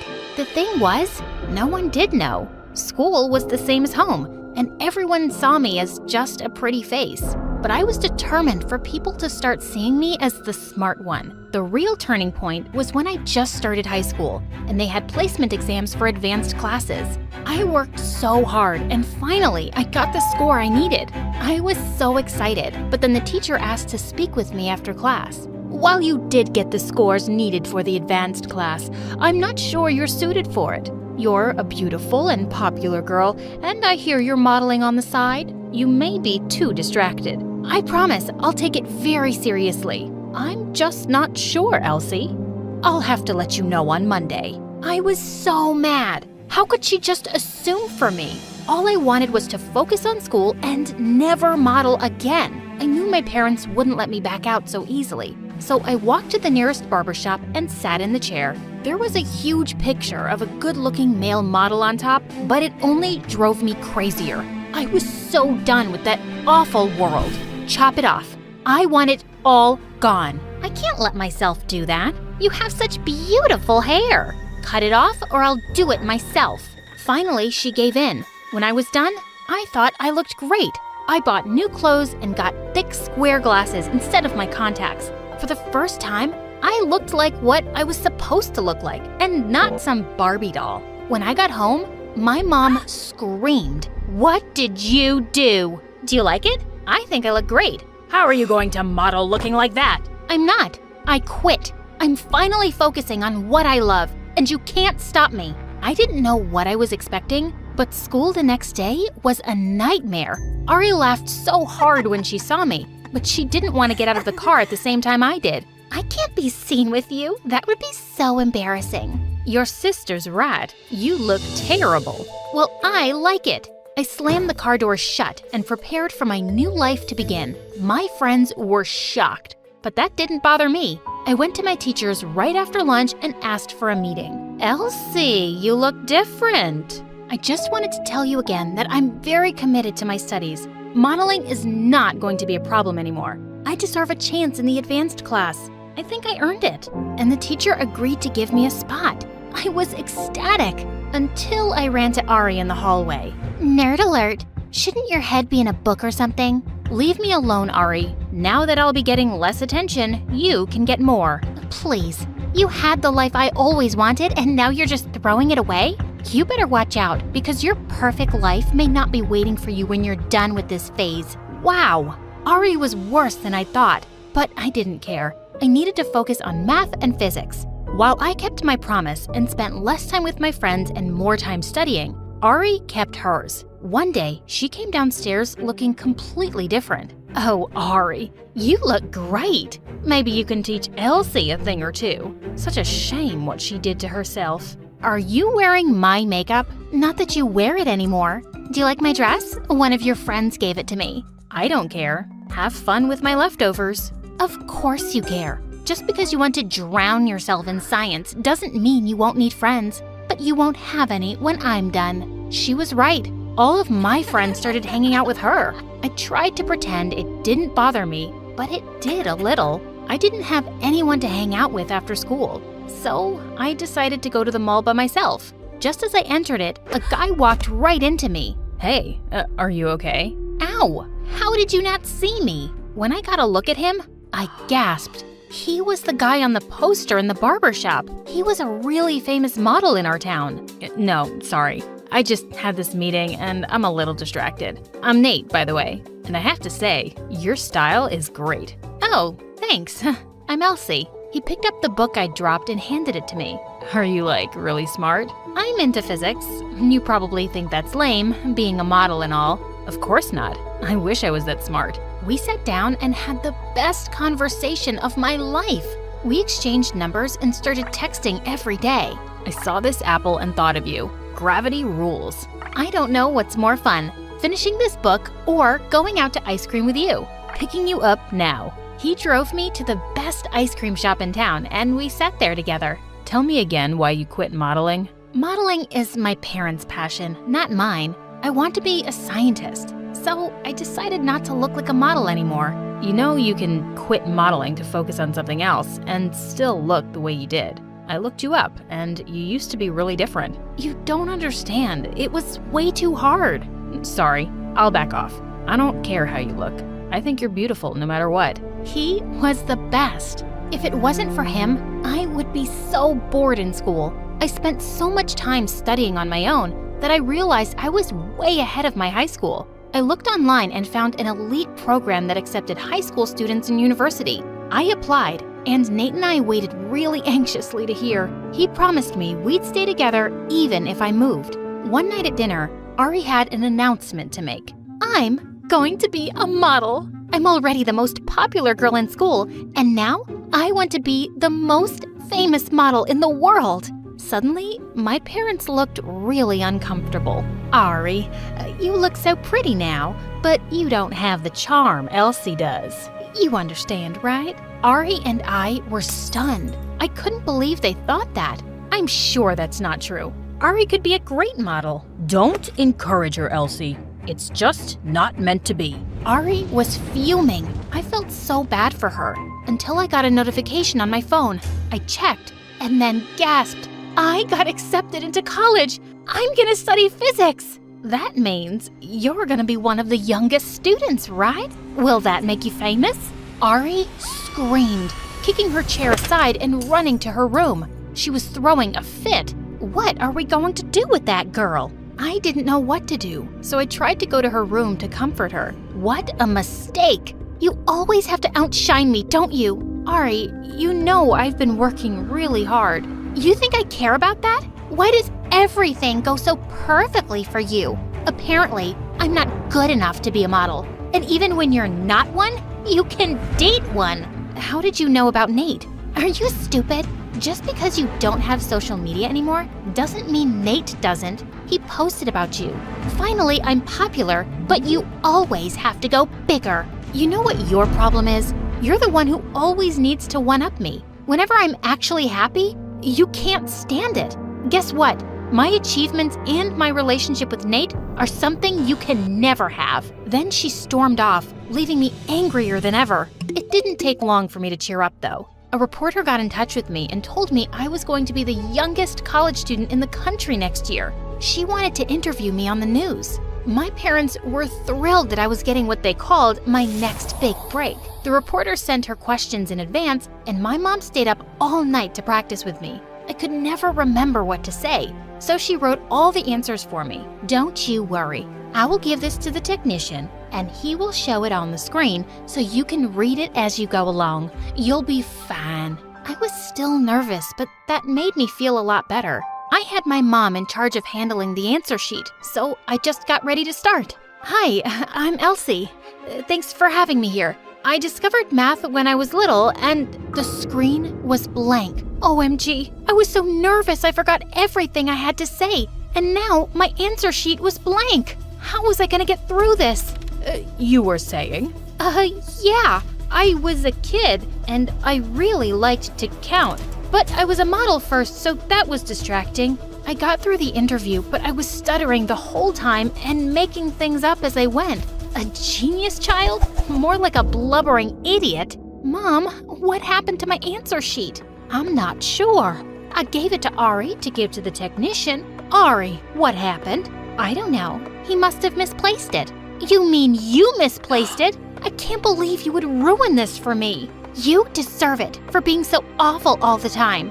What have I ever done to you? You take everything from me. Ari, I am so disappointed. You are grounded. Ari barely cared, but I was so angry I couldn't take it. I went right to her room to yell at her. It's not my fault you're not a model, Ari. If you want to be one, you should apply despite what Mom and Dad say. And don't do it for them. I decided I wanted to study physics for me. That's why I'm happy and you're not. Don't tell me you didn't change your look just to get everyone off your back. Do you even like what you are now? I don't care how I look. Don't you get it? You don't even care? Wow. Well, I have to push myself every day, and still no one sees it. I can't be smart or pretty. You have everything. I have nothing. For God's sake, you're beautiful. And you have more than just two options. You can be whoever you want. I have no idea what I want. I'm just trying to be noticed. Why do you make that so hard? I had no idea what to say to that. I was just trying to make myself shine. But this whole time, she was trying to do the same. So stop. Stop trying. And start thinking about what you want to be. I'm going to college next year, and you won't have to worry about my influence anymore. You'll just have to be yourself. You're right. You're leaving. I haven't thought of that. For the first time in years, she didn't look like such a mean girl anymore. Just my little sister. I turned to leave, but then she said, I'm sorry about tonight. I was just jealous, but I'm happy for you. Really, that was the nicest thing she ever said to me. I'm gonna watch some MSA. You can join me if you want. I don't know if we're there yet. Then maybe tomorrow. And the next day, we did. I got ready to leave for school and she took up acting. Then she found a boyfriend of her own who liked her for who she was. She and I went on one double date before we left. My boyfriend is still cuter than yours. That's my sister, all right. Sure, Ari. Whatever you say.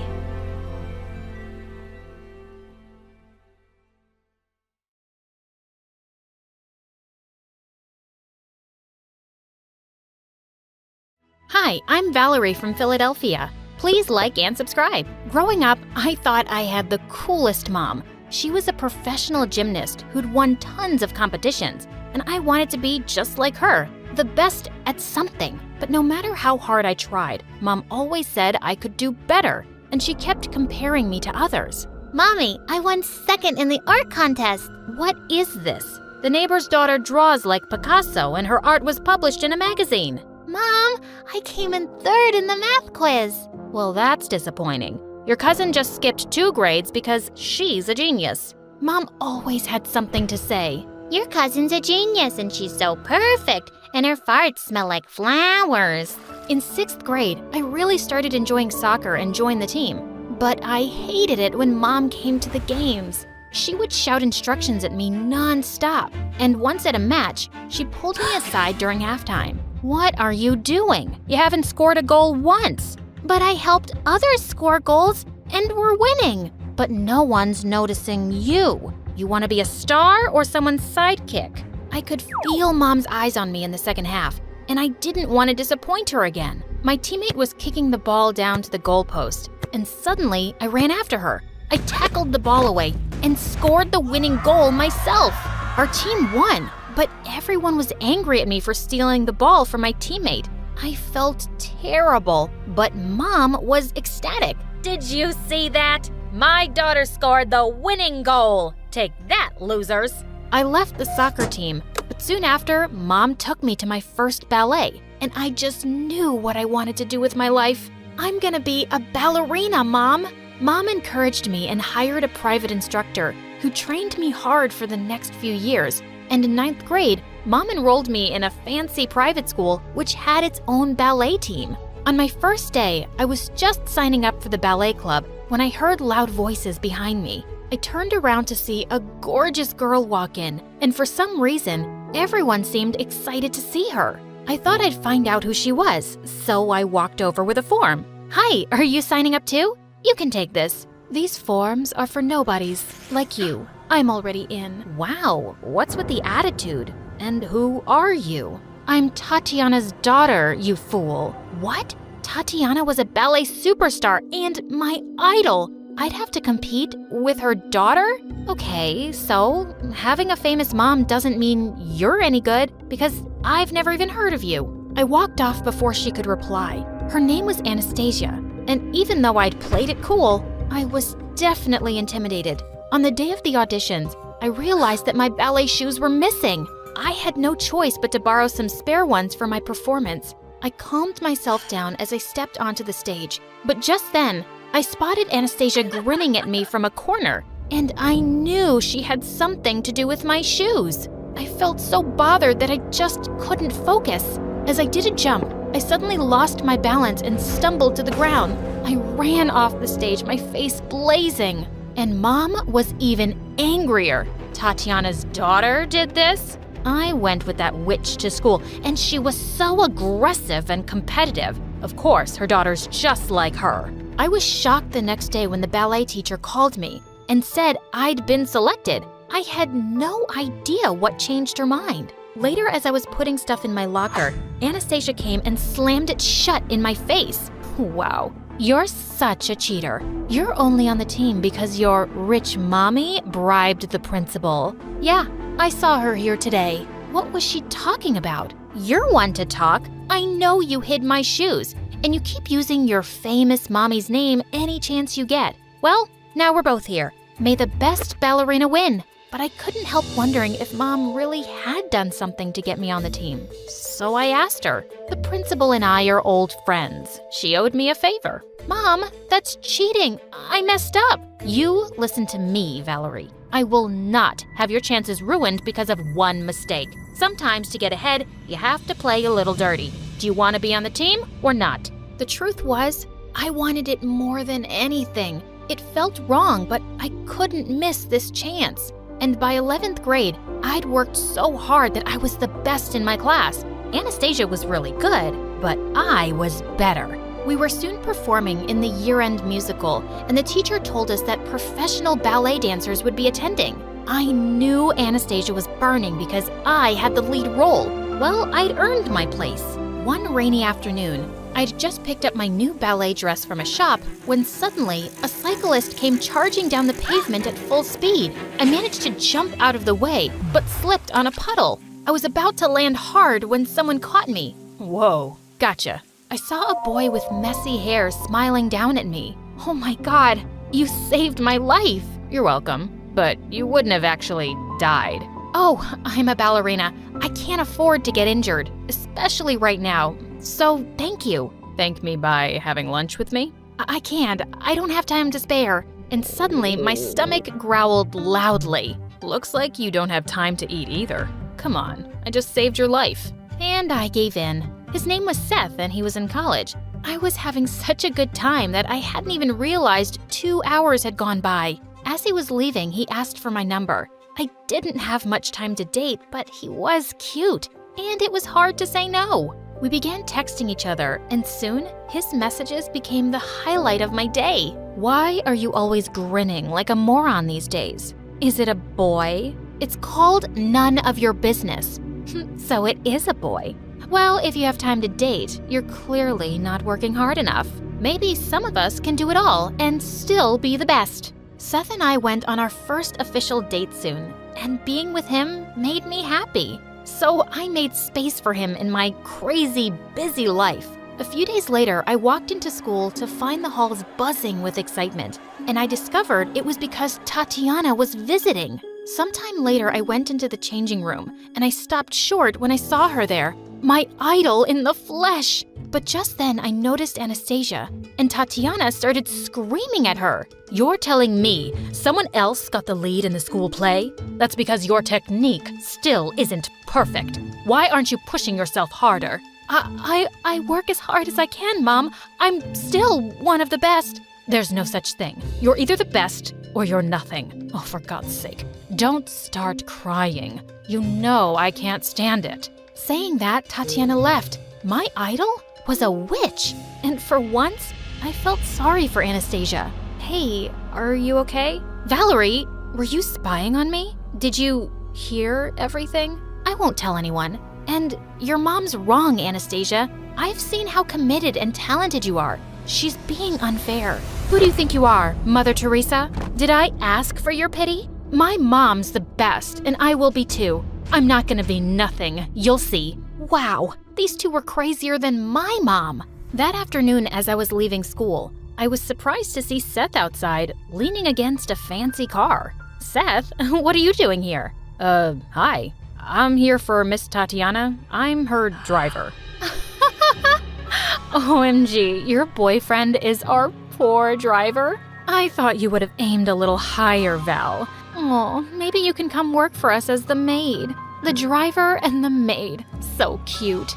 Seth's face turned red and he got into the car silently. Tatiana soon joined them and he drove off. And he asked me to meet him the next day. I'm not poor. I make good money, but I did lie that I'm in college because I wasn't sure what you'd think of me. Why aren't you in college, Seth? I'm taking a break. I haven't figured out what I want to do yet. How can you live like that, with no goals? You can't just be a driver. I regretted my words as I saw his hurt face. I really admire you, Val, but there is more than one way to live. Your way doesn't have to be right for everybody. I'm sorry, I didn't mean that. Look, I want to take my time to find my passion and enjoy every moment, like this one. Suddenly, he leaned in and kissed me, and my heart soared.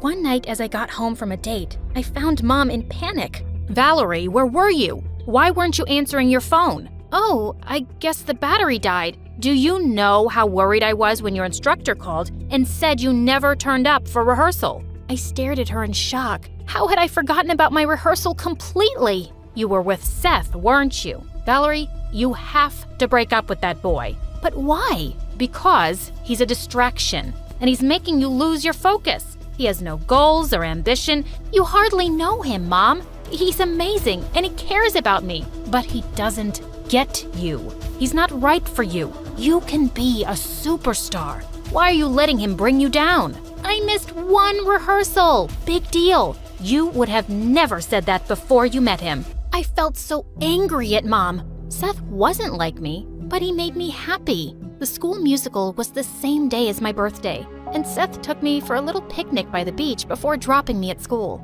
But suddenly, the car came to a stop in the middle of nowhere. Don't worry, I'm sure it's nothing. But the car just wouldn't start. This can't be happening. Why did I ever agree to go out with you today? It took a while for a cab to reach us, and I left without even looking back at Seth. But I still arrived 20 minutes after showtime, and I cried as I watched Anastasia out on the stage as the lead. Mom drove me home in complete silence, but I could feel her disappointment, and mine was even greater. So later that night, I decided to end things with Seth. I'm really sorry, Val, but that could have happened to anyone. No, Seth, it wouldn't have happened to me before. I would have been focused on only the show. Look, my career will always come first, and you'd understand that if you had some real goals in your life too. There was silence, and suddenly he hung up. I knew I'd hurt his feelings, and I felt devastated too, but it was the right thing to do. The next day, I was dreading seeing my team or Anastasia at school,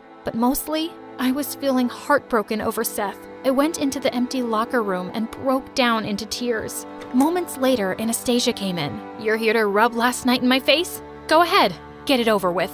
You won. You're the best. Your mom must be so proud of you now. Actually, she isn't. She made sure to remind me that I only got the lead because you didn't show up. For a moment, we just sat there quietly. I saw you on stage last night, and you were amazing. Congratulations. Thank you. Anastasia got selected by a famous dancer right after the musical. After high school, I got into a great dance academy in New York and soon joined a ballet company. I reached fame and success quickly, and I was living my dream life, and Mom was finally proud. A year later, I went back home for some shows, and to my surprise, I bumped into Anastasia one day. She looked different, and I was shocked to learn that she'd given up on professional ballet. I'll always love ballet, but I just couldn't take all that pressure. I'm not like Mom or you. So I left it, and I started a dance studio for young kids. She looked so much happier now, and I was happy for her.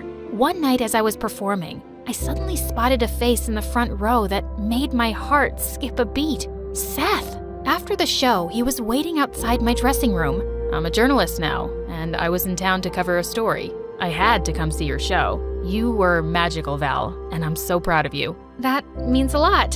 Thanks. Got time for coffee with an old friend? I was so happy to see him that I said yes. We kept seeing each other for the next few weeks, and I realized I'd really missed having him in my life. But a few days later, I found out I was being sponsored to go on a world tour by my company. I would be an international star. I met Anastasia and told her the amazing news, but she sensed something was bothering me, and I told her everything about Seth. You should totally date him. But I'm about to leave for a world tour. I won't have time for him. and I can't have any distractions. That's your mom talking, Val. Listen, you can have all the fame and money in the world, but what's the point if you have no one to share it with? Being successful doesn't mean you have to be alone. Anastasia was right, and the next day I met Seth and told him everything. This time, I don't want to choose. I don't want to give up one dream for another, but I'm moving soon for my world tour and Val, I wouldn't dream of holding you back. I travel for work all the time, and I can move to Europe while you're there. We can make this work. I let you walk away from me before, and I don't want to do that again. I love you, Valerie. I love you too, Seth.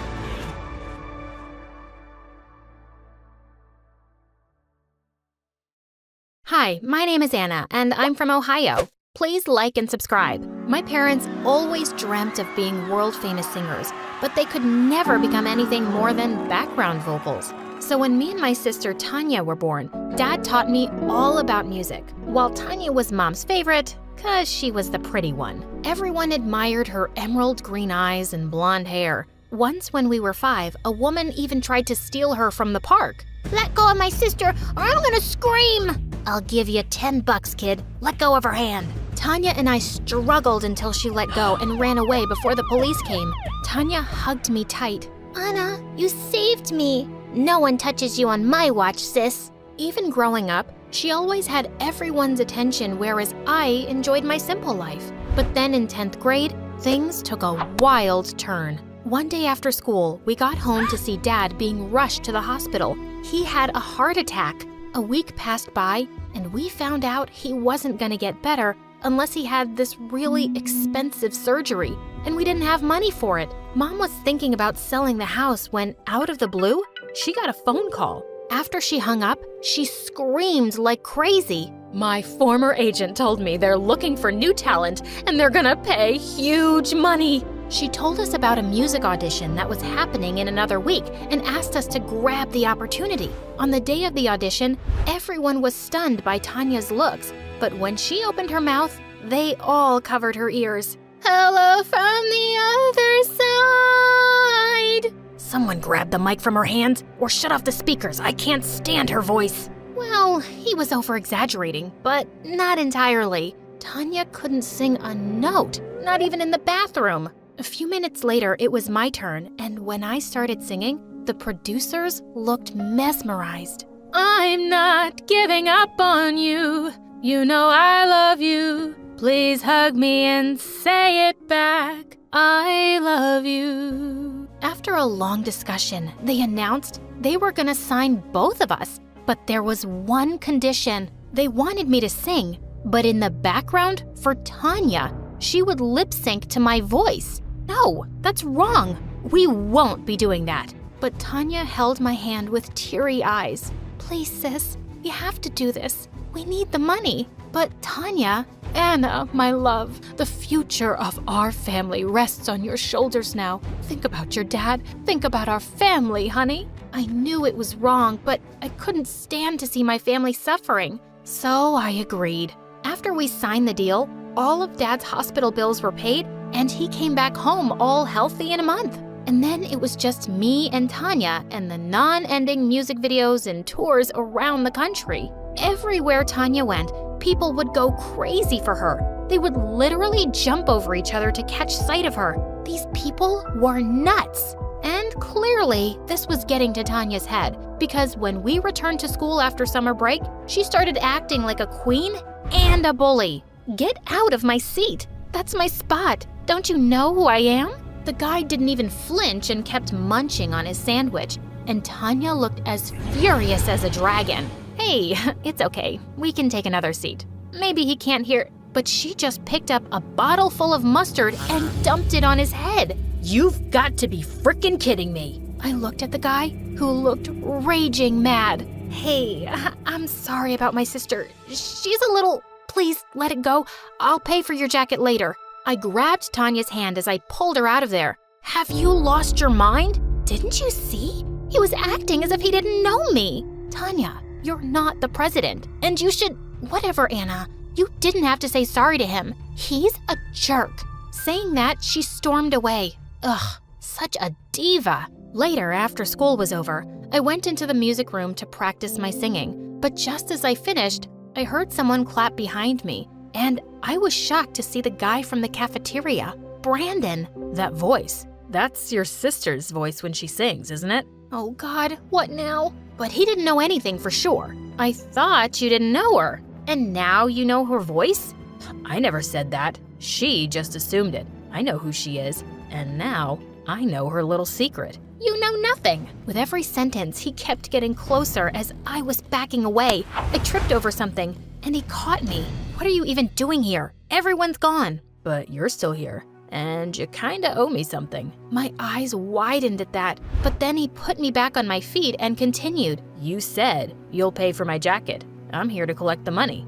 Right. What was I even thinking? I gave him some money from my bag and ran out of there. A few days later, while I was in the library, Tanya came to me. I want you to go and give this to Brandon and tell him that I want to meet him at the cafe tonight. What? Why? What are you up to now? Didn't you see? He ignored me. He isn't like the other guys who were running after me 24/7. I like him. I want him. I want to make him my frickin' boyfriend. Well, then you go and talk to him. Why should I do it? Because I'm me, duh. I'm a superstar. I can't make the first move. I don't want to look desperate. Do it for me, please.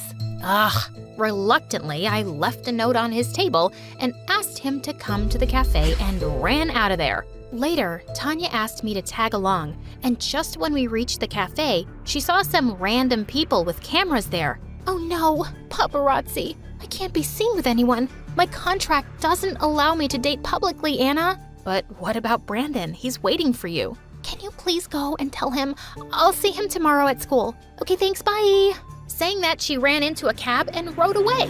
Now I had no choice but to inform Brandon myself, so I went in. Hey, I'm sorry, but I thought you wouldn't come and that this was some stupid prank, but I'm glad you're here. What? Me? Wait, did he think I was the one who called him here? Shoot! I wanted to tell him everything, but he looked so happy to see me, and he'd ordered all my favorite food items. I thought I could wait another few minutes before telling him, but as time went by, things just kept getting better and better. He was pretty cool. After our little date, he walked me back home. This was my chance to tell him the truth, but he just pulled me in for a kiss, and gosh, it was amazing. Suddenly, I heard Tanya coming out the front door, and I pushed him away into the bushes and rushed in. The next day, I was looking for him everywhere to tell him the truth, but I found Tanya was already talking to him in the corridor. Frickin' fishes. What do you mean you don't like me? Then why did you show up at the cafe last night? What are you, crazy? I wasn't waiting for you. I was there for Anna. I wouldn't date someone as mean as you, even if you were the last girl on earth. How dare you? Tanya slapped him hard and ran out of there, and all the kids were recording everything on their phones. This was bad. I ran after Tanya, but she pushed me away. Get lost, Anna. I told you I liked him, but you trapped him first. Tanya, stop it. I didn't do anything. He liked me from the beginning, and you sent me to him. Yeah, it was my biggest mistake, thinking I could trust you. Traitor witch. She jumped onto me and grabbed my hair, and we broke into a huge fight. Mom and Dad were called in, and the principal showed them the videos the kids had recorded. He said Tanya's behavior was getting worse day by day, and she was suspended for a month. I felt so bad and went to hug her later that night and told her I wasn't going to see Brandon anymore, and she immediately hugged me. But when I went to my room, Brandon was already waiting there. Why are you avoiding me? And what was your sis talking about today? Brandon, you can't be here. Get out now. Hey, chill. Why do you look so tense? Tell me, what happened? He pulled me close into his arms, and I just melted. I told him everything, honestly, and then he looked into my eyes. I won't force you to like me, but if you do, I won't let anyone keep you away from me, Anna. He moved in to kiss me, but just then, Tanya came into my room with a fire extinguisher in her hand and sprayed it all over us. I knew it, you ugly cow. I knew you're a filthy backstabber, and I'm gonna destroy you both. Suddenly, Mom and Dad came running too, and she was taken back to her room. And I was grounded for a week for inviting a boy. We had a big concert soon, and though I was super mad at Tanya, I still had to help her because of our contract. As usual, I was singing backstage while the entire crowd was cheering for Tanya. After the performance was over, she was given an award for star performer. Even Mom and Dad were called on stage. You guys must feel truly blessed to have a daughter with the voice of an angel. It's an honor. We're so lucky to have her. For some reason, I felt really left out, and I smashed my mic on the ground. Just then, someone from the audience asked Tanya to dedicate a song to Mom. Holy moly. Tanya made this gesture with her hands that was my cue to sing every time. But my mic, it was lying broken on the floor. She started singing without me, and everyone in the audience heard her real voice. Oh my God! A wave of silence passed through the audience, and Tanya looked at me super mad. The crowd started chanting that she was a fraud who did lip syncing. They went mad and started climbing onto the stage. The bodyguards immediately took Tanya and my parents away to safety and left me there all by myself. How could they? I ran out of the venue and I was raging mad. I did so much for them and they didn't care about me one bit. But when I reached home, I was shocked to see a huge crowd gathered in front of my house. What in the world was happening? Just then, my phone went buzzing like crazy with videos and messages from everyone. Tanya's bullying and lip-syncing videos were going viral, and someone uploaded my video as the real singer too. Holy Mother of Jesus! I quickly went into the house through the back door, and on seeing me, Tanya viciously threw a vase at me, which I barely missed. Just then, I saw all the singing awards and trophies she was burning in the fireplace. Oh my God, have you gone crazy? Why would you do that? What were you thinking? Trying to ruin me? What? Are you kidding me? It was an accident. Oh, was it? Or is it because you want some fame for yourself now? Just remember this, you witch. People hear your voice because of my face. Otherwise, no one would ever pay you, even if you sang on the roadside. Who was this monster? You're such a mean, self-absorbed brat, Tanya. I can't believe you'd say that to me when the fact is, you're only a star because of my voice. Without me, you're just a pretty dumb face. Tanya picked up a burning trophy in her hand and charged at me with full force. You took away everything from me. The guy I loved, my reputation at school, and now my fame too. I'm gonna kill you. Thankfully, Mom and Dad came in and stopped her just in time. Stop this madness right now. I can't believe we were so blinded by your beauty and fame that we never realized what a monster you were turning into. Dad took the burning trophy from her hand and threw it away. Anna, we're so sorry. We've never truly appreciated you for everything you've done for us. You're the daughter that every parent would be proud of. Please, forgive us. Oh, Mom, Dad, you people are just morons. And I'm not letting go of my fame so easily. Watch this. I'm gonna walk out and everyone is still gonna love me. Tanya opened the front door and walked out, and all the media surrounded her. So, is it true you can't sing? And that creepy frog voice we heard? Was it your real voice? And who's the real singer? Is she your sister? We want to say her. You're just fake trash. Just then, a bunch of anti-fans started throwing eggs and rotten tomatoes at her. She was screaming like crazy and pushing through the crowd to get to her car. And well, I was enjoying it. She was totally getting what she deserved. I thought I'd get a better view from my room, so I went up and found Brandon there. I immediately hugged him. Whoa, the truth's all out now. And I can't believe I'm dating the real star. I'm excited for your famous life now. No, Brandon. I just want a peaceful life. And if you're with me to enjoy some kind of popularity, you got the wrong girl. No, babe. I don't care about what you choose, just as long as I can be with you, always.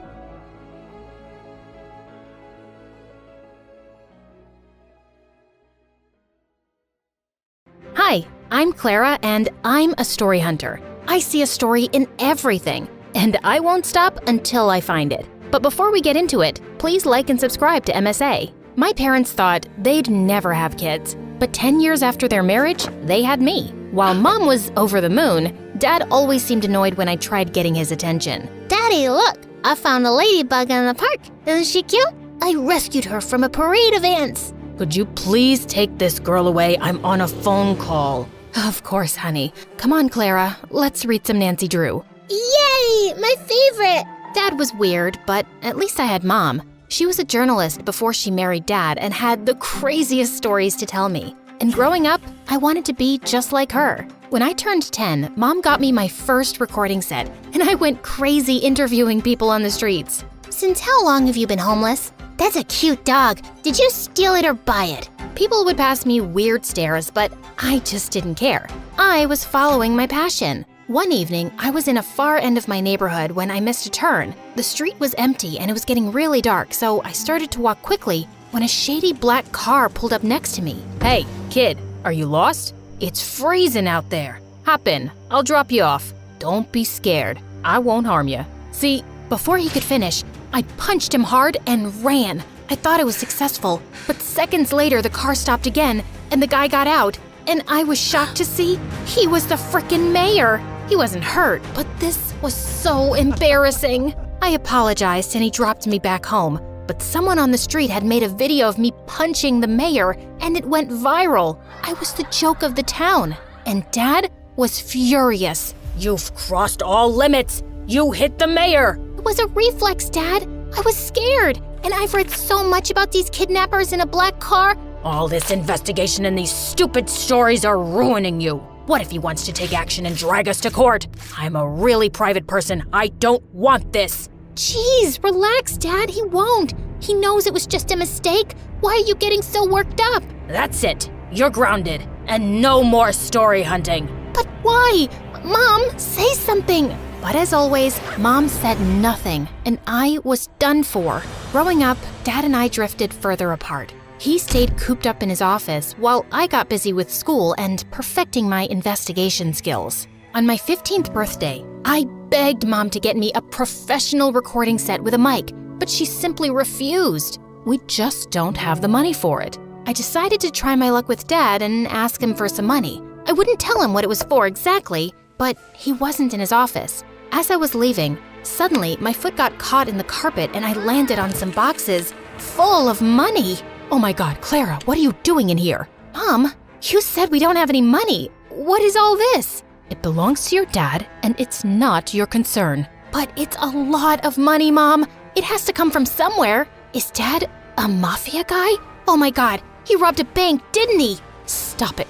Please, Clara, you don't understand. You need to leave, now. And don't say a word about this to anyone, least of all your dad. Promise me. Something was definitely fishy, but I'd never seen Mom so serious. So I did what she said. I wanted to know more, but I just didn't get the chance to go into Dad's study again. Soon, I got busy with school and forgot all about it. One time in 11th grade, Lena, the head cheerleader and the most popular girl, walked up to me. I heard you can uncover any truth in the world. Is that true? That depends on what kind of truth you want. Well, don't tell anyone, but I think Nick's cheating on me. Who's Nick? Do you live under a rock? Nick's my boyfriend. He's the captain of the football team.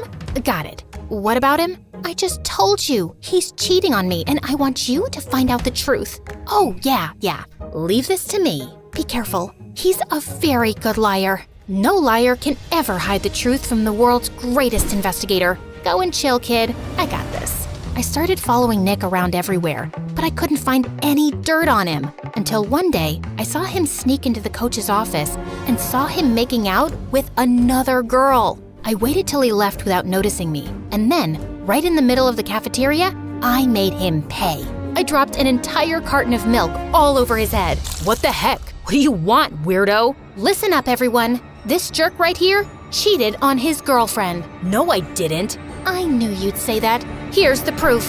Nick looked at me in shock as I showed him the video of his makeout session. Lena broke up with him instantly, and he was getting a lot of backlash for cheating on the most popular girl around. Soon after, he left and got transferred to North High, our rival school. After that, Lena and I started hanging out and became besties. As much as I liked having her around, her band of cheerleaders annoyed me. Especially this girl, Wendy. Lena even had a YouTube channel with her where they ran gossip sessions and fashion advice. You know, I was thinking, why don't we add Clara to the channel? Why? So we lose all our followers and our popularity? I don't think having 5 followers makes you popular. But then again, what do I know? Stop it, you two. Clara is a professional. You saw what she did with Nick, and with her brains and cool stories and my beauty tips and styling, we'll be so much more popular. We'll be like Daphne and Velma. Who? Scooby-Doo? Forget it. We should totally do it. I joined the YouTube channel soon after, and we started with collecting scoops on everyone in school. Within a few months, we hit 1 million subscribers. I was happy, but Lena was on cloud 9. Her popularity was through the roof, and she loved the attention. We got invited to every party in town, and she would drag me with her even when I didn't feel like going. One day I was at her house getting ready for a party when Wendy made a snarky comment. Do you always have to dress up like a homeless person? And why's your hair such a mess? There's nothing wrong with my hair or clothes. I don't want to look all dolled up. Detectives are meant to look rugged, right, Lena? Yeah, but it won't hurt you to put on a little makeup now and then. It'll only make you look prettier. No, it'll make me look like a bimbo. So you think I'm a bimbo? I didn't mean it like that, but Lena was already walking in the other direction.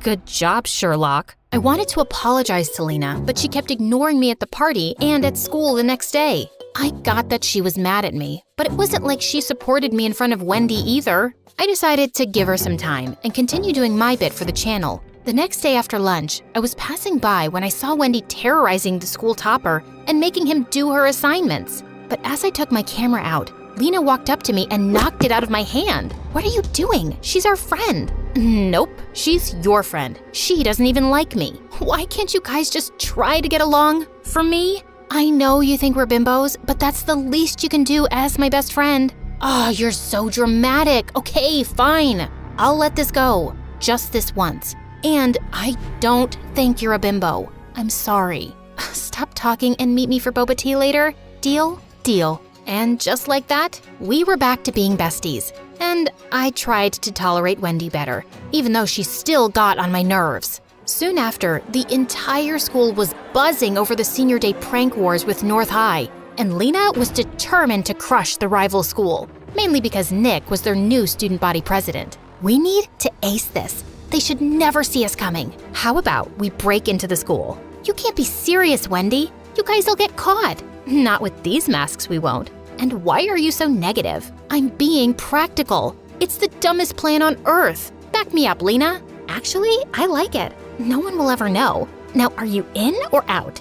Out. You know my dad. He would ground me for life if I got caught. You know what, Clara? I've been there for all your dumb investigations. I even got you in on the channel. And now, if you can't support me, then you're not a good friend. Hey, that's not fair. It's my channel too. I made it popular. Really? Wow. Tell me why she's here again. Oh my god, I can't deal with you guys right now. I'm going. Lena turned to leave. I didn't want her to be mad again, so I reluctantly tagged along. But just as we reached there, all the cheerleaders took out spray cans and started trashing lockers and vandalizing the walls. I tried to stop them when Lena banged into me and I went flying into a statue, crashing it to pieces. Those statues are like thousands of dollars. I told you this was a dumb idea. Oh my god, what are we supposed to do? We don't have time. Run!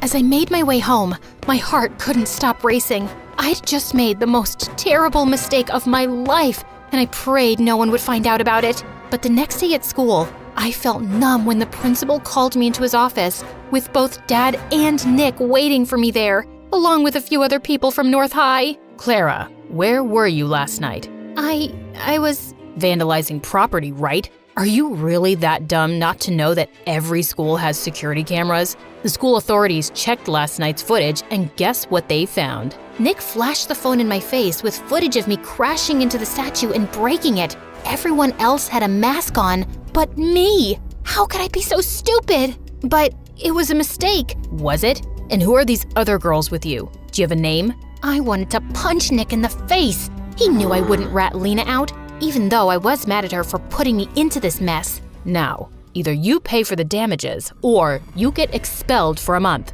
or you give me the names of all the other girls involved, and I'll think about reducing your punishment. I can't. I'm sorry, Dad. Expel her. There's no way I'm paying that money. With that, Dad simply got up and left, leaving me in tears. How could he do this to me?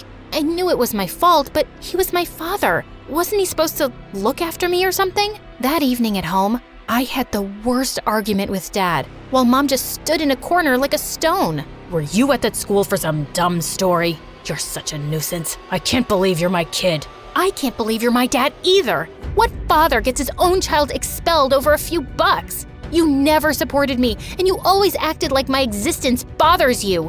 And it's not like you're so perfect yourself. What do you even do, Dad? How do you really make money? How dare you talk to me like that in my own house? I don't have to take this. Mom, are you just gonna stand there and say nothing? The suspension will go down on my record. How can you be such a coward? What is she gonna say? Listen to me, kid. You better stop throwing tantrums and do as I say, or you'll be out of here. I wanted to scream in Dad's face, and I felt angrier at Mom for being quiet. That night, I felt the most alone I'd ever been. The worst part about this was I couldn't talk to Lena either, even though she'd tried calling me 1,000 times. That night, I slept with the worst headache of my life. And the next morning, I woke up to loud noises and Lena shaking me like a mad person. Wake up, dummy! Wake up! Fine, I'm up. What is that noise? Get dressed and come out. Your mom needs you. It's your dad. He's been arrested. Arrested? For what? Just come down. I rushed downstairs, and I was shocked to see our entire yard was surrounded by police cars and reporters shoving cameras in my face, asking a million questions all at once. How does it feel to be the daughter of a lying thief? Did you know about your father's crimes this entire time? Oh my God, what was happening? Just then, I spotted Mom talking to one of the reporters. Mom, what's happening? And why is Lena saying that Dad's been arrested? What Mom told me next shook my entire world. Your father is a criminal, Clara. He was laundering money from his company to fake accounts abroad. I just knew it. That's what all the money was for, right? Yes. I didn't say anything because I wanted to protect your dad. But what's the point of saving his sorry butt when he couldn't even stand up and protect his daughter? So I told the police everything. I even gave them evidence. I don't want to live like a coward. Mom, I'm so proud of you. And I'm sorry for calling you that. It's okay. I know it was a lot for you. Now, let's start afresh. Talking about a fresh start, can we be friends again? I miss you, and I'm sorry for dragging you into this mess. Looks like you did me a favor there. If not for you, I wouldn't have been expelled and Mom would have never taken the step forward. So, thank you. So that means we're cool? Well, will you treat me to boba tea later? And keep that Wendy away from me? You got it.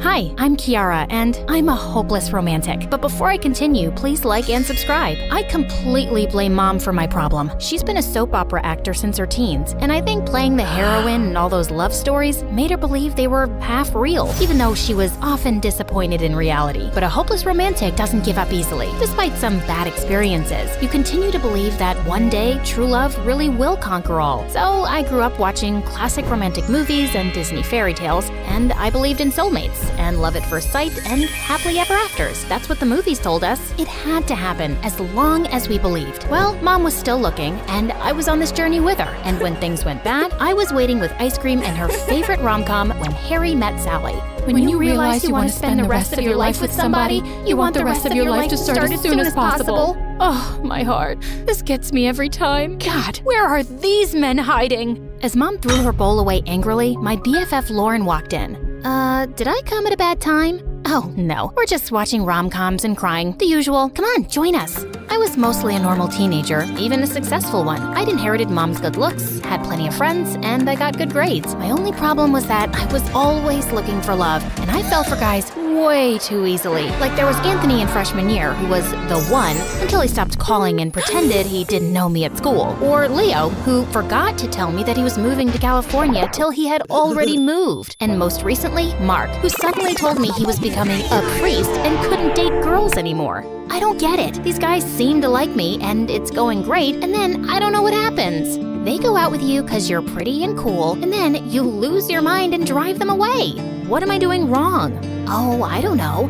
How about when you told Anthony on the second date that you were in love with him? Or Leo, man, you looked deep into his eyes and said you could see his soul. Or Mark, you sang a song for him at his sister's wedding. You weren't even invited. I just wear my heart on my sleeve. You come on too strong, and you always pick the wrong guys. They look like your dumb idea of Prince Charming, and they're exciting, but they're not right for you. Okay, but look at this guy I bumped into at the coffee shop today. He asked me out. Lauren immediately set a calendar alert for 6 weeks. What's that for? When you guys break up? This time it's different. I'd love to be wrong about this, but she was never wrong. 6 weeks, like clockwork, the end. And I would scream into my pillow and swear off stupid boys forever. Till the next one, of course. Lauren always supported me, but after watching my summer romance crash and burn before senior year, she'd had enough. I can't watch you go through this again. Listen, why don't you let me choose someone for you? I know you inside out, and I'll pick someone right. I'll try anything at this point.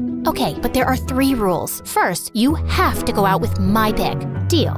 And you have to get to know him before you decide you're in love. Don't rush into it. Agreed? And you can't reject him until you've had at least 3 dates. Done. We wrote it into a contract and signed it. Lauren was taking her research very seriously, and I couldn't wait. But that Friday, I came home from school to find moving trucks next door. I casually looked out my window, and that's when I saw him. He was carrying boxes, and it was a hot day, so he took his shirt off, and I nearly fell out. The boy was a freaking work of art, and his smile, brighter than the sun. I wished I was the box he was carrying inside his house. Maybe on our wedding day? Snap out of it, idiot. I really tried, but I just couldn't stop thinking about him. So 2 days later, I went over to introduce myself. I rang the doorbell, but suddenly I lost my nerve. I turned around to run, and I tripped, and I landed face flat in mud. Someone helped me up, and I turned to the son of Zeus himself. Hey, you okay? That must have been a bad fall. Oh, this? No, you've got it all wrong. See, we don't have mud at our place right now, so I just came over to do a mud facial. It's really good for your skin. You should try it. Not that you need it. No, sirree. I've seen you around, and you don't need it either. You're really pretty and all. I'm Brett, by the way. He held out his hand, and when we touched, fireworks. I don't remember much from that moment, except that he said he was going to start at my school on Monday. I practically floated back home. I couldn't wait to tell Lauren, except the next day at school, she told me she'd finally picked someone for me. Lauren was explaining her decisions by the locker, but my eyes were busy scanning the hallways for Brett. Are you hearing any of this? Of course, yeah, sure, thank you. But just then, Brett walked up to me, smiling. Hey, I was hoping to run into you. Think you can show me around later? I would love to. As he walked away, Lauren turned towards me angrily. No! What do you mean, no? You have to go with the guy I picked. You signed a contract, remember? I know, it's just that... La, can't hear you. Okay, fine. Lauren had picked out this guy, Steven, and she forced me to talk to him. We'd been going to school together for years. He was perfectly nice and even cute in a skinny, geek kind of way, but I didn't feel that spark. Still, I agreed to go out with Steven on Friday night because of that stupid contract, but I couldn't get Brett off my mind. Every day that week, we met after school in his kitchen, did our homework together, and just got to know each other. I found myself falling for him, hard. On Thursday, I learned he was falling too. So, wanna go out with me tomorrow night? I can't. It's just this stupid thing I agreed to do for my friend. She picked someone for me and I committed to this date this Friday. What about Saturday then? Saturday sounds perfect. The next night was my date with Steven, and it was interesting. I always thought he was shy, but once he got talking, it was hard to stop him. He was smart and made super lame jokes that he cracked up over himself, which made me laugh, but I decided to come clean. Look, this was great, but I kinda have my heart set on someone else right now. I'm sorry. Oh, don't be. That's a relief, actually. I'm coming out of a relationship and I'm not ready for anything serious. So, who's the guy? It's my new neighbor. It was like love at first sight, like he's my soulmate, you know? No, I don't actually. I think that whole idea is stupid. What? Why? 'Cause it's stupid? Like what? We're supposed to believe that Cinderella and her prince found true love after dancing for 2.5 minutes? There are so many other examples. Romeo and Juliet? Those morons didn't live long enough to discover there were probably better people out there for them. How can you not believe in love? You have to know someone with all their flaws and then decide if you still like them enough to want to be with them. I believe in love, just not your dumb fairy tale version of it. How old are you, 10? God, gosh, you're so rude. I flung a glass of water in his face before I stormed out. Who was this jerk to judge me? I had to break the contract. No way was I going on 2 more dates with this guy. Lauren wanted to know all about my date, but I decided to tell her the details later. I had my date with Brett the next night, and that was amazing. We grabbed a quick bite from this burger joint and then went to a party with other seniors. I couldn't believe how quickly he had made friends with everyone. People just gravitated towards him, and I loved that. We danced all night, and standing next to him, I felt important. We kissed for the first time on my porch. I walked inside feeling excited and dizzy, and then I found Lauren sitting on my bed. Yeah, she knew. I'm so sorry. I was gonna tell you, it's just this time, it's really real. Lauren pulled out her phone and started flicking through it. He's incredible. He's confident and fun, and we went to this party. Lauren, can you please look at me? What are you doing? 6 weeks. Just setting my alert. Come on, don't be that way. Why did you go out with Steven in the first place? Why did you ask me to do any of this? You put so much more faith in random guys than you do in people who actually love you. Steven turned out to be a jerk, okay? He and I have nothing in common, but with Brett, it's something I've never felt before. I have to give this a chance. Okay, 6 weeks. And you know what? Just turn that alert off. You jinx my relationships. Oh, it's my fault now? I'm not turning it off. Yes, you are. Give me that. We both ended up wrestling like crazy over the phone, but as I pulled at it, it suddenly went flying and smashed into the wall. I tried to apologize, but Lauren just stormed off. I'd never really had a falling out with her, and it didn't feel good. But if she couldn't support me being with Brett, then I wasn't talking to her. Brett and I were inseparable, and every weekend we went to some new exciting place or party. I'd never felt so happy. Maybe I was finally done with all the dates and all the boys, but after a perfect month, things slowly started changing. Brett seemed a bit distant. He didn't want to go out on dates or parties so often now. When I asked him about it, he said he missed hanging out with his friends and wanted to spend more time with them. But I had this nagging feeling, and I'm not proud of this, but I followed him from his house to the other end of town, watched him walk into a house party, then watched him kiss another girl. I stormed up to him and grabbed him by his shirt. What do you think you're doing? Kiara, you followed me? You're cheating on me. Look, can we please not do this here? OMG, is this your crazy ex you were just telling me about? The one who has a whole journal for your future wedding? Girl, I saw the pictures, and you're pathetic. My what? You went through my things and took pictures? I just found it under your pillow one day. What were you thinking, planning our wedding? You even had pictures of what our kids would look like. Who does that? What I do in private is none of your business, and I never said anything to you. But it was about me, and it's just creepy, okay? And I guess it made me realize that you're way more into me than I am into you. And you weren't even man enough to break up with me? You just started seeing someone else? You know who does that? A stupid jerk. I pushed him so hard that he fell on his new girlfriend, and I ran out of the party in angry tears. As I waited for an Uber outside, someone gently took my hand. It was Steven. Oh, perfect. You were here to see everything. Go ahead, gloat, laugh at me. I don't want to do that, Kiara. He's a jerk. This is not your fault. No, but it is, because I'm so in love with the idea of being in love that I ignore the signs. I've seen him flirting with other girls, and I know he's full of himself, but I just felt so lucky that he chose me. That is pathetic, isn't it? What can I do to make you feel better? Can I take you home? Could you take me to Lauren's? I found Lauren in her room, and I just burst into tears. She immediately put her arms around me like she'd done every time in the past. You have to see how valuable you really are. You give too much of yourself to people who don't deserve it.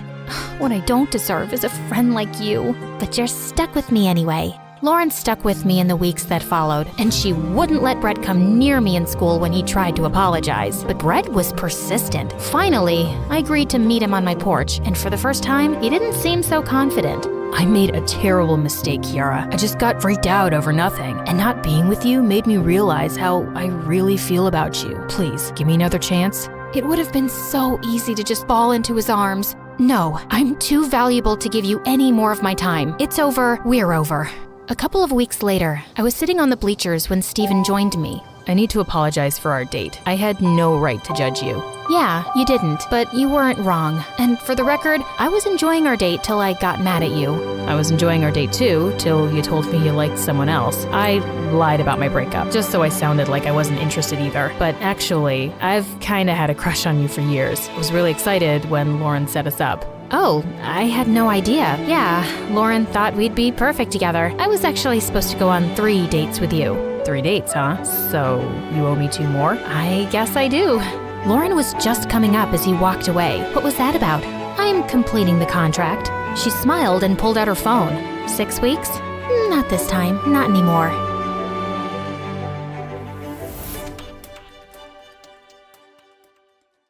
Money was my whole life, my biggest problem. The only thing I ever wanted, yet the only thing that I could not get. Even in the first grade, I knew I wanted money more than anything. I itched for it. I wanted it. I had to get it. And I would do anything for it. And I mean literally anything. And this is where my story begins. 1 week after I started my business, I literally had trouble hiding all the money I had. I looked adorable posing outside the Disney castle in the cutest dress. I uploaded the photo, and within 5 minutes, the likes and comments came flooding in. Ah, yes. This was going to be one of my most popular pictures ever. I was about to become an influencer, and it was all thanks to Choritos, the Photoshop king, whom I never met in real life. I was about to put up another photo when my mom called my name. Oh no, I pretended to be asleep. She couldn't know about this. No way. Well, to be honest, I didn't actually go to the Disney castle. In fact, I'd never traveled anywhere. My Instagram account was one gigantic lie, and Choritos was my key to success. I'd send him photos and he'd Photoshop them to look amazing. The best part? No one knew I was a fake. No one. Not even my parents. There was one other secret. Even Choritos didn't know that the photos I was sending him weren't even mine. Yep, I'd found a French model on the internet and was using her pictures. I just wanted to make some quick money. Ha, I had all this figured out. But fame wasn't enough for me. I wanted money. So I came up with another brilliant idea. What if we started a business to Photoshop people's profiles to make them more popular? I mean, who doesn't want more likes on their social content, right? We made a new account and got down to business. Pretty soon, messages were pouring in. Turned out everyone wanted to be an Instagram model. I felt rich already. It wasn't only about looking beautiful. People asked for different things also. One girl asked if we could cut her stepmom out of her picture. Then she paid us $100. It was so easy. Another girl asked us to make her crush smile to her. Another asked to remove their body hair, to add expensive cars, to add a dragon, to replace their cheating boyfriend with a dog, to make her sister uglier than her, to make their teacher pee in her pants, and so many other crazy things. But the real moneymaker was making the nose smaller and lips bigger. The thing is, my parents were really poor. Whatever they earned, they'd spend on my education. There was never enough money for pretty dresses or travel vacations. This one time, I asked my mom to buy me a lip gloss, and her face turned purple. Sheesh, she was always overreacting. All I wanted was to be rich by any means. They had no idea what I was up to. If they knew I was spending 99% of my time on Insta, they would probably disown me. After a couple of weeks, I'd already earned enough to buy myself a whole new wardrobe. I had to hide it under my bed in a special box because if my parents found out, they'd think I was selling myself. One day, I was in the school bathroom changing into my new Gucci dress when I overheard a couple of girls talking about our Photoshop account. I almost laughed my bum off. If only they knew it was me. I texted Choritos to tell him we were the talk of the town and then came out of the toilet stall. One of the girls was still there. Her name was Belinda, and she was a goddess. She was everything I wanted to be. I smiled at her, but she took one look at me and said, "Oh, Valerie, you should definitely contact the Photoshop people. They might even be able to make you look half decent for a change." I was so humiliated. How could she be so rude to me? I ran out of the bathroom stall almost in tears. But then I thought, why should I care about stupid Belinda when money was rolling in, right? Then one day, a jewelry brand emailed my fake travel account offering me $1,000 for a sponsored post. There was one tiny problem though. I actually had to go to the jewelers to collect the necklace for the post. If they saw me, my gig would be up in smoke. But the money was so good, I just couldn't resist. At this rate, I could even afford plastic surgery. And then I might even end up prettier than Belinda. So I did what all the models do when they want to lay low. I wore the biggest sunglasses I could find. I put on super fancy clothes and wrapped a silk scarf around my head. No one could tell it was me. The store treated me so well, and all I had to do was to act slightly rude when they told me to take off my scarf. I could do this forever. Life was perfect. But that's when the weirdest thing happened. After having worked with Choritos, I started developing feelings for him. He was just so nice to me. He said I was the prettiest girl he'd ever seen, and I totally deserved to go to all these places I wanted to go to. He made my heart flutter. One day, he asked if we could meet. I was so bummed. I so badly wanted to say yes, but I didn't want to lose him. I knew I should tell him I'd been lying about my image. But I wasn't ready. Days later, Belinda texted us. I almost screamed with joy. She asked if we could make it look like she was traveling on weekends. I told Choritos she'd bullied me and asked him to do a bad job, but he refused. He said we had to be professional. Otherwise, she might not pay us. And I guess he had a point. I did want the money. Plus, I felt so satisfied that she was faking her life too. She kept coming back to us, which I found hilarious at first, but after a few weeks, her account was almost as popular as my fake French model account. I couldn't believe it. Sure, we were rolling in cash now, but I didn't want her to overtake me. It felt like she was my competition, and I told Choritos I didn't want to work with her anymore. He didn't reply that day. I guess I should have known something was fishy because that's when things started going downhill. What happened the next morning made my heart sink. He had sent me a message saying he didn't want to do this anymore, as it was interfering with his studies, and that we'd already made enough money. I was really surprised and mad. How could he just want out when we were doing so well? And I thought we were friends now. I asked him if we could meet up, and then he just didn't respond. I couldn't believe it. I was furious. What a traitor. I didn't need him. I could do this on my own. I removed him from the Instagram account and then posted an ad. I would be a one-woman show from now on. That's when I realized what a huge mistake I'd made. I had been so bummed about Choritos that I'd posted the ad on the French model account. By the time I saw what I had done, everyone had seen it and they knew my pictures were photoshopped. I was devastated. My account lost followers immediately and people were making fun of me. Even everyone at school kept talking about it. After school, I was miserable, so I went to the park to calm myself down. I was sitting under my favorite tree when I noticed Belinda walking into the park. I quickly hid behind the trunk so she wouldn't see me and then noticed her walking towards a boy. Ugh, I rolled my eyes. They kissed and then sat down on a bench. Pretty soon they were laughing like hyenas. I wanted to know what they were laughing about, so I got closer. To my horror, they were talking about me. Well, the other me. But me.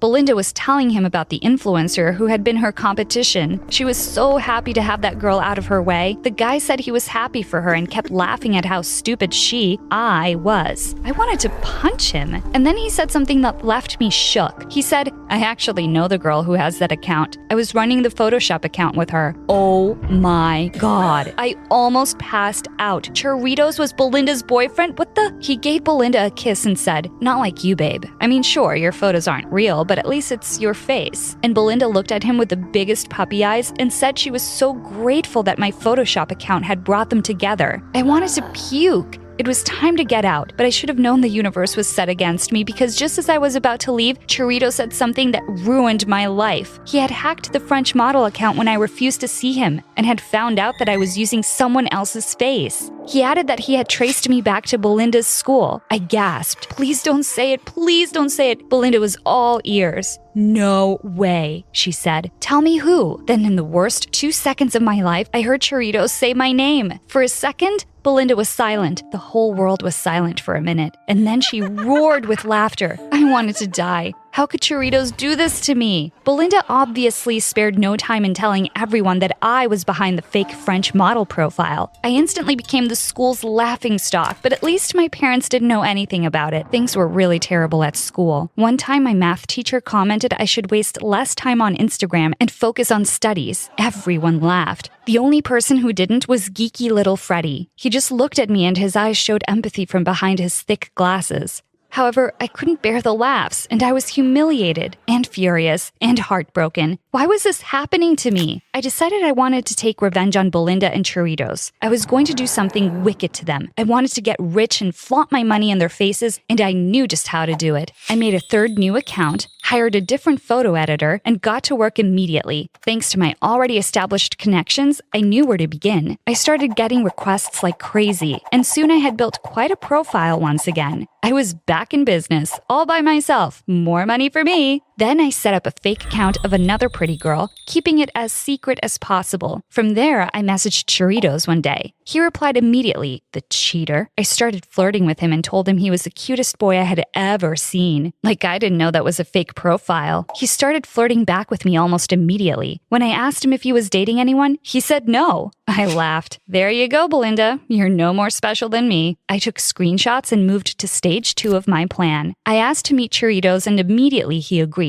Then I also messaged Belinda and told her Choritos was cheating. At first, she wouldn't believe me, but I told her where I was meeting him. She said she'd be there. Ah, sweet success. I couldn't help feeling overjoyed. The next day, I texted Chiritos and Belinda to make sure they were both coming. I had decided to call them to the very park they betrayed me in. When they saw each other there, the looks on their faces were priceless. Chiritos tried to make up a story, but Belinda showed him the screenshots I'd sent her. There was no escaping this. Chiritos almost looked like he was about to cry, and Belinda looked like she would make him. I sat behind the tree laughing. I could hear her yelling all the way from where I was hiding. Life was good. That's what you get for humiliating me, Belinda. But the very next second, the most horrible thing happened. 2 police officers approached me and asked if I was Valerie. I said yes with a shaking voice. One of the officers started reading out my Miranda rights. I was shocked. What was this all about? I had done nothing wrong. The commotion also attracted Chiritos and Belinda's attention. They stopped fighting and came over to see what was happening. It was just my luck that they saw I was getting arrested. I kept asking what I'd done wrong, but the cops said they had to escort me to the police station where they would call my parents and explain everything. I was scared to death as I got into the police car. I swear I saw Belinda and Chiritos laughing. I wanted to cry. Once we got to the police station and my parents had arrived, looking totally confused and anxious, the chief investigator told us that they had convicted a serial offender who they had been looking for several months. It turned out he used fake internet IDs to scam people. They had reverse-tracked his fake IDs to my account. They were arresting me for assisting a federal criminal,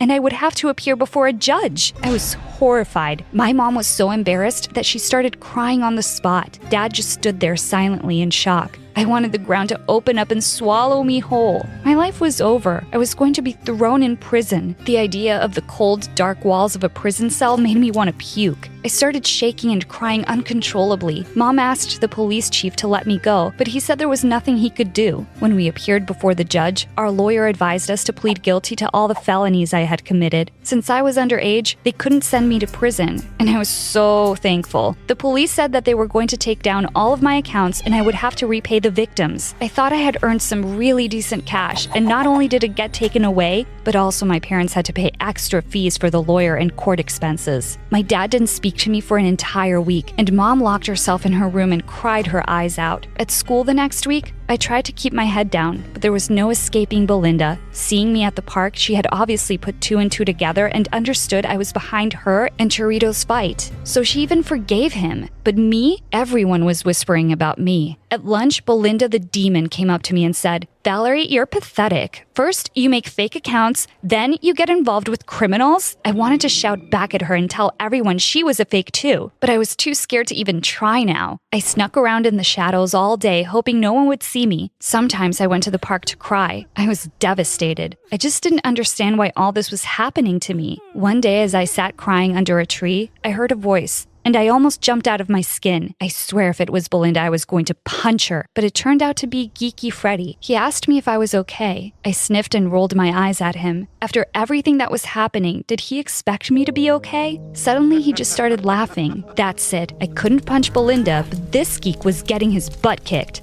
I was about to jump to my feet when he said, "Valerie, you're better than that. You don't need to fake your life to be successful. You can study and work hard and prove to all those people that you're more than just a pretty face." I stared at him with narrowed eyes. "You think I'm pretty?" He went bright red and said he'd had a crush on me for years. I was shook. Then he quickly changed the topic and said he'd show me something I wouldn't believe. His Instagram account, it had more than 50,000 followers, and it was about science. He jokingly told me to stalk his account when I had time and left. That night, I couldn't get Freddy out of my head. I deleted Chiritos' number from my phone. I never wanted to speak to him again. And then I was about to text Freddy on Insta when my parents suddenly burst into my room. They were shaking with anger and said they'd spoken to the school and found out I hadn't applied to college at all. They said they worked so hard for me to go to school and I was doing all these crazy things for some cash. I was so embarrassed. They did have a point. I tried to apologize, but they were crazy mad at me. I heard my mom crying herself to sleep and my dad just kept slamming doors. I knew I had to make it up to them, but how? I texted messaged Freddie for ideas, but he said he was busy and would talk to me later. I was disappointed. I thought we were becoming friends. But when I got to school, I saw something that made my jaw drop. All over the hallway at school were photos from Belinda's Insta account,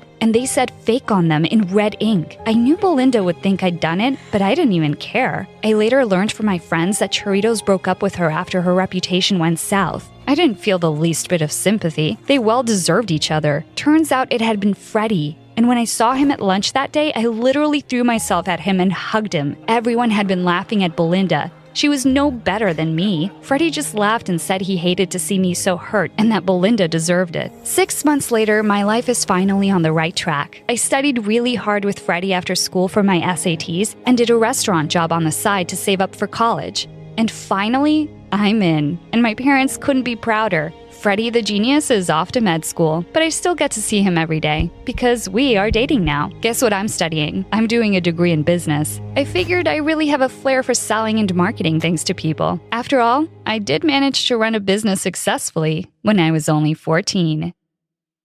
Hi, I'm Olivia from New York. Please like and subscribe because my story animated will give $1,000 to one lucky person in the coming 7 days.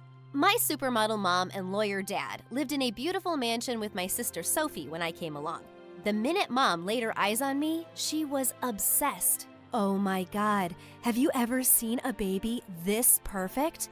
People did have some strange reactions when they saw me. Once, a friend of mom's was visiting us, and she just wouldn't put me down. Oh, that dark hair and those green eyes, and that beautiful olive skin. Just let me have her. You can keep my daughter. Just then, her demon daughter came running straight at me to attack. But before she even got close, Sophie pounced on her. Then she kicked mom's friend really hard, picked me up, and dashed out of the room. Sophie was the most amazing older sister and always had my back, even against our mom. See, mom had retired, and she was just around me all the time, doing crazy things. When I was only 4, she had 10 women applying products to my hair and skin every day for hours. I'd sing non-stop to annoy them. Let me go, let me go. I'm one with the wind and sky. Just let her be, Mom. Why does she even need all this stuff? Oh, you wouldn't understand. You're quite plain and not pretty at all. But your sister's beauty is extraordinary. It must be taken care of. Her words seemed to make Sophie really sad, so I spat at her and slapped her hand away. Touch me again and I will end you. I threw such a big tantrum, Mom had to fire her. On my 5th birthday, my parents threw a huge party and got me a gorgeous cake. But as soon as I started eating some, Mom pulled the plate away. Sugar isn't good for your skin, sweetie. Here, eat a carrot. No, I want cake! Mom managed to snatch the plate away, but then I jumped onto the table and started stuffing chunks of cake in my mouth. Everyone was laughing as Mom came running and carried me off. Just then, a friend of hers approached us. He was a movie director, and he begged Mom to let him cast me in his next movie.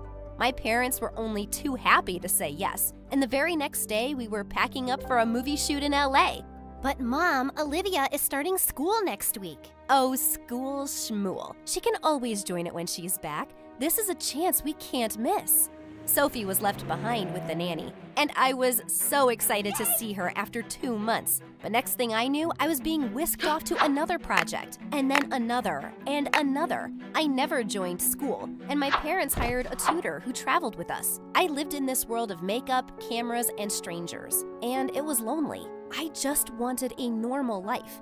When I was 12, we were in Canada for a movie when I spotted some kids skating on a frozen lake from my hotel window. I ran off to join them, and seconds later, I heard a loud scream. I saw that a girl had fallen through a soft patch of ice, and she was drowning. I raced to her and jumped into the water. As I pulled her out, some people gathered around and rushed us inside the hotel lobby, and they were calling me a hero. I took off my wet coat and bent next to the girl, asking her if she was okay. She suddenly looked up at me with a disgusted face. Ew! Get away from me! What's wrong with your skin, you alien? Wow, was that her thank you? But then I looked down at my arms and I had purple scaly patches all over. What was happening? Suddenly, Mom came running in and dragged me away. And next thing I knew, we were flying back home to see the best skin doctor. He told us that I had a condition called psoriasis. It's a skin disease that happens because... Oh, shut up! Don't explain it to me, just fix it. But no matter how many doctors we went to or what we tried, nothing seemed to work. Mom, I can't do it anymore. Can we please stop these treatments? They just make things worse. So this is how you want to be, huh? Fine, I give up. You're not the same girl I had. You're ugly to me now. Mom, are you crazy? Her condition isn't her fault, and she's still the same person. But from that day on, Mom started ignoring me completely and canceled all my movie deals. Well, I wasn't upset about that. I could be with Sophie now and even go to school. I didn't want anyone to find out about my condition, so I made sure to wear jeans and a full-sleeve t-shirt on the first day of 8th grade. But the welcome I got was something I wasn't expecting at all. Oh my God! You're Olivia, right? The movie star? Oh, you're even prettier in real life. OMG, I love you! I'd do anything to have your beautiful skin. If only they knew. But for now, my secret was safe, and I was surrounded by all these boys and girls wanting to be my friends. As they led me to the classroom, I suddenly heard a voice that sounded rather familiar. Well, well, look who's here. It's the Little Mermaid herself. Have you shown everyone your fish scales yet? It was that girl from the frozen lake. What are you talking about, Donna? I rushed to her and pulled her out of the classroom. Listen, can you please keep my condition to yourself? Why? Why should I do that for you? Because I'm asking you to. Why are you being this way after I helped you? Oh, so what? I'm supposed to be grateful? Somebody else would have helped me if you weren't around. And sure, I'll keep your little secret, as long as you do what I say. With that, she winked at me and walked back into the classroom. Why did this Donna have to be at my school, in my class? I knew she was just gonna make me miserable, and that she did. She was making me carry her stuff, dumping all of her homework on me, making me bring food for her at lunch. I always made sure to spit on it first, but I was getting really annoyed. Oh, thank you, Olivia. You're such a good friend, and so humble for a movie star. But then she went really overboard. One day in math class, the teacher announced a mental math quiz, and Donna instantly passed a note to me. Answer every question by saying, I'm a moron and I don't know anything. What? I'm not going to do this. She just shrugged and gave me an evil grin, and I knew my secret would be out as soon as class ended. The teacher started asking questions, and I was dreading my turn. Olivia, how many minutes are there in a month? I'm a moron and I don't know anything. What nonsense! Come on now, take a few seconds and tell me the answer. I'm a moron and I don't know anything. It's basic multiplication. You don't know how to multiply? I'm a moron and... Oh my God! You're just being cheeky with me, aren't you? Tell me, what is 2 times 2? I'm a moron and I don't know anything. The teacher immediately sent me to the principal, and Sophie was called in. I was given 2 weeks of detention, and Sophie was surprised at my behavior. As we walked out of the office, she asked, "What's going on, Olivia? That's really not like you." I told her everything about Donna, and she was so mad. What a little jerk. Olivia, you can't keep doing everything she says. These other kids like you, and they're your friends. So what if they find out about your condition? Sophie, you won't understand, okay? I don't want anyone to know. The way Donna reacted when she saw me, and have you forgotten Mom? She can't even look at me anymore. You don't know what it's like being told you're ugly. I don't know what it's like? Olivia, that's all I ever heard growing up. I was the ugly sister and you were the beautiful one. Everyone made me feel it. And it did hurt, a lot. But I realized that I'm so much more than my skin and what I look like. And so are you. Anyone who tells you otherwise isn't worth being friends with. Wow, Sophie was so amazing and strong. And she was right. I couldn't let Donna hold this over me forever.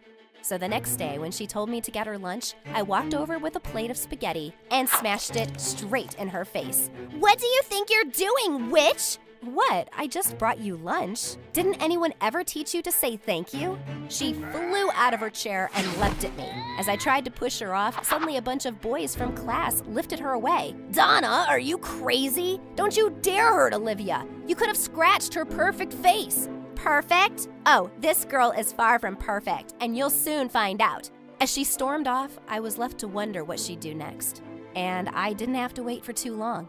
A few days later, this cute boy Colin from my class invited me to a party, and I happily accepted. We were having a really good time, and as he led me to the dance floor, suddenly Donna came flying out of nowhere, and she shoved him away. Colin, get away from her! She'll give you her disease!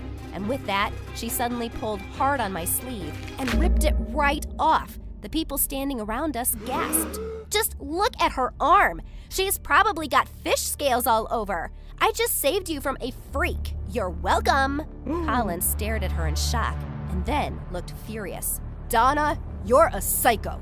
I already know about her condition, and so do the rest of her friends. She told us. This doesn't change anything for me. She's still amazing and 10 times prettier than you. As everyone stared at Donna in disgust, she started screaming, and Colin had her thrown out of his party. Well, Donna was an outcast now. No one in class wanted to talk to her, and I was trying to be more comfortable with myself and started wearing different clothes too. But one day I was out with Sophie when I had a really bad flare-up, and my skin started itching worse than ever.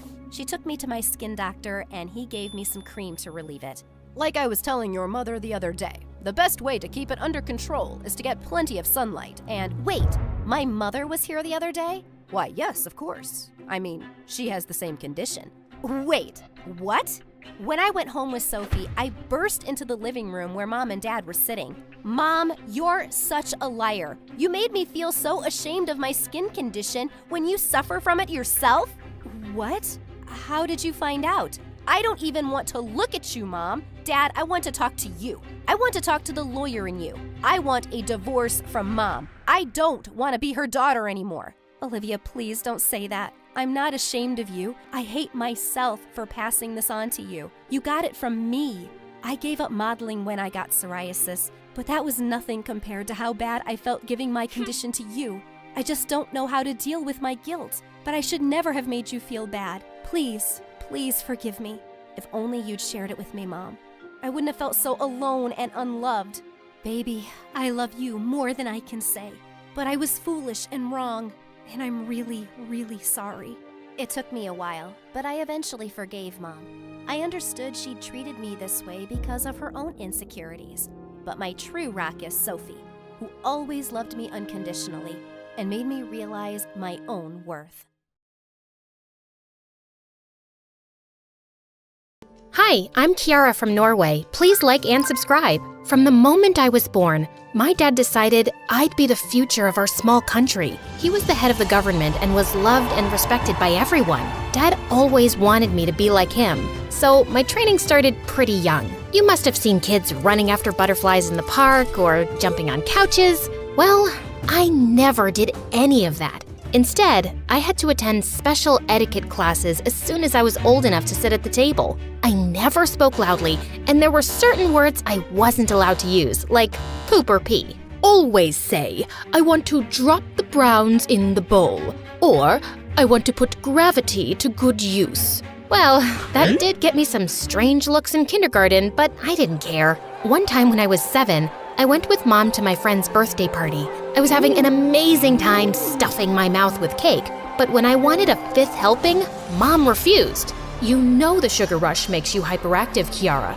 No more cake. But when Mom wasn't looking, I sneaked to the table quietly and cut myself a huge slice. Just then, Mom saw me and tried to snatch it from my hand when my classmate Naomi bumped into me and the cake went flying onto Mom's face. What have you done? I wanted that cake. It's so yummy and sugary. Not like all those awful salads I have to eat at home. Here, have mine. This one's even more sugary since I added strawberry syrup on top. And here's a secret. Salads taste much better when you put chocolate sauce on it. That was genius. I tried her recipe that night, and the sugar rush made me go wild. I transformed into a little tornado bouncing off the walls, destroying everything in sight. And Dad was not amused. He gave me the biggest lecture on how I needed to behave responsibly and grounded me for a week with no gadgets, no storybooks, and no desserts. This should teach you how to live a disciplined life. I sulked for hours but knew better than to argue with Dad.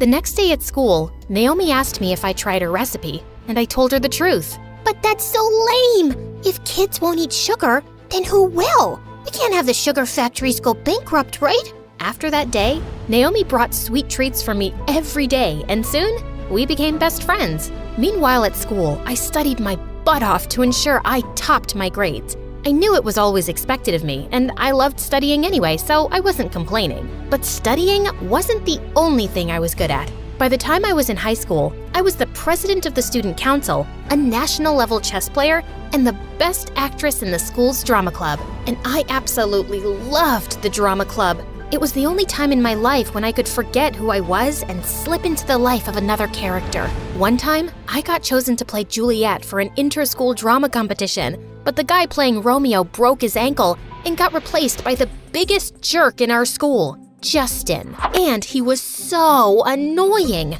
Ever since I'd made fun of his gigantic glasses in first grade, he'd held a grudge against me and was such a pain in the butt. Romeo, oh Romeo, where art thou, oh Romeo? Kiara, oh Kiara, I'll make you a tiara of spiders and flies all dead to put it on your ugly head. That's not what you're supposed to say! No? Sorry, I forgot my lines. But you're such a piece of art that poetry just flows out of me whenever I see you. God, why was he such a moron? Other than this minor glitch called Justin, my life was perfect. Hey, Naomi, I won the Spanish debate competition. Again. Could it be that no one else participated? Well, it's not my fault everyone's scared to compete against me. Girl, why don't you just slow down and enjoy life? You know, you don't have to be perfect at everything. I know, but that's just how I am. No, it's just how you've made yourself to be. Tell me, when's the last time you went to a party? I don't know, but that reminds me. Dad's hosting a dinner for his politician friends tonight, and your dad's invited too, so you better come along. That night at the dinner, all the adults were mingling with each other while Naomi and I sat in a corner sipping orange juice. What a bore fest. Catch me if I fall asleep. What's wrong with this party? The music's nice, the people are classy, and the food is good. How dare you call this food? Cows eat this stuff. Burgers, cupcakes, extra cheese pizzas, that's real food. As for the people, I bet they secretly hate each other. Can't you see all the fake smiles? That's called being polite. Polite my butt. After putting me through this torture, you've gotta accompany me to the school's camping trip this weekend. I don't think Dad would. Just then, Dad walked over and said he wanted to introduce me to someone. Kiara, meet Ted. His dad's a media mogul in the US. And my dear friend, we keep joking about you two getting married. Why don't you two get to know each other? Ted took me out for a stroll in the garden, and it was so awkward. He cracked the lamest jokes, kept bragging about how rich and famous his family was, and even tried holding my hand once. I avoid holding hands since it's the flu season, and I can't risk catching an infection. I like it. A girl who knows how to take care of herself will take good care of my babies too. What the freaking fudge? Thankfully, at that moment, someone came looking for him and he left. I thought of escaping to my room when I saw Naomi at our mansion's gate talking to someone. It was Justin, and he was dressed as a pizza boy. What are you doing here? Belly dancing. Can't you see I'm delivering pizzas? Sorry, Kiara, but I was starving and the food at your party is, terrible. But Naomi, it's healthy, and it's good to eat healthy food.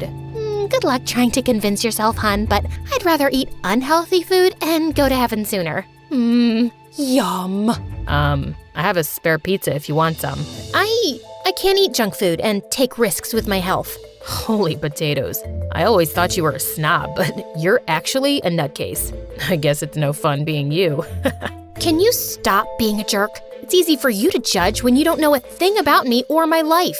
Feeling angry, I turned and stormed off. But deep inside, I knew no matter how much I tried to deny it, Justin was right. It was no fun being me. Feeling a bit frustrated, I went to Dad's study later that night to have a heart-to-heart conversation with him. I had to tell him about that self-absorbed dimwit Ted, and that there was no way I could have a future with him. What do you mean, Ted's not your type? You don't even know him yet. Besides, I've decided this marriage will be great for your political career. Marriage is not a deal, and I'm still a teenager. So where's the rush? You two can start dating and then eventually get married. I couldn't believe my ears. Dad had decided my future, and I had no say in it? I was so mad at Dad that the next day at school, I told Naomi I'd accompany her to the camping trip. Your dad agreed? I hope you told him you can't take security along. Dad doesn't need to know. Whoa, who are you, girl? And what did you do to my perfect friend? I'm just letting her take a back seat for a while. Later that day, I was going to the library to return some books when suddenly a hand grabbed my arm and pulled me into an empty classroom. Listen, I'm sorry for last night, but it seems tragic that you've never eaten a pizza before. So, I got this for you. Take a bite. I promise you won't die. Justin looked straight into my eyes, and for some reason, it made my heart skip a beat. It's amazing. Not as amazing as you, though. I mean, you amaze me. And why's that? You're the only girl I know who looks like a goat eating a pizza. What an absolute jerk! That weekend, when I snuck out of my house early in the morning for the camping trip, Naomi's car was already waiting for me. We drove for hours and reached a huge house by the lake in the middle of nowhere. Where are we? And where are the camp people? Kiara, don't be mad, but I lied to you. This isn't a camping trip. Justin and I decided to organize an overnight party, and I thought Dad's lake house would be perfect for it. What? You've gotta be mad. You know I hate parties. That's 'cause you've never been to one. Come on, Kiara, it's just one night. Even though I was super mad at Naomi, I agreed since I had no other option. Her driver had already left after dropping us off. As we went inside the lake house, I discovered Naomi had invited tons of people, including some of our classmates, and everyone seemed to be enjoying themselves. I stood like an outcast for a while until Naomi forced me to join everyone. And I must admit, I had a lot of fun. That night, we played Spin the Bottle, and I got partnered with none other than Justin. Our task was to spend an hour in the woods. Oh, come on, you can't be serious about this. It's just a stupid game. Guys, I think Kiara's too chicken to do this. She's a scaredy cat. Me? Scared? You've gotta be kidding. I marched ahead of Justin, and in a matter of minutes, we were out in the woods. Justin asked me to stop, but I was determined to prove my bravery. So I kept going, and soon we were lost. You idiot. How are we gonna go back? No one's ever called me an idiot. And why don't you open Google Maps or something? Because there's no signal here. We tried finding our way back, but when we couldn't, we fell asleep under a tree. When I woke up the next morning, I found myself lying awkwardly over Justin, drooling on his jacket. Oh God, I'm so sorry. Ugh, you're heavy. I'm gonna have a sore back for a month. You could have woken me up. And risked your anger? No thank you. Besides, I understand you're used to sleeping on soft mattresses. I wanted to tell him his abs were anything but soft, but I knew better. Justin, I want to drop the browns in the bowl. You want to what? Oh, gosh. I need to use the washroom. And where will your highness find it in the middle of this jungle? No need to be so snarky. I'll go find one myself.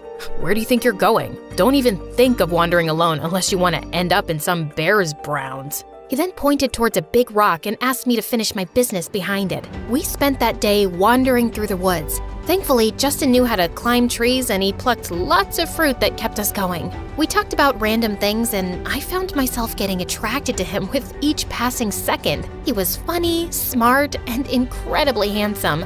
And for some reason, I felt totally at ease with him. I told him everything about my life. My love for theater and Dad's expectations of me. He told me about his younger sister who was sick and that he was working 2 jobs after school to earn money for her treatment. That's why I was at your home that night delivering pizzas. You aren't who I thought you'd be. You pretend you don't care, but deep down, you're actually a good person. And you're trying so hard to earn your dad's approval that you've forgotten to have your own life to live. You don't get it. It's not that easy. It isn't so complicated either. Okay, close your eyes and see yourself as a politician giving a speech. Do you like it?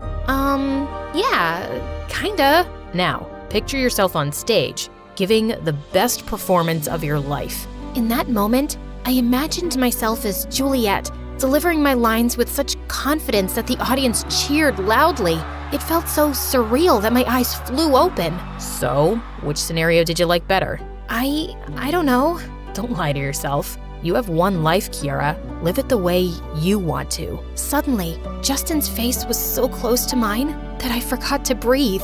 Then he gently lifted my chin and kissed me. It was the most magical moment of my life. Just then, we heard the sound of helicopters and we started shouting and waving like maniacs to catch their attention. Soon, a team of paramedics rescued us, and when I finally reached home, I thought Dad would be relieved to see me. But to my surprise, he looked furious. I can't believe you would be so reckless, Kiara. Do you have any idea how much negative publicity we've got? Dad, I was lost in the woods for hours, and all you care about is negative publicity?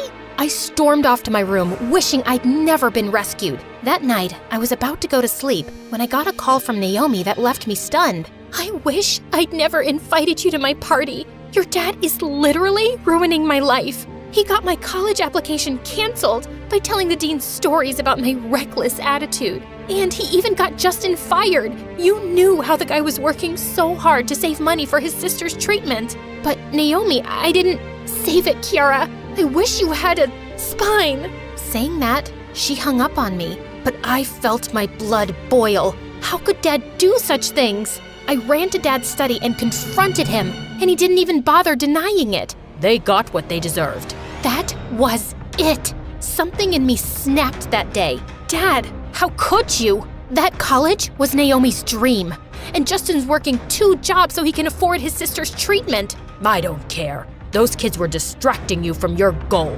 My goal? Says who? Did you even consider for a second that I may not want to be a politician? All my life, I worked so hard to make you happy, but I just can't do it anymore. For the first time in my life, I shouted at Dad, and he looked stunned. The next 2 days, I refused to eat anything until Justin got his jobs back and Naomi's admission was restored. Ultimately, Dad had to listen to me. Then, when I told Dad a few days later that I planned to join an acting school in the US after I finished high school, he threw a massive fit. But I was no longer the Kiara he could dominate. I knew Dad had bribed the college dean into kicking Naomi out, so I threatened to tell the press about it.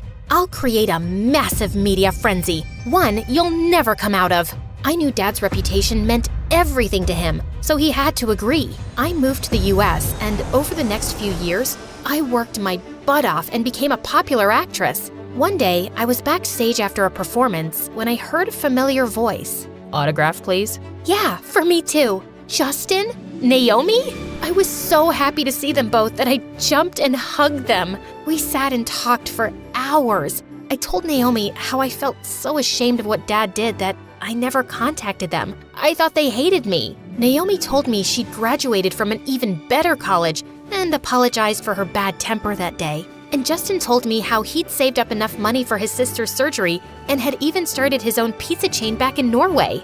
I am just so happy for you guys. Can you maybe make me even happier? By going to dinner with me. How does this weekend sound? Oh, really? And what if I say no? I'll try again and again and again. I shut him up with a kiss as Naomi cheered us on.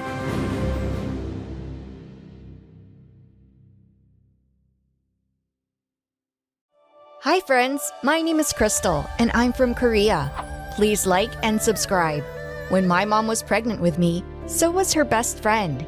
When our kids are born, they'll be buddies just like us. And Ben and I were. Growing up, he was my pal. One time Ben and I were playing and he was running after me. Then he accidentally nudged me and I fell down the stairs. I hit my head, but before I could cry, Ben started wailing. No, Crystal! Oh my god, it's all my fault. Does it hurt? Let me pick you up. Gosh, you're heavy. Crystal, are you okay? Ben, I'm fine, really.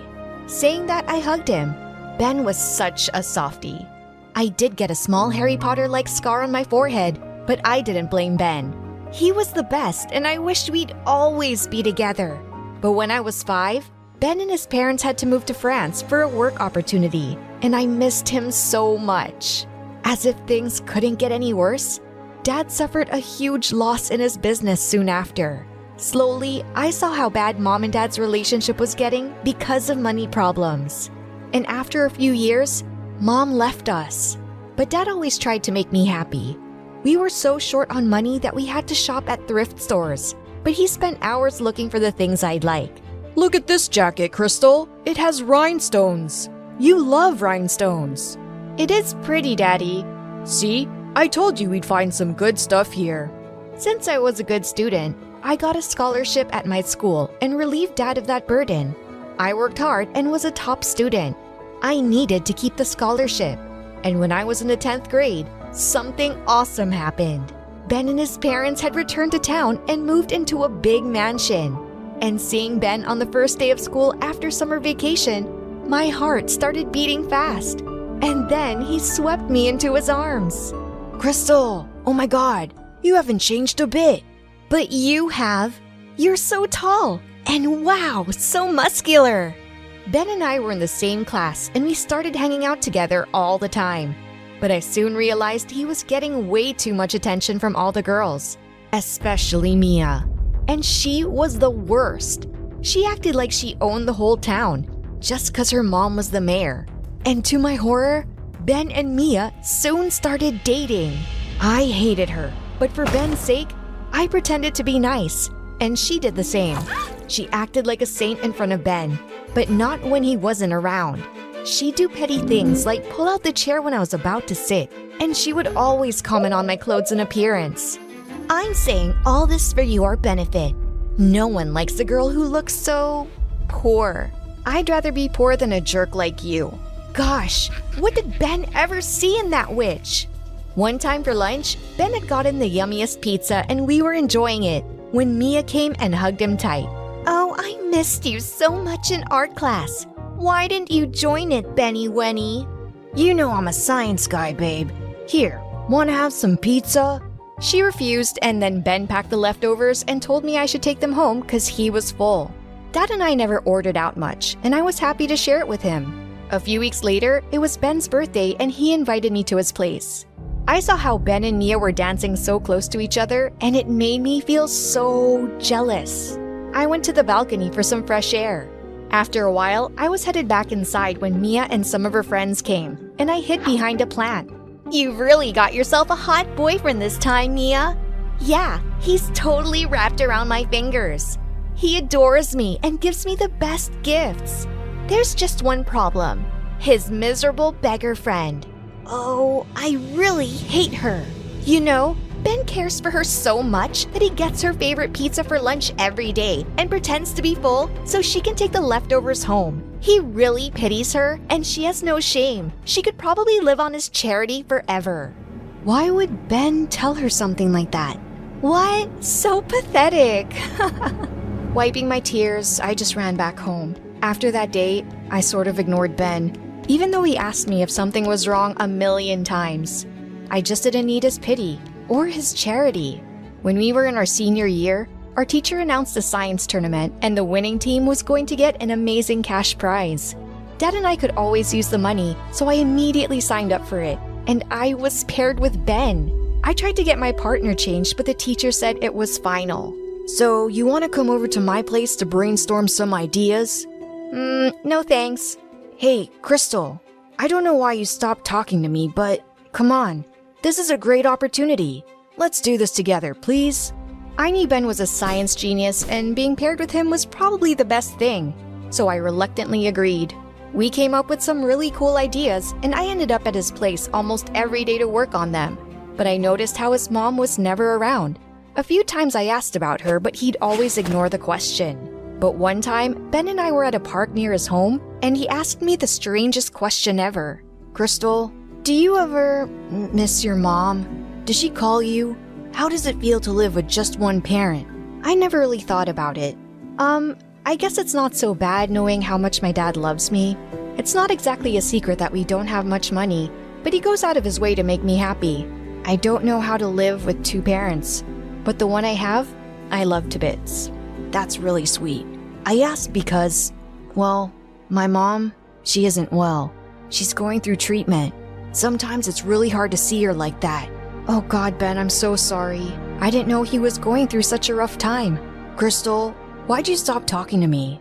Taking a deep breath, I told him what happened at his birthday party. Crystal, Mia kinda twisted my words.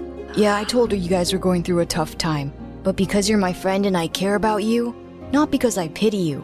I'm sorry, I shouldn't have discussed it with her at all. Saying that, he came close and swept my bangs aside. You still have the scar. I was so scared that day. I'm so sorry, Crystal. Hey, it was a long time ago, and it kind of reminded me of you when you were away. Ben looked at me like he might kiss me, but he suddenly snapped his fingers. Bazinga! I just got a brilliant idea for our project! And he sure did. Just a few more adjustments and our model worked. We came first at the science competition, and Ben gave all the prize money to me, saying I did the hard work.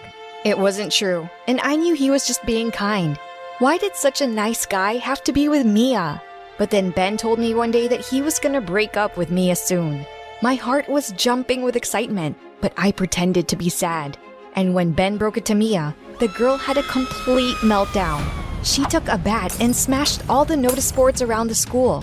During her psycho rampage, Mia suddenly spotted me and was coming right at me. But Ben stepped in between.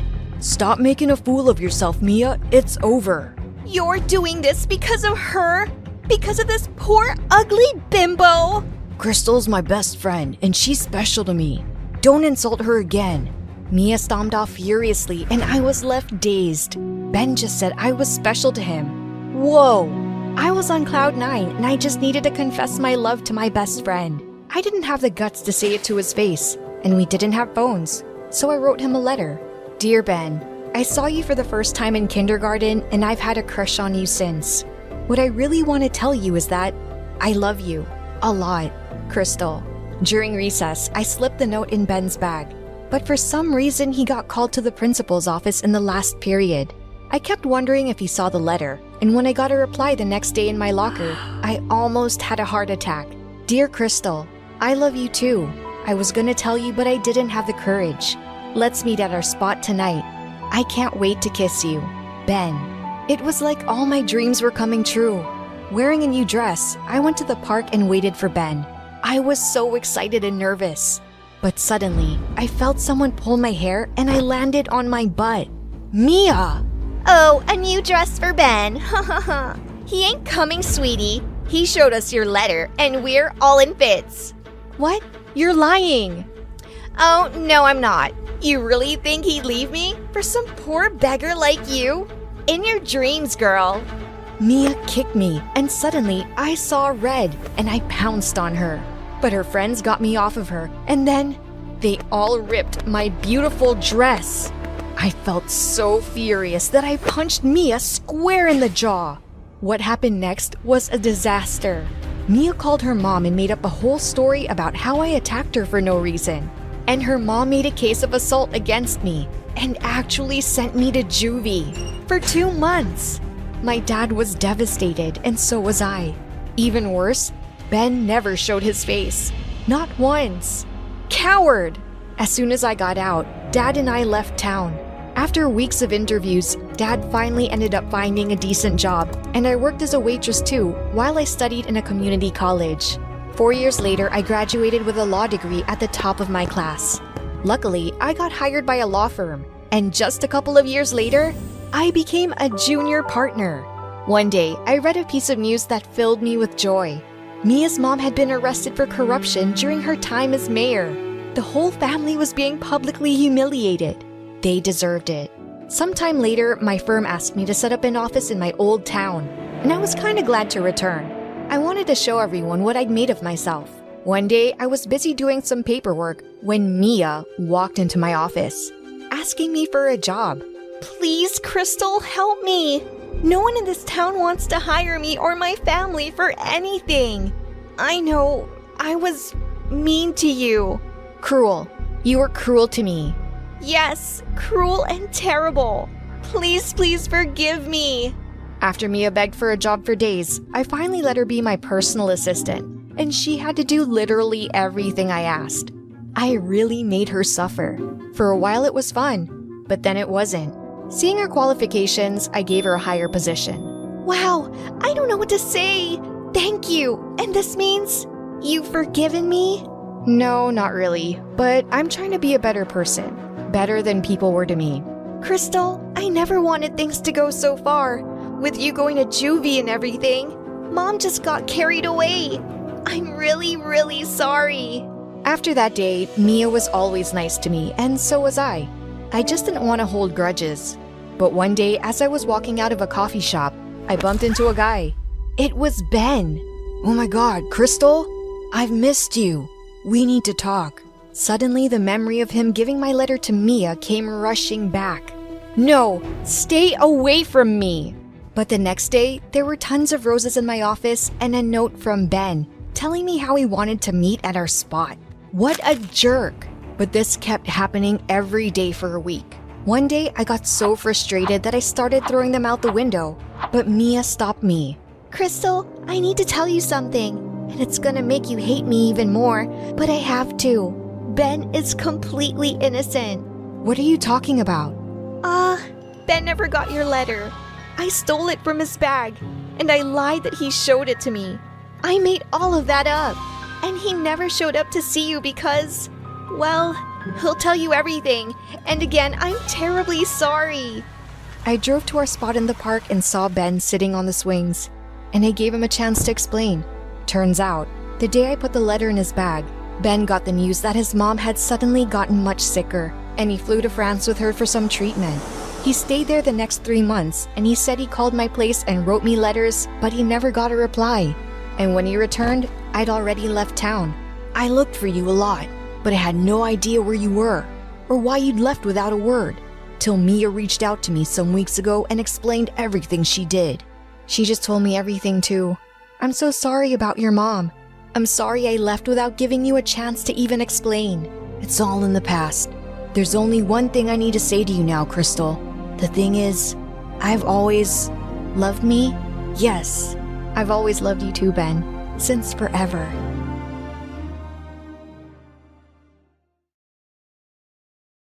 Hi, I'm Greta. I live with my single mom on a busy Miami street. Please like and subscribe. I've always been a late bloomer. Born 2 weeks after mom's due date, took 2 years to speak my first word, and growing up, I wasn't a very social person. But my mom was so talkative. She could blabber nonstop about a burnt omelet for a whole day. But whenever I was around, I was her subject. Once when I was 4, we had a family gathering and all my aunt's sons were playing with me. Suddenly, Mom went bonkers with their parents.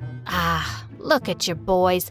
I don't even know why they like her. You know, she still wears diapers at night. One night, I tried to train her to sleep without diapers. That was it. When I woke up, there was poop all over the room. On the floor, on the bed, on the door, on the closet, on her toys. Ew, that's a factory of poop. Yeah, but that's nothing. Yesterday at the grocery store, Mama, stop. Stop this right now. Everyone was laughing and I burst into tears and ran away. But Mom continued her story again like nothing happened. On my first day of school, Mom walked with me. As we were about to enter, she grabbed my bag from behind and there started my first class. You're a careless, stupid little girl, so keep this in mind. Stay away from making friends, cause you never know who's good or bad inside, especially no boys. Focus on studying, that's why you're going to school. Hear me? Mom, let me go. If you keep talking, I'll be late for my first day at class. I ran off, and guess what's the first thing I did in class? I made friends with Kathy, who also happened to be my neighbor. One day, I asked Kathy to join us for dinner without telling Mom, but when she turned up at our door, Mom couldn't refuse. I was so happy to have my friend over, but soon I realized what a big mistake I'd made. Hey, what's up with the ew face, madame? You only eat lobsters and caviar for dinner? So, our food isn't good enough for you? Thank God you're not beautiful, or you'd think you're the queen of the world. Mom, she didn't say anything. Let her eat, please. Eat? No. I can see from her rich dress and her entitled look you don't belong with her. Just go away, ugly girl. Kathy freaked out and ran away. That felt horrible. I ran after her on the road when suddenly a bus came charging straight at me. I stood frozen in horror, but Mom pulled me back just in time. Are you crazy? You could have gotten hit and gone into a coma. At least that would feel better, Mom. You embarrassed me so much. See, I'm gonna run off somewhere. If you don't let us be friends, I swear. Oh, you heartless girl. Do whatever you want. I just want you to be careful, 'cause you're my daughter.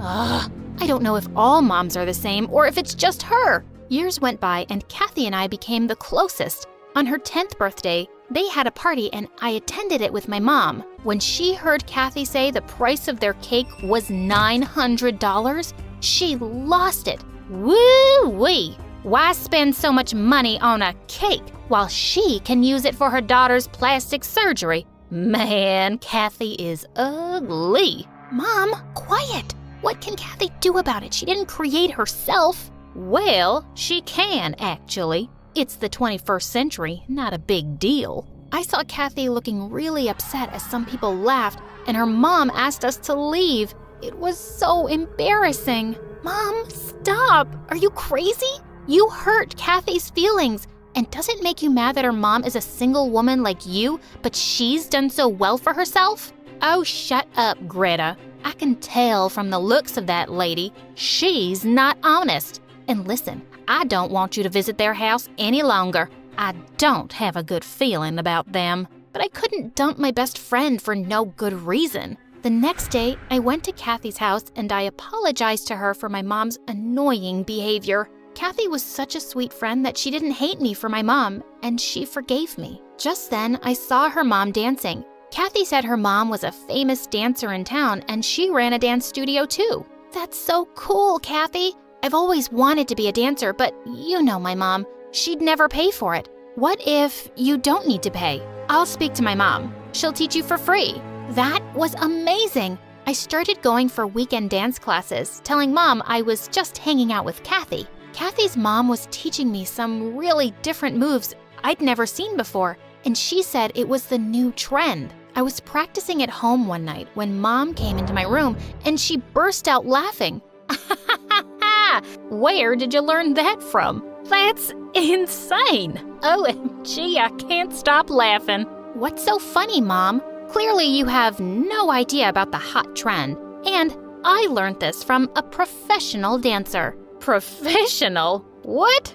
Oh no. These moves with claps and snaps? That's not dancing, really. Enough, Mom. I'm sick of this. Just leave me alone. I pushed her out of my room and closed the door. God. Weeks later, we had a talent show. All the parents and teachers were going to be there, and I was freaking confident. I was going to get some big applause for my dance and prove my mom wrong. The moment I got on the stage and the music started, there was so much noise from the audience. Wow, they were loving it. But seconds later, they started throwing paper balls and shouting, "Out, out, out, out, out, out, out, out." I stood frozen in shock.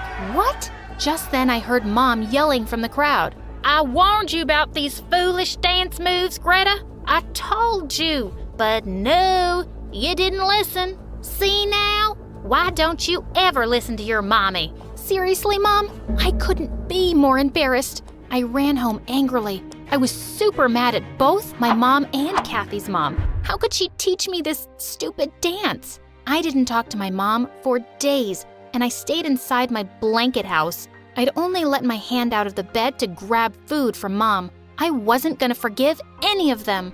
One morning, when I let out my hand to get food, Mom held my hand and wouldn't let go. Just let go of my hand, Mom. I don't wanna. Kathy? What are you doing here? I'm so mad at you and your mom. You guys made me a fool out there. I'm so sorry, Greta. But why are you mad at me? I didn't do anything. Who knows what my mom teaches her students? But please, don't hate me for my mom. I never hated you for yours. She sounded so true. After all, it's not her fault, and she apologized too. I called her inside my blanket house, and we started talking and laughing, and I started feeling better. Hey, I've got good news. The baseball team captain, your long-term crush, He's hosting a Halloween party tonight, and he's invited everyone at school. That includes you and me too? OMG, that's amazing. But I don't have any costumes. Well, that's why I'm here. We have to go shopping. Come on. We both got up happily and found Mom standing there with flared nostrils. What's this little devil doing here? And what's all this about going to some stupid boy's party? Kathy was about to run away, but I held her hand. Mom, were you eavesdropping? That's awesome. But listen, I'm done with all your doubts and questions. You're making me feel like I'm dumb, but I'm not. So just back off, please. Okay, fine. I'm always looking out for you, but if you think you can take care of things by yourself, I'll back off. She stormed off, and Kathy and I had a blast shopping for costumes. Later that evening, I went to the party dressed up as Wonder Woman. I was sure to impress my crush, but when I walked into his house, I stared around in horror as everyone stared at me. No one was dressed in costumes. Everyone was just dressed in their regular clothes. As everyone started laughing, the ground under my feet started to burn. I looked around for Kathy, and just then, she came laughing with the baseball team captain, and then she kissed him in front of everyone. What the what? How could my best friend do this to me? Oh, looks like some poor kitty wanted to impress my boyfriend by wearing that costume. Gosh, Greta, talk about being desperate. Does Wonder Woman have a cape? Because now would be a good time for you to fly out of this really embarrassing situation. I got so mad. I gave her a hard slap on her face and ran out with tears. When Mom saw me upset, she totally lost it. Now you're crying, huh? See? I warned you about your stupid friendship and this stupid party and stupid boys. This is what you get for choosing that stranger over your mama. Mom, shut up. Just shut up. Of course, she couldn't. She kept blabbering while I walked sadly to my room. I couldn't sleep that night thinking of what Kathy had done to me all along. I didn't go to school for days, but Mom's torture was increasing, so I had to move on. But I wouldn't even look at that witch Kathy. Then one day, the teacher announced there was going to be a food sales day where we had to cook and sell food on campus. And Kathy and I were on the same team. We were given small cooking stations, and I started cooking on my own. Kathy was standing opposite to me, staring with devil eyes. Suddenly, I looked up to see that she was gone. Where'd she go? And seconds later, someone pushed me out of my station. Mom, what are you doing here? And why are you attacking me? Before she could answer, my whole tent burst into flames. Had my mom just saved me? I hugged her and saw Kathy smiling from afar. So it's her doing again? I marched straight up to her. Did you just try to hurt me, you psycho? Why? What did I ever do to you, other than being your friend? Friend? Oh, save it. I never wanted to be your friend. It's you who wanted me by your side, so you could look prettier than what you freaking are. And I'm sick of being in your shadow. I'm tired of being the ugly one. I don't want to be ugly. I can't be ugly. Ugly? I never saw you like that. I always thought you were a sweet, nice girl. What are you talking about? Why didn't you tell me about this before? You were never in my shadow. I loved you, Kathy. Oh, shut up. I don't need your sympathy anymore. You might be prettier than me, but I'm richer. With all the money I have, I'm just a queen myself. And you will see. Oh, I doubt that last part. I must say, you're very confident for a prisoner's daughter. Yeah, babe, your mom was arrested in the morning today for a major theft. Now we know how you people were living like millionaires. You must be ashamed. What? That was unbelievable. Kathy instantly started crying and screaming and ran out of the school like crazy. I then turned to Mom. Mom, I'm so sorry. I feel like such a brat. I never really listened to you, but turns out you were right about everything. With Kathy, her mom, the dance, the party, everything. I don't know why I always took you the wrong way. I guess it's my fault too. After hearing you say that I'm making you feel dumb, I understood. Yes, that's what I've been doing. I should express myself more wisely. Some parents aren't good at expressing their emotions at times. I'm sorry too, Greta. I hugged her and we both went home. That night, we had dinner inside my blanket house after so long, and Mom started talking again about how she burnt the toast today. Duke stormed off, and so did Caleb, while Natalie stood there reeling in shock. What? They set me up? Caleb helped me set up some deal with Duke? Natalie felt sick to her stomach, and she had to confront Caleb ASAP. Later that night, as she was marching up to his door, something caught her attention from the window. It was Caleb's mom, and she was cleaning the house, not looking sick at all. Natalie knocked angrily, and Caleb looked surprised to see her. Nat, I didn't know you were coming. Is everything okay? Can we talk in private? Oh, of course. He walked out of the house with her to her favorite spot, and then she turned to him and pushed him angrily. So, you're the one who told Duke about me when he needed a fake girlfriend? You're also the one who made sure I couldn't say no? You ruined that statue and framed me. How could you do this to me? Nat. And then you acted like you didn't want me taking this job and made me feel guilty? Oh, the caring, possessive boyfriend. But it was your idea all along? You should get an Oscar for your performance. Please, listen, I can explain. You made a complete fool out of me. And you even told Duke I'm just a friend? Caleb, you're such a big jerk. He wouldn't have agreed to have you as a fake girlfriend if he knew we were together. Wow, that's your justification? You just used me like a stupid toy to get money out of him. And not for your sick mom because she seems to be just fine now. Who are you, man?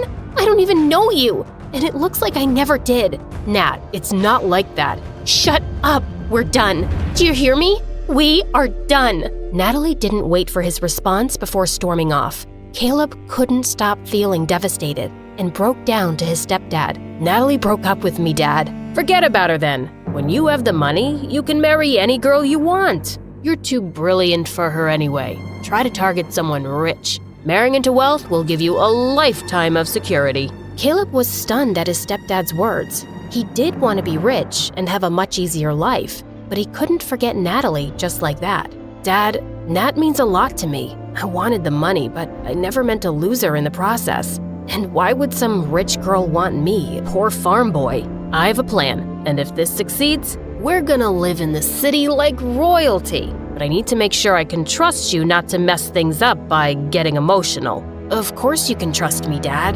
Mr. Cross smirked as he revealed his long-time plan of stealing some diamonds and money from the Harrisons. But that's a really big crime. What if we get caught? I've been working for them long enough to know every corner of the mansion. I know when to make the move and how to get away scot-free. Besides, it's not really stealing. Think of this as payment for taking advantage of the poor and treating us like dirt. This is about justice, kid, and your future. Mr. Cross eventually convinced the ambitious Caleb, but he still wasn't ready to let Natalie go. He would try to make her forgive him and win her back. Meanwhile, Natalie almost went to Duke to confront him too and end the contract immediately, but she stopped herself. No, she would play along and get the money he owed her. But it feels disgusting to still play along as his girlfriend. Duke couldn't stop thinking about Natalie. He'd lied to Caleb when he said he didn't want to be involved with her, because the truth was, he wanted to be close to her all the time. The next day, he was attending a huge charity event where he was a big donor and he invited her, but he couldn't help noticing that she wasn't really herself. Her smile seemed fake and she barely said a word. When he took her hand, she almost cringed and pulled it away. When they sat down for dinner, she suddenly spoke. Oh wow, are you kidding me? We're eating dinner costing $1,500 per person while raising money for some poor, hungry kids? So ironic. And you rich people are just so shallow and unbelievable. Natalie, what are you doing? Are you saying the food is overpriced? It's just $1,500, sweetheart. Just $1,500? I wish I was deaf right now because that's the stupidest thing I've ever heard. Can you please do us all a favor and buy your girlfriend some class? The world would be a better place if you could all buy yourselves some good hearts. Duke was speechless. But just then, he was suddenly called on stage to give a speech. It has been an honor to be part of this event, and I would like to As Duke met Natalie's glare from across the room, his mind just went blank. While he was embarrassing himself, Natalie went to the bathroom to calm herself down. Just then, she heard familiar voices, Mrs. Harrison and Harper. Mom, I'm really worried about that farm girl. It doesn't seem like a fling to me. I think he's really in love with her, and he wouldn't have invited her here otherwise. And he didn't even do anything after all that stuff she said. Your brother is such a pain, and I'm really running out of time. Sheila and her family are really pressuring me. We have to get rid of that stupid girl or else. I'll think of something that will ruin her big time. I don't want to just ruin her. I want her to disappear. She only has that poor single mother as family, right? Right. Oh yeah, we could definitely use her. Mom, you're brilliant. They then laughed like maniacs as they walked out. Okay, that's it. Enough of this madness. I can't have them hurting Mom. I have to end things with Duke, now. Natalie ran out of the event looking around for a cab, but Duke found her before she could escape. You're leaving? Why were you so angry in there? I thought we were friends now and you wouldn't embarrass me. Friends? You really think we're friends, Duke? Yeah, I've started to. I care about you, Natalie. And there's something I've been wanting to tell you for a while, but I haven't had the guts to. What? I know this will make you even angrier, and just say it! A month ago, our gardener introduced me to his son Caleb, and we became friends. I told him about Mom pressuring me to date this crazy girl and how I'd lied about already having a girlfriend. I asked Caleb if he knew a girl who could pretend to play the part for a while. I didn't want anyone from school. And then he recommended his friend, and that's you. And he told me you'd never agree because you hate my family, so he planned to set you up, and I agreed to it. We got you in trouble just so you'd be indebted to me and would be forced to play the part. I feel terrible about doing that to you, and I'm really sorry. I would understand if you're not able to forgive me. Natalie was stunned. She wasn't expecting Duke to confess. I already know everything. I heard you and Caleb talking about this at the back of the school the other day. You did? Why didn't you say anything? I thought, I'll play along since I can't repay you, but I don't care now. What are you gonna do? Send me to jail? Of course not. You didn't do anything wrong in the first place. We framed you for that statue. Exactly. I just want to stay far, far away from your family and you. Natalie got into a cab before he could say anything more. It kind of broke her heart that this was how things had ended between them, but she had to walk away while she could still control her feelings. The next few days, Natalie skipped school. She couldn't bear to see Duke and tried getting her mind off things with farm work. Hey, Mom, can I help with anything? It's fine, honey, I got this. I don't know why you're missing school. Mom, I just need a break, okay? And I would really like to help. All right. Get some grains from the back and feed the chickens. Just as Natalie returned with her grains, she saw her mom sidestep one of the geese, lose her balance, and hit her head on a rock. Mom! Her mom was rushed to the hospital and needed surgery, but Natalie simply couldn't afford the amount. She felt desperate and helpless, and then thought of the one person who could help her, Duke. I'm such an idiot. Why did I end things with him for free? He made me compromise my values and self-respect. I should get back with him to make him pay the price of my dignity, then dump him again. Ugh, why did I even love this jerk? Back at the Harrisons' mansion, Duke had been missing Natalie, and his heart leapt when she suddenly gave him a call. I'm sorry for the way things went down between us the other day. I was just really hurt because you lied to me. Can we meet tonight at the cafe? I'll be there at 7. But when he got there, he found Natalie panicking. Duke, I have to go to the hospital right away. Mom had an accident. He immediately drove her to the hospital, and it broke his heart seeing Natalie cry. Later that day, he heard her talking to the doctor about the price for the surgery. I'll pay for it. Duke, no, you don't have to. Just think of it as a payment for all those days you worked for me. He kept insisting, and Natalie pretended to refuse,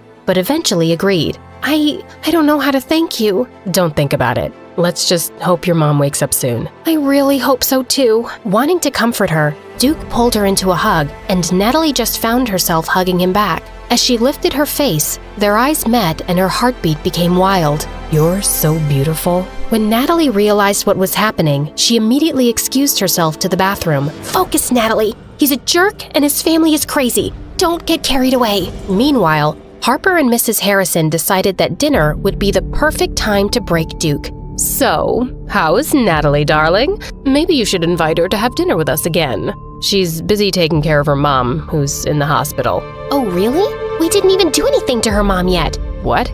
Duke, are you sure that's why your girlfriend can't come over? Yes, Mom, I'm sure. Or is it because she's your fake girlfriend and you've been feeding me a bunch of lies? What? What are you talking about? Just then, Harper started playing Duke and Natalie's conversation on her phone, where Duke confessed that he needed a fake girlfriend because of his mom. I am so disappointed in you, Duke. You lied to me. You will end this stupid charade now. Mom, just stop it. Stop it with all this pressure. Yes, I lied to you, but you pushed me to do it. And Natalie may have been my fake girlfriend, but I love her now. Nonsense. Get rid of that gold digger and date Sheila instead. Or you can forget about being my son and all these privileges you were born with. That midnight, Caleb and his stepdad were successful in opening the Harrison safe. These are... Wow.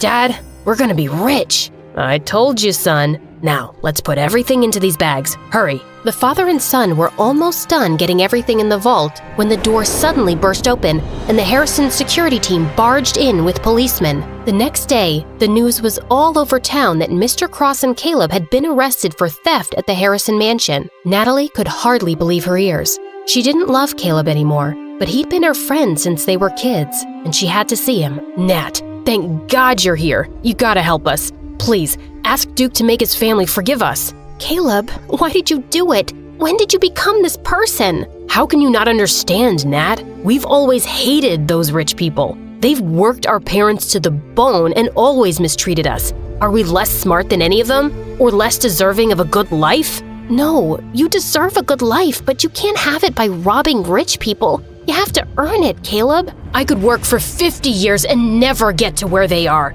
I swear, I didn't want this just for me. I wanted it for my family and for you. I still love you, Nat, and I was gonna convince you to move away to the big city with me once I was rich. How could you think this is what I'd want? I could never even cheat in tests when we were kids. And I don't love you anymore, Caleb. But you're my best friend. My only friend. You have to help me. Please, call Duke. I can't do that.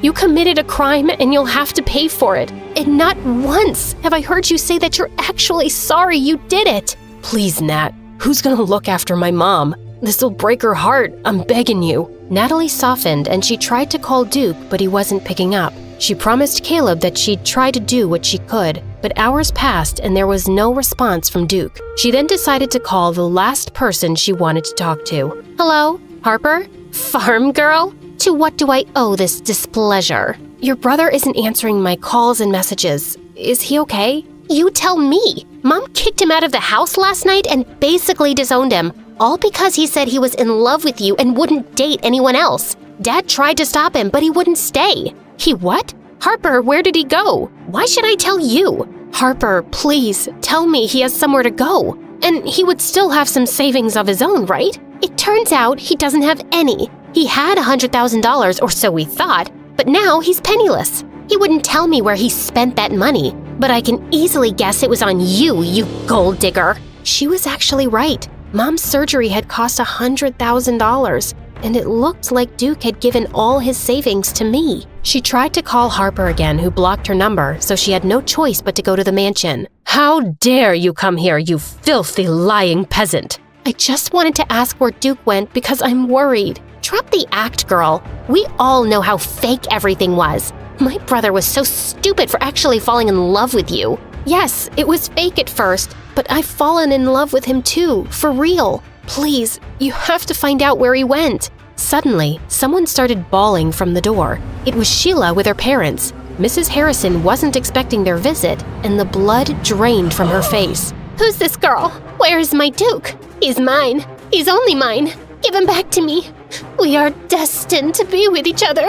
Sheila started screaming and breaking everything she saw, and her mom rushed to calm her down. Meanwhile, her dad was furious. Our poor daughter. I thought Duke was single. What is the meaning of this? This is all a misunderstanding. This farm girl is crazy and... No, we've heard everything. Your son is in love with that girl and you lied to us. What is going on here? Your wife promised she'd repay us for keeping her horrible secret. This is the payment we want. Duke for our daughter. Liars! Liars! Then suddenly, Sheila's dad took some pictures from his suitcase and showed them to Mr. Harrison. Here is everything you need to see. Your wife is a terrible woman. We shouldn't have trusted her. And now our princess is emotionally destroyed. This is unforgivable. Mr. Harrison was speechless. His wife was apparently having an affair with a wealthy politician. My wife discovered all of this because she's the politician's secretary. He has been giving your wife huge sums of money and expensive gifts for years.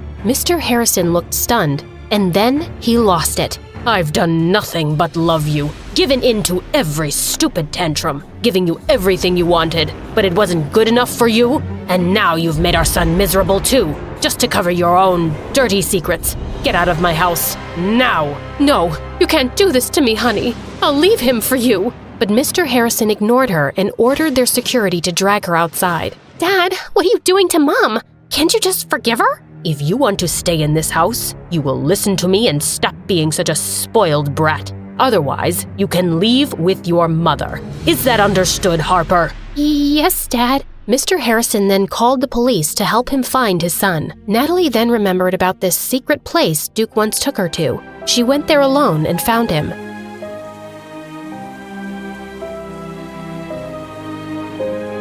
Natalie, what are you doing here? She told him everything that happened, and Duke couldn't believe how terrible his mom actually was. It's time for you to come home. Your dad is really worried about you. And you? Were you worried? Why do you think I'm here? And how could you be foolish enough to give me all your savings? It was for your mom, Natalie. It's foolish not to take care of the people you love, and I love you. I love you too, Duke. I never thought I could, and I really didn't want to, trust me. But you've made me fall in love with you. I can't help it. Okay, so in that case, you need to sign another contract with me. Depends. What kind of contract is that? A contract to be my baby queen forever. Oh my God, please don't ever call me that again. I'll think about it.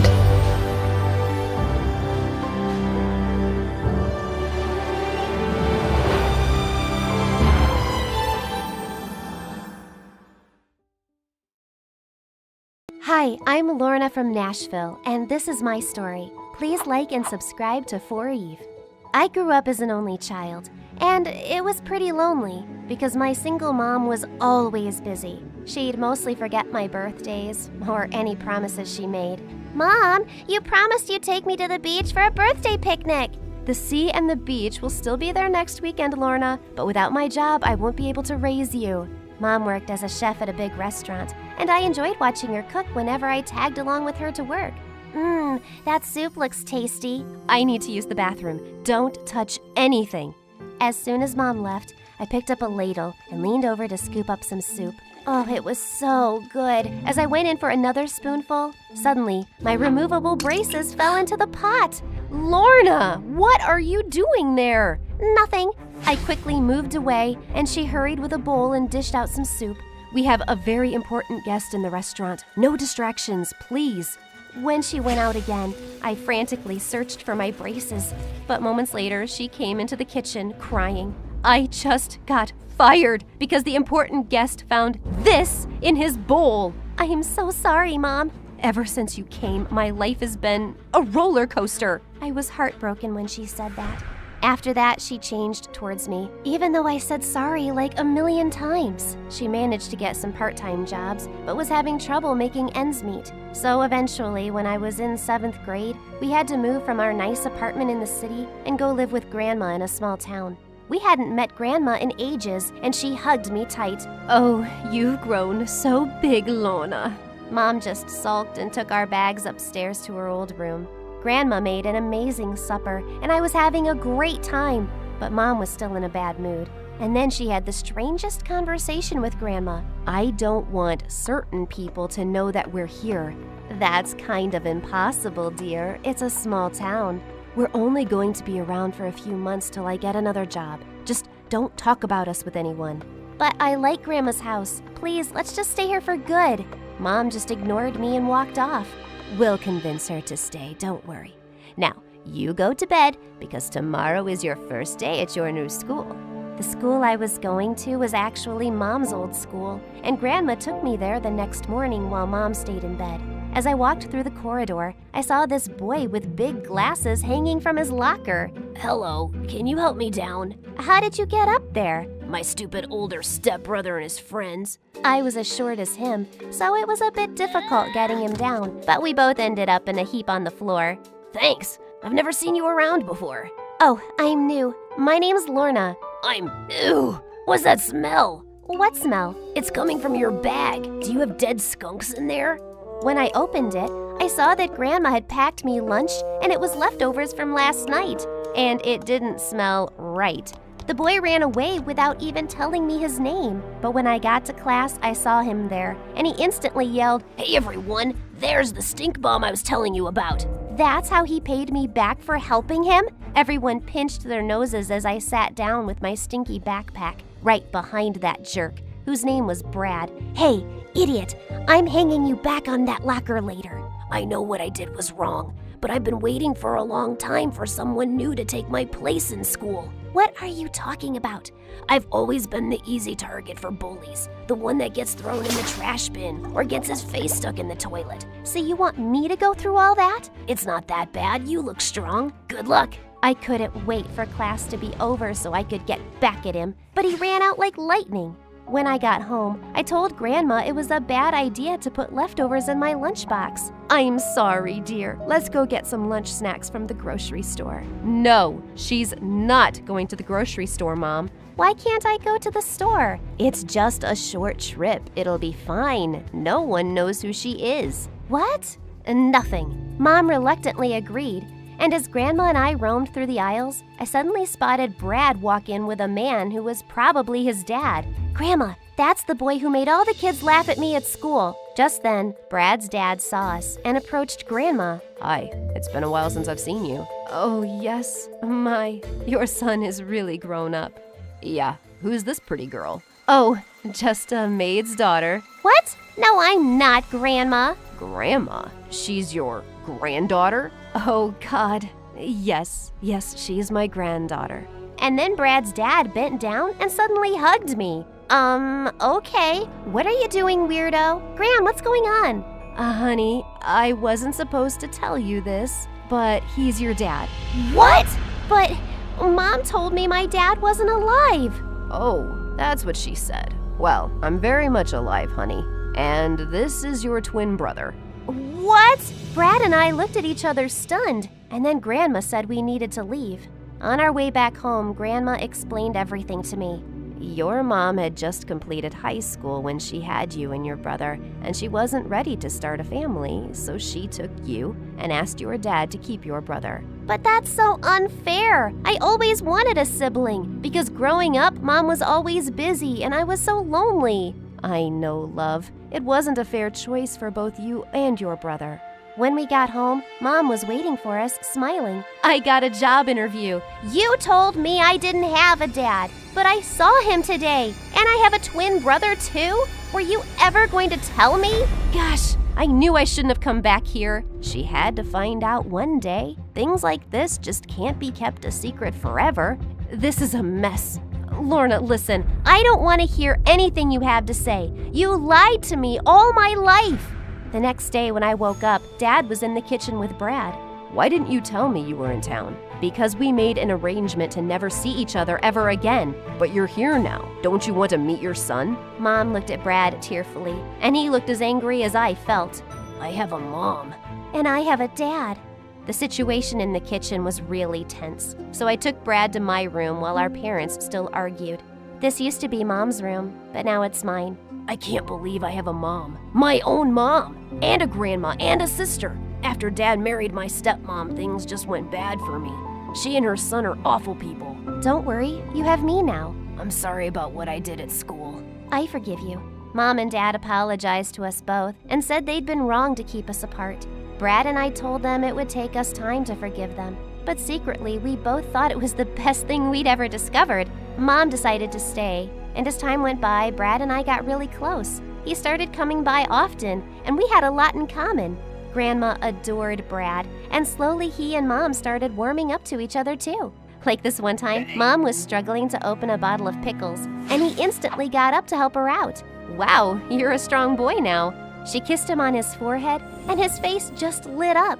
But at school, his older stepbrother Mason kept acting like a psycho. One day in the 8th grade, Dad took us all out to a restaurant. And just as I was about to sit next to Brad, Mason pulled away my chair and I fell flat on my butt.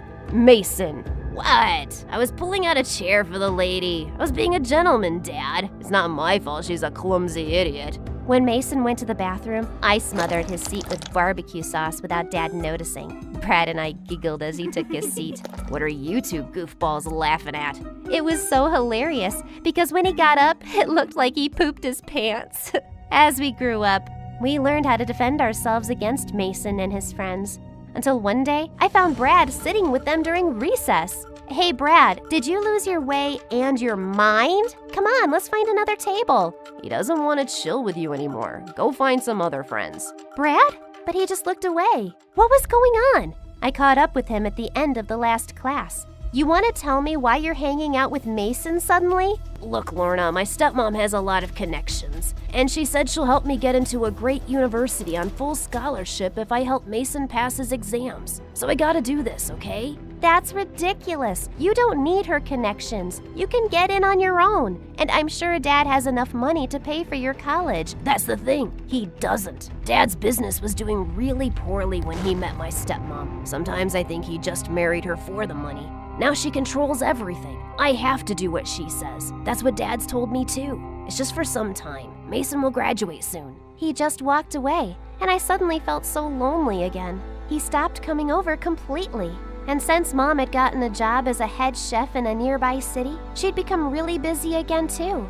Thankfully, I had Grandma, but lately she'd been struggling with her memory. And one day I came home, and she couldn't remember who I was. Who are you? What are you doing in my house? Grandma, are you joking? Go away before I call the police. But it's me, Lorna.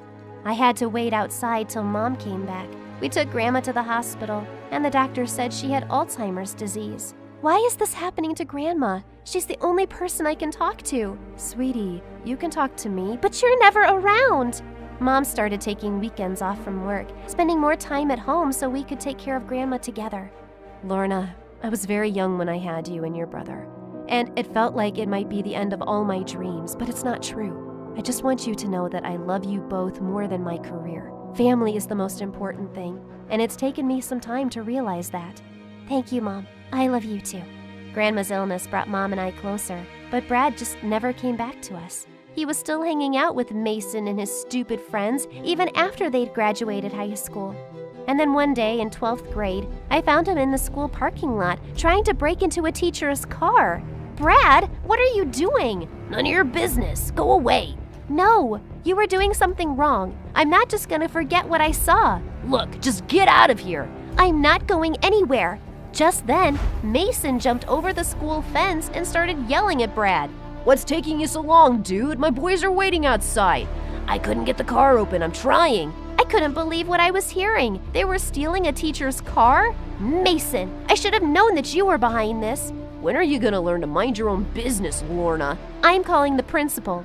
As I walked away, Mason grabbed my hand and I screamed. But just then, Brad pounced on him. Don't touch my sister! While they rolled on the floor wrestling, I ran straight to the principal for help.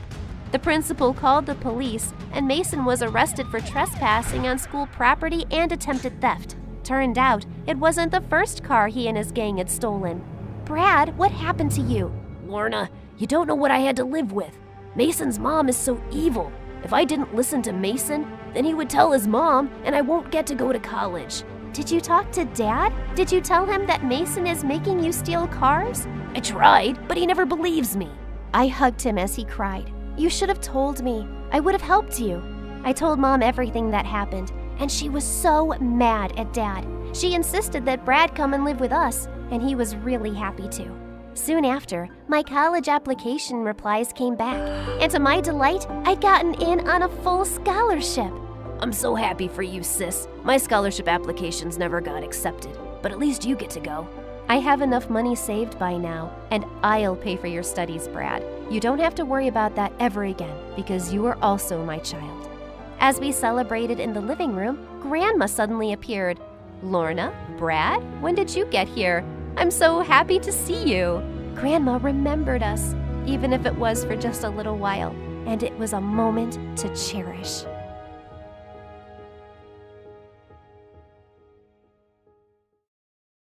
Hi, I'm Stormy. Please like and subscribe. I lived with my parents in a small city in the States. My parents loved me loads, and I was living a simple, peaceful life until I discovered something strange about me on my 5th birthday. When I was about to thank the guests after the party, I felt quite nervous with everyone staring at me.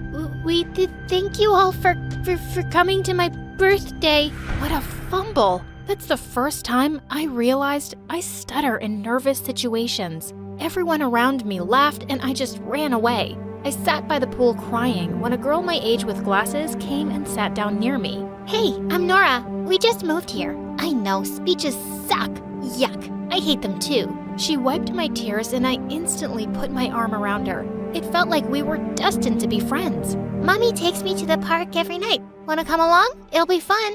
And so we met at the park every evening, and soon we became best friends. One such day, I saw another girl with Nora. As I approached them, the girl started laughing. Don't tell me you're friends with her. Isn't she the dummy who said thank you at her birthday party? Yeah, I did. But what's your problem? You're such a stupid combo. Stormy the dummy and No Eyes Nora. She laughed and pulled Nora's glasses. Nora reached out for them, but the girl threw them on the ground and stomped on them. I lost it. I kicked her hard and she fell on her butt. How dare you mess with my friend? Your friend? She's my sister, you moron. Get lost. What? Turned out, she was Nora's twin sister, Leah. She gave Nora a death stare and ran to complain to her mom. She can't be your sister, Nora.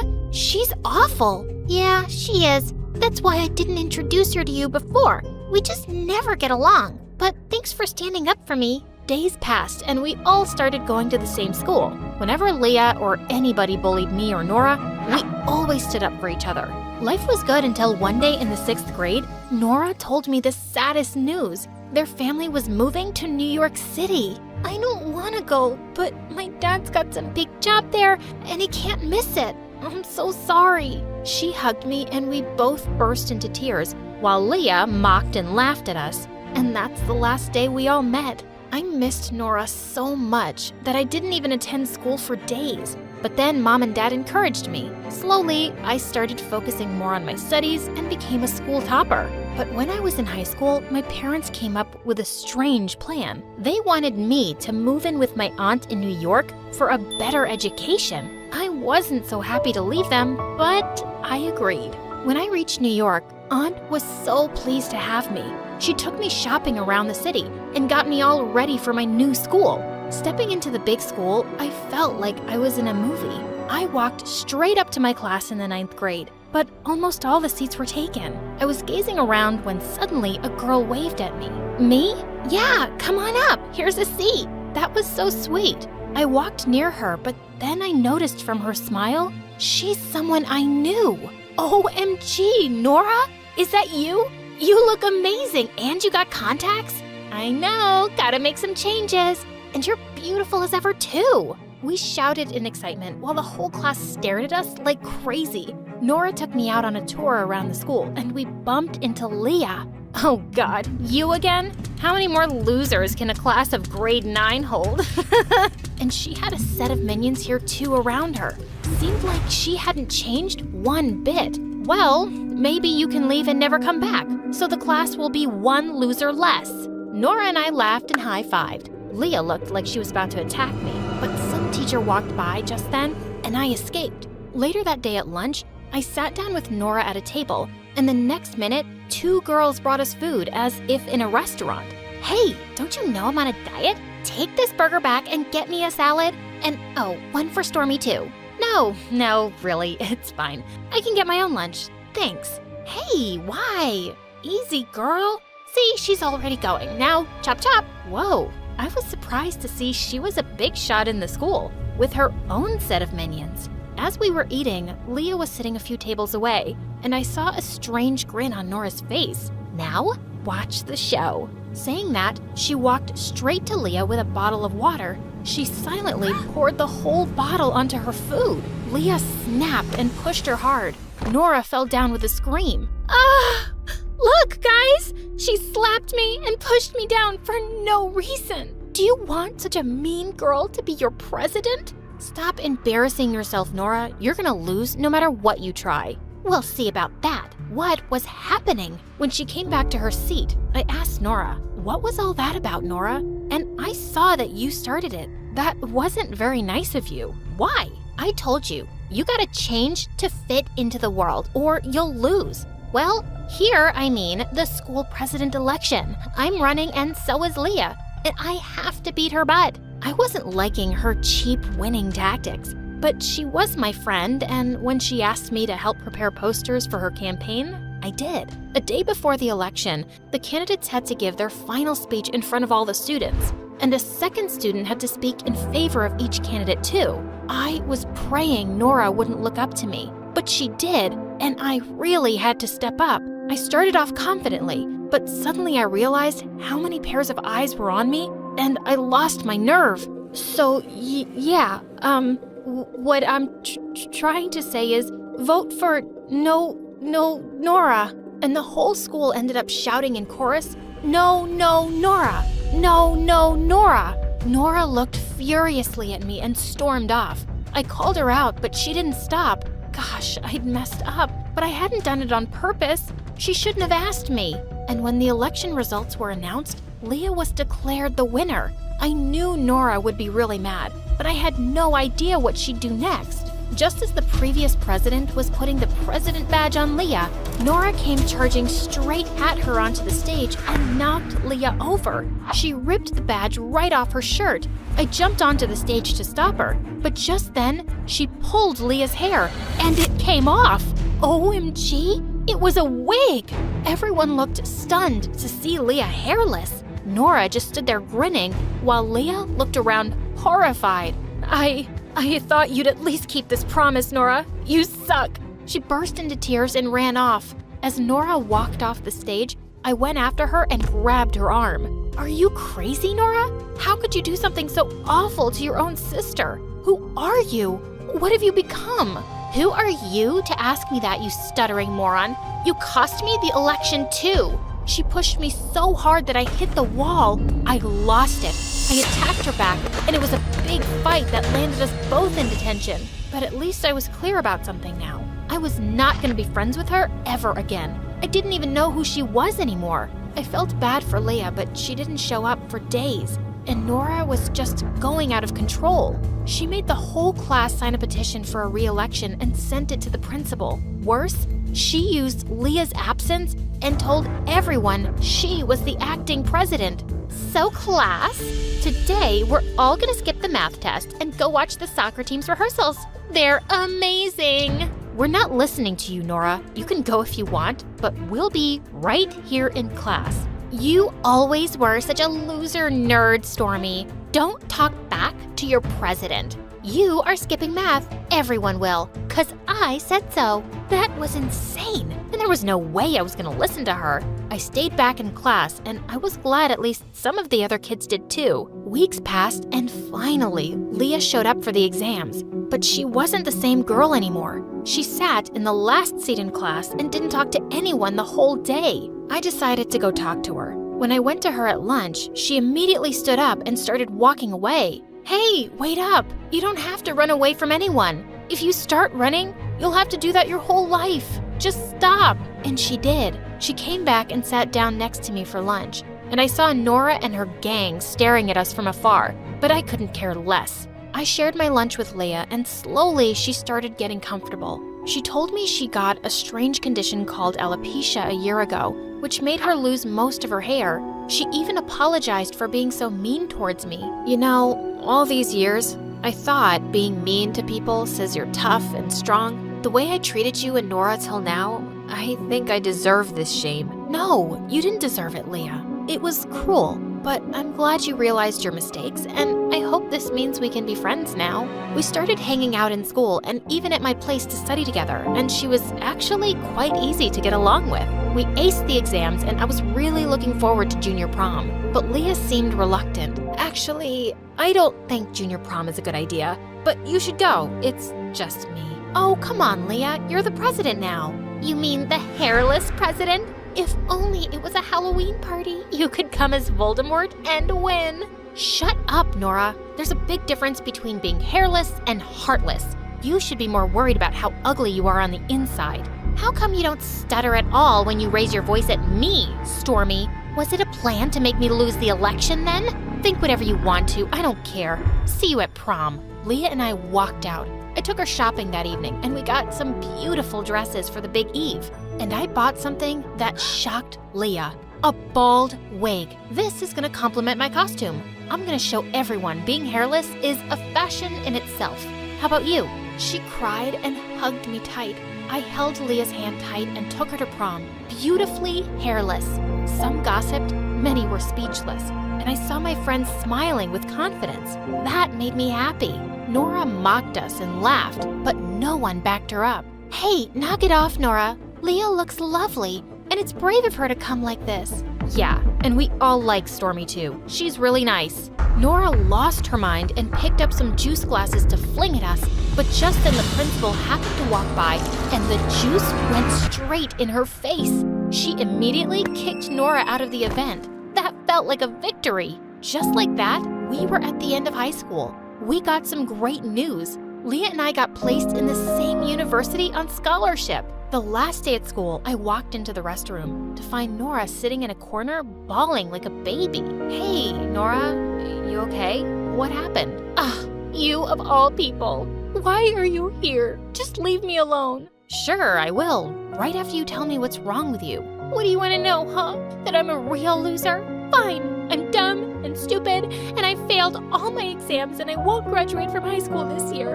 And I've lost all my popularity, and everybody hates me. Happy to hear that, Stormy? Why would that make me happy, Nora? We used to be best friends, and I miss that person. But maybe this is a chance for you to set things right before you leave this place. Be nicer to your new classmates, and they won't hate you. You said you have to change to fit in.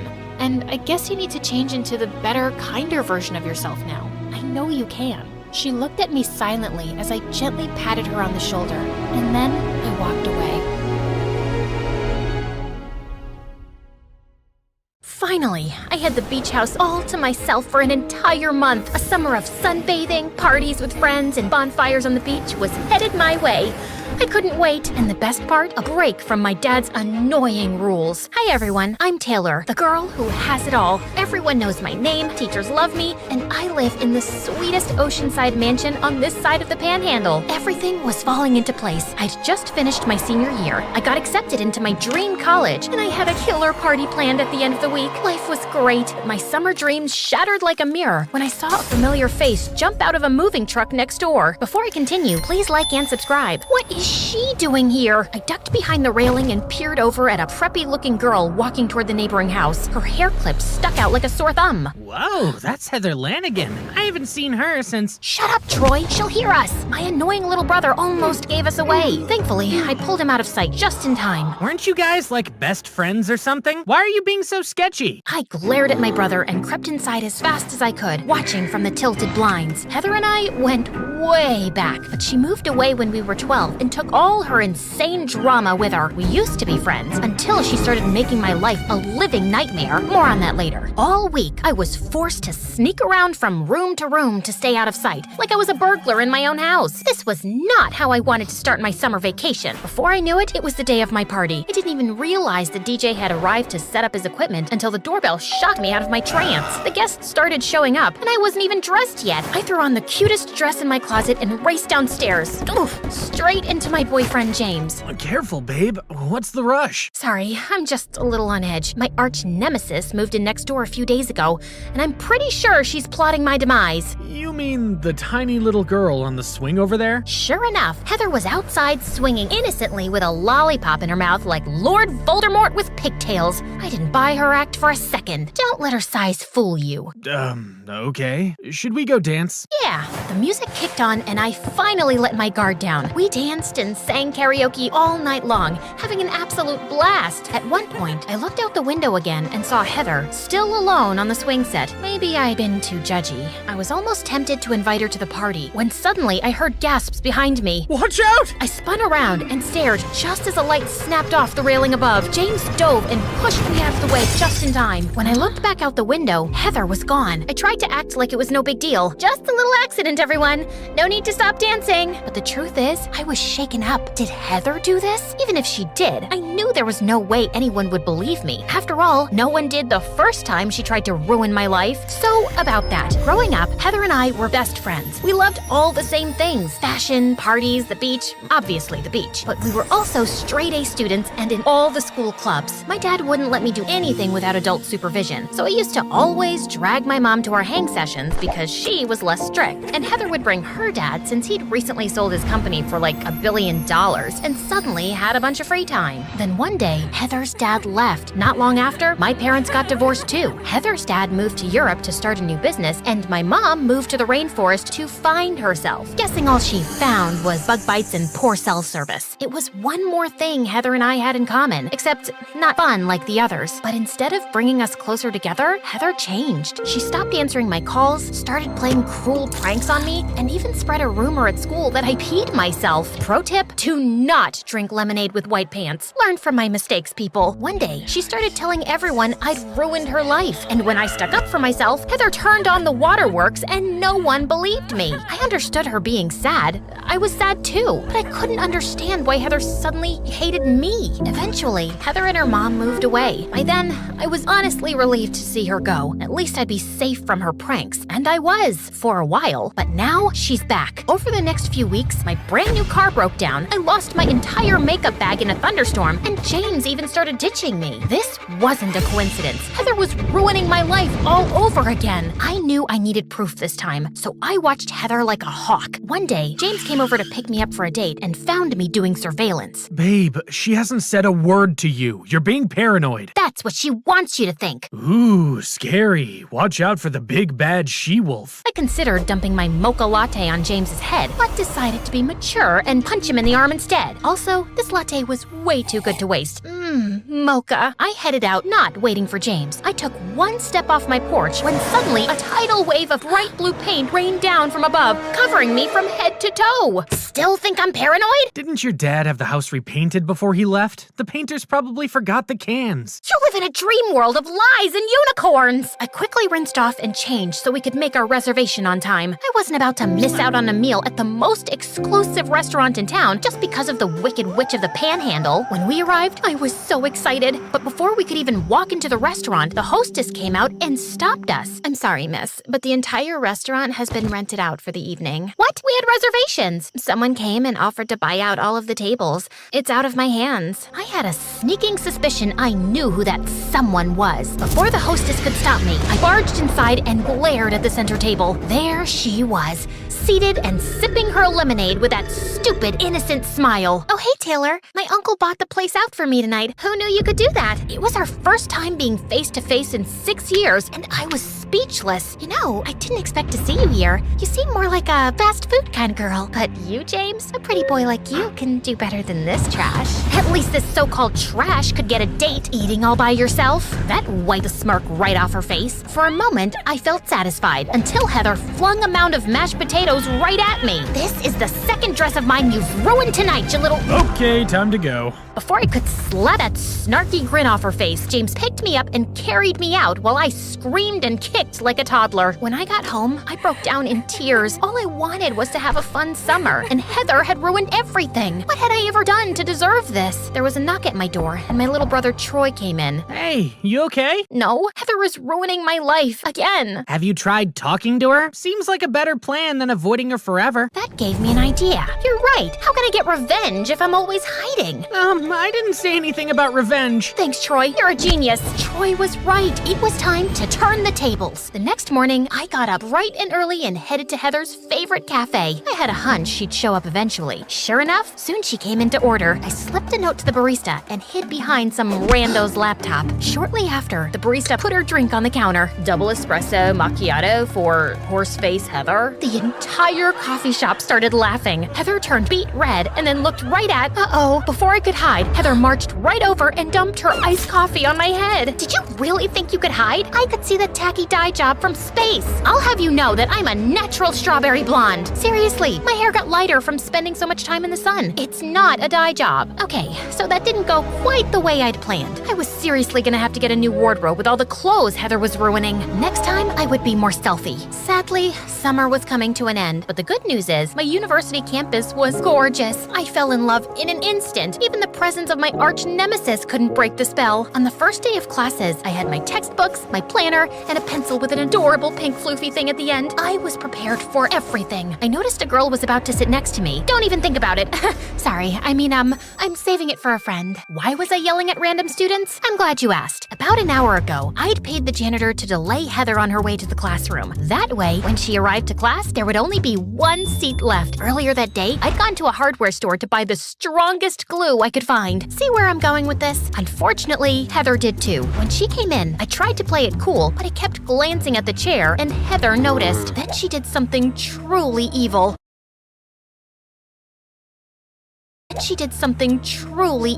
Hey, your name's Kiki, right? Would you mind taking this seat? I'm nearsighted, so I like to sit close to the front. As that girl Kiki came over to take the seat, I panicked. Pranking Heather was one thing, but embarrassing this random girl was another. She was about to sit when suddenly I shoved her out of the way and sat there myself. Sorry, I just realized my great-grandmother sat in this seat when she was my age. It's kind of a sentimental thing. You get it. She didn't get it. But whatever. At least I'd saved her from humiliation. Unfortunately, I couldn't say the same for myself. When it was time to leave class, I tried to stand carefully, but the glue stuck to my jeans and ripped a hole right in my butt. What's wrong? Did you pee your pants again? If I did, this would be the first time. It's hard to come up with a good comeback when there's a giant hole in your pants. All of my pranks were backfiring. Clearly, I needed to make better plans. So this time, I did. I spent all week preparing for the most epic prank ever. I gathered 6 chickens, 25 jars of honey, glitter, and a human-sized net. Don't ask. Then I hid in a bush with my binoculars and waited for Heather to get home. I see you decided to be mature and talk things out. Exactly. Thanks, Troy. I am mature. Troy rolled his eyes and went inside. A little while later, I saw headlights approaching, and Heather pulled into the driveway. Everything was ready. Heather was finally gonna get a taste of her own medicine. But when she got out of the car, she was on the phone, and I noticed she was crying. You obviously don't care at all. You would have come back by now if you did. Forget it. My hand hesitated on the rope. Heather was in position. All I had to do was pull, and she'd be coughing feathers and glitter for a week. Instead, I approached her. Are you okay? Why do you care? Well, I don't know if you remember, but we used to be friends. Before you ruined my life, you mean? Oh my God, Heather. I have no idea what your problem is with me. We were besties, and then one day you decided to turn me into a boogeyman for no reason. Whatever it is, get over it. I'll never get over it. I'll follow you to the ends of the earth. You'll never know a moment's peace until I have my revenge. Wow, she really was insane. Stripes and polka dots? Also, the whole evil villain speech, that was weird too. Good luck with world domination or whatever, crazy pants. I started to walk away when suddenly I tripped and pulled on the rope to catch my fall. In an instant, I was hit with a cascade of feathers, honey, and glitter. Heather laughed when suddenly the net fell and snatched her up into the air. We both looked totally ridiculous, but at least the prank was a partial success. Was it just me, or was that a smile on Heather's face? Smile or not, Heather had told me she wasn't gonna let this go. I needed to be ready. A few weeks went by with nothing happening. I knew Heather was trying to lure me into a false sense of security. She must be planning something big. There was a big fall festival coming up. Even though I was a total summer girl, I loved the changing leaves, crisp autumn air, and pumpkin candles. I couldn't wait for the festival, and that's why I knew Heather would make her move there to ruin it for me. The day of the festival, I was on high alert. Babe, why do you keep checking your makeup? You look great. I'm not checking my makeup. I'm watching my 6. Then I saw her, hiding behind the donut stand. That's it. I've put up with your stupid little games all summer, and clearly you're not growing up anytime soon. I'm breaking up with you. Also, I lied. Your makeup doesn't look great. You take that back. Have fun being at the festival all alone, loser. Hey, pretty boy. James and I turned at the same time. Suddenly, Heather dumped her pumpkin spice latte on his head. He was about to scream when I took my candy apple and jammed it into his mouth. There, definitely an improvement. Agreed. James stalked off furiously, and Heather and I laughed. You stuck up for me. Well, we did used to be friends. Heather, I'm not lying. I really don't know why you started hating me. You really don't? You set your mom up with my dad. He left my mom and moved to the rainforest with your mom. I was shocked. Heather, I didn't even know they were together. I thought your dad was in Europe. And why would you think I set them up? You used to always bring your mom to our play dates and then leave her alone with my dad because she was less strict than my dad. I wasn't playing matchmaker. I was 11. To my surprise, Heather hugged me. I'm sorry. Listen, your brother came to me last night with tears in his eyes. He begged me to stop. I enjoyed it, but yeah, he was sad. He what? Listen, he's right. I never should have blamed you. It was so hard, and I guess focusing all my sadness and anger on you was easier than dealing with my broken family. I know you had your own struggles too, and I'm sorry if I made things worse. I missed you. I missed you too. I have to go and kill my brother, so come here. What do you say we focus on a couple of those cinnamon donuts?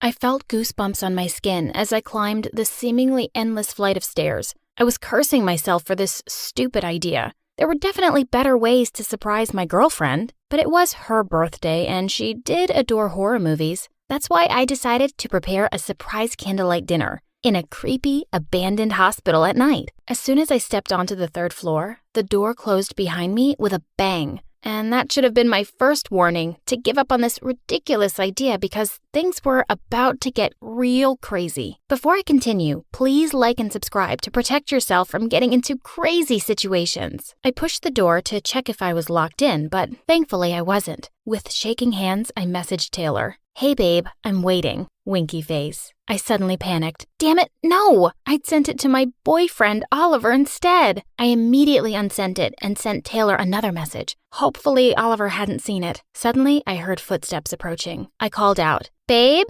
Taylor, is anyone here? Just then, someone tapped on my shoulder, and I almost passed out. I heard laughter. Taylor, I yelled. Babe, don't do that. You nearly scared me to death. She answered, and who told you about this venue? I told her that I thought she'd love it, but then she caressed my cheek and said, I do, but you don't. My heart fluttered. My girlfriend was such a stud. Just as we sat down to eat, we heard a blood-curdling scream. Taylor got up and dashed out of the room to check it out, and I followed. We went into a room at the end of the hall, and we saw a guy looking out the window. Thinking it was a ghost, I hid behind Taylor. She called to him. Who are you? What do you want? The guy replied, My phone. I dropped my phone. Damn it. I gasped. His voice sounded familiar. Oh no, it couldn't be. But then he turned, and I almost wanted to jump out of the window myself. It was Oliver. I asked, What are you doing here? He replied,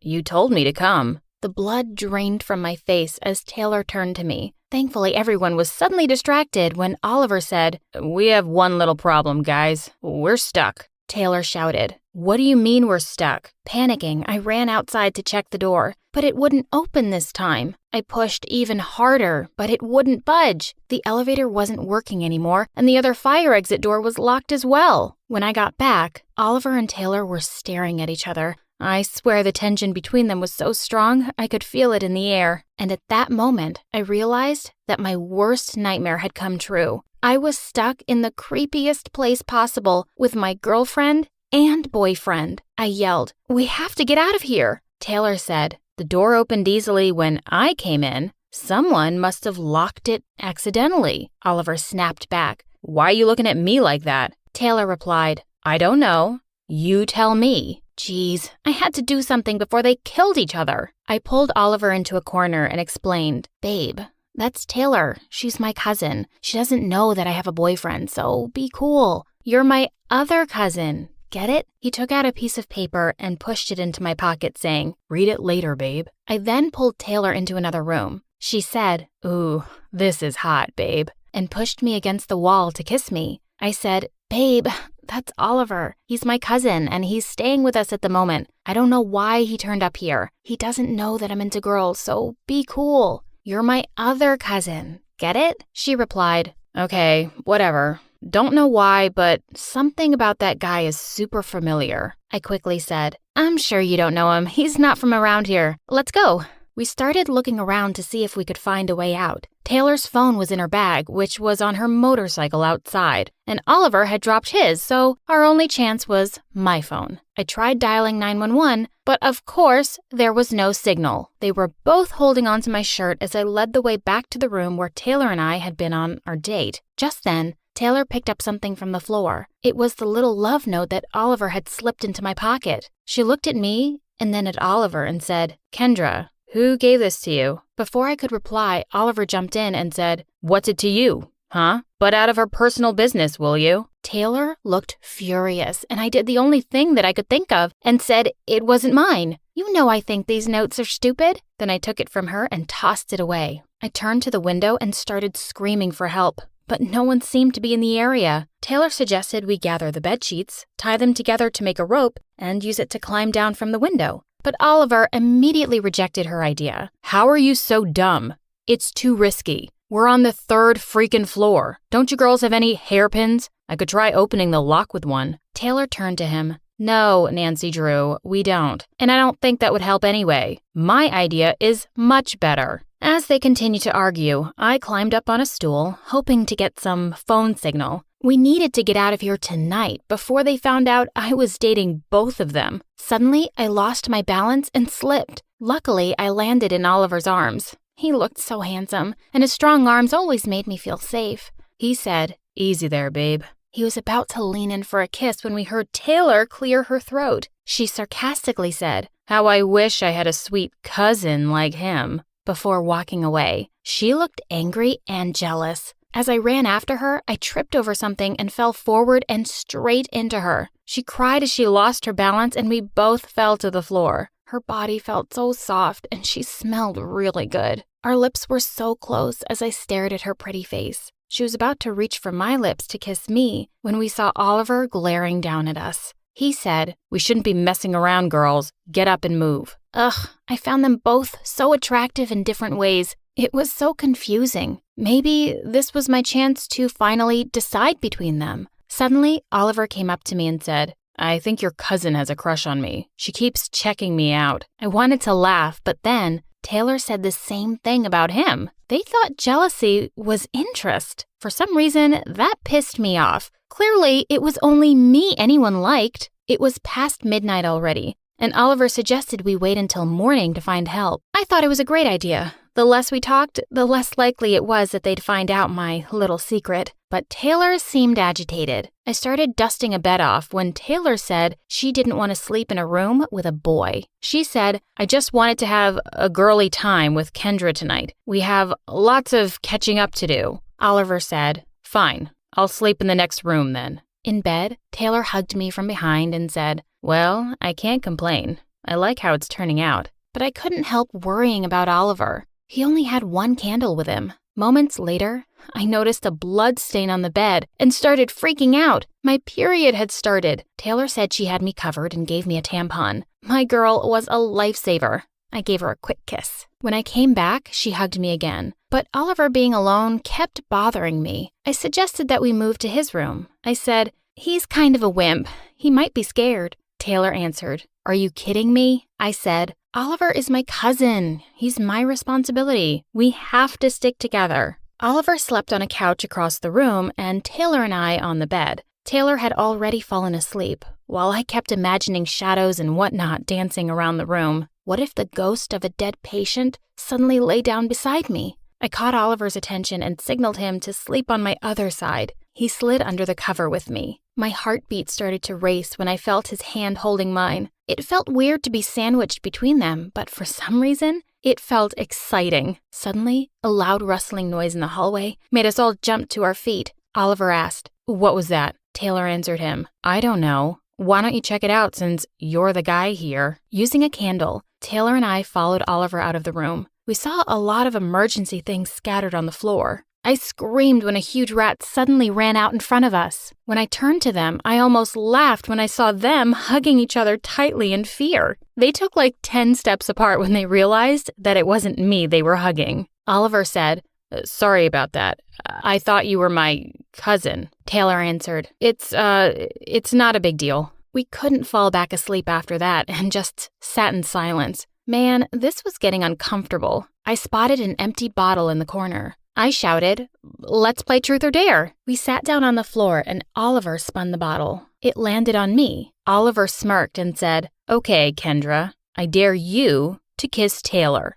I looked at him in shock. Was this some kind of test? I laughed and said, "That's gross, Oliver. She's my cousin." Taylor looked pissed when I said that. She said, "Oh, well, I guess the only two people who aren't cousins here are me and Oliver." And she suddenly crawled over to him, pulled him towards her by the collar, and kissed him. Oliver looked really surprised and turned red. I was so angry, but it's not like I could say anything. Thankfully, it was morning now, and everything had started to brighten up. We looked like a bunch of zombies. I checked my phone and was horrified to see that my battery had totally drained. We followed Taylor to the laboratory room and saw some chemicals spilled on the floor. Oliver slipped, but before falling, Taylor was able to catch him. She told him, "Watch your step, dude." Oliver looked up at her, and seeing how they were staring into each other's eyes made me feel like I had been stabbed through the chest. I was jealous, but I didn't know of who. I pushed them apart and said, "Come on, let's get to work. I don't want to be stuck here forever." We found some jars and test tubes with scary-looking things inside. Taylor explained what they were with confidence, and Oliver looked oh so fascinated. He said, "Wow, that sounds so cool." Taylor replied, "My dad's a surgeon. That's why I know these things."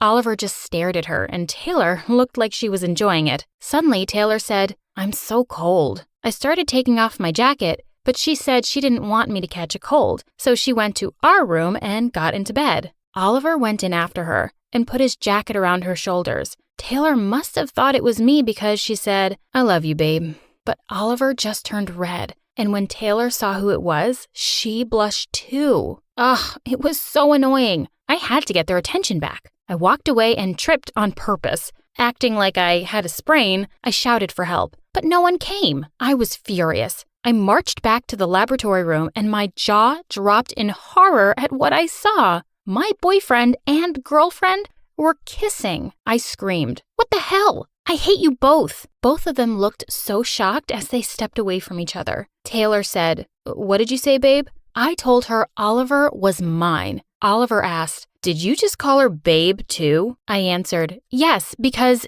she's my girlfriend. She's mine." All of a sudden, I realized what I'd done, but it was too late because they both looked furious. Now what? I immediately walked out and looked for a corner to cry in. A few hours had passed and my stomach growled. I realized that we hadn't eaten for more than 12 hours. I found them in our room eating the leftovers from last night. My anger flared. Oliver feeding Taylor with his own hands. The freaking traitors. They were officially together now? I complained that no one had even asked me for food, and Oliver said, "But I thought you were on a diet." Taylor repeated him, "Yeah, I thought you were on a diet." I told her to stay out of this, and she replied, "Or what? You'll cheat on me?" For a minute, the whole room was absolutely silent, but the tension was killing me. I chose to walk away again, or I'd go crazy. Nighttime came again, and I was so pissed. I spent another hour screaming for help, even though I knew it was useless. When it was time to sleep, I went to join them, wondering what the sleeping arrangement would be tonight.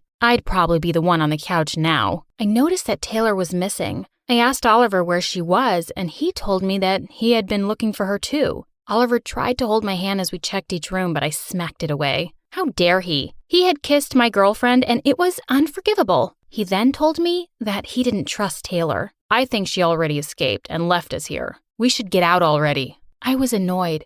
How could he think about Taylor like that? I said, "You seemed to find her just fine when you were kissing her." Just then, he looked out the window and yelled, "See? I told you." He showed me a rope made of bed sheets hanging from the window. He said we could try going down that way too, but I hesitated because I saw her motorcycle still parked outside. I said, that looks like a really steep drop. Let's try to find another way? My stomach growled again. Oliver grabbed my hand and pulled me to the back of the nurse's station. I was surprised when he took out some snacks and water bottles from a drawer. He said, if you want to stay here, it's fine. We have everything we need. I said, of course I don't want to stay here. And where did this food come from? Oliver said, I don't know, babe. It was just here. I thought you probably brought it for your date. And look how she's left you now. We lay down to sleep. Just as I had dozed off, I woke up in shock. I'd heard a phone ring. Was I imagining stuff? Something just wasn't right. I tried to open the huge door at the end of the hallway again, and unexpectedly, it opened this time.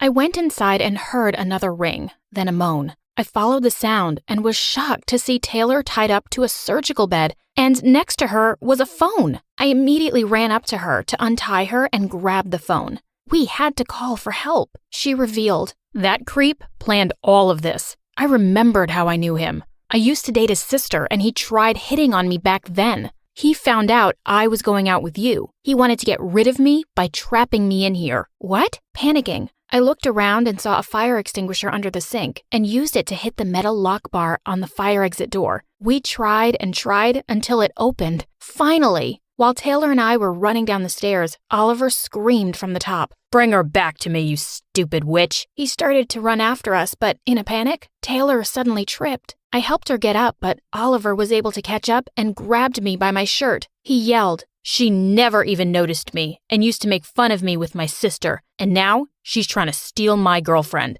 When you texted me by mistake, you gave me the perfect chance to set things straight. You're mine, Kendra. You can't be hers." He was about to pull me back, shaking Taylor off. Then suddenly, we heard sirens. The police had come. Oliver looked horrified, and then he was off. He ran down the stairs and out of the door. For a minute, I was scared he'd gotten away. But just then, 2 policemen came into sight, and they grabbed him. We ran downstairs and told them everything. To say he'll be behind bars for a long time is an understatement. My parents would be worried sick, so Taylor drove me home next. Before going inside, I invited her to spend the night with me. But to my surprise, she shook her head and said, "I really loved you, Kendra, but I need time to think about us." Tears rolled down my cheeks. "What do you mean? Are you breaking up with me?" But Taylor just left. Over the following weeks, I realized how unfair I had been to Taylor. She had always loved me and been strong for me, and all I had done was cheat on her. Now, she didn't even want to talk to me. Until one day, when the doorbell rang. When I went to check, someone stood at the back door with a huge bouquet of flowers. For a minute, I was terrified. Was Oliver somehow back? But then, the person holding the flowers peeked at me from behind them. "Taylor, I'm so sorry. I was crazy, and I just got carried away, but I love you, Kay. Even after everything, I love you." "I love you too."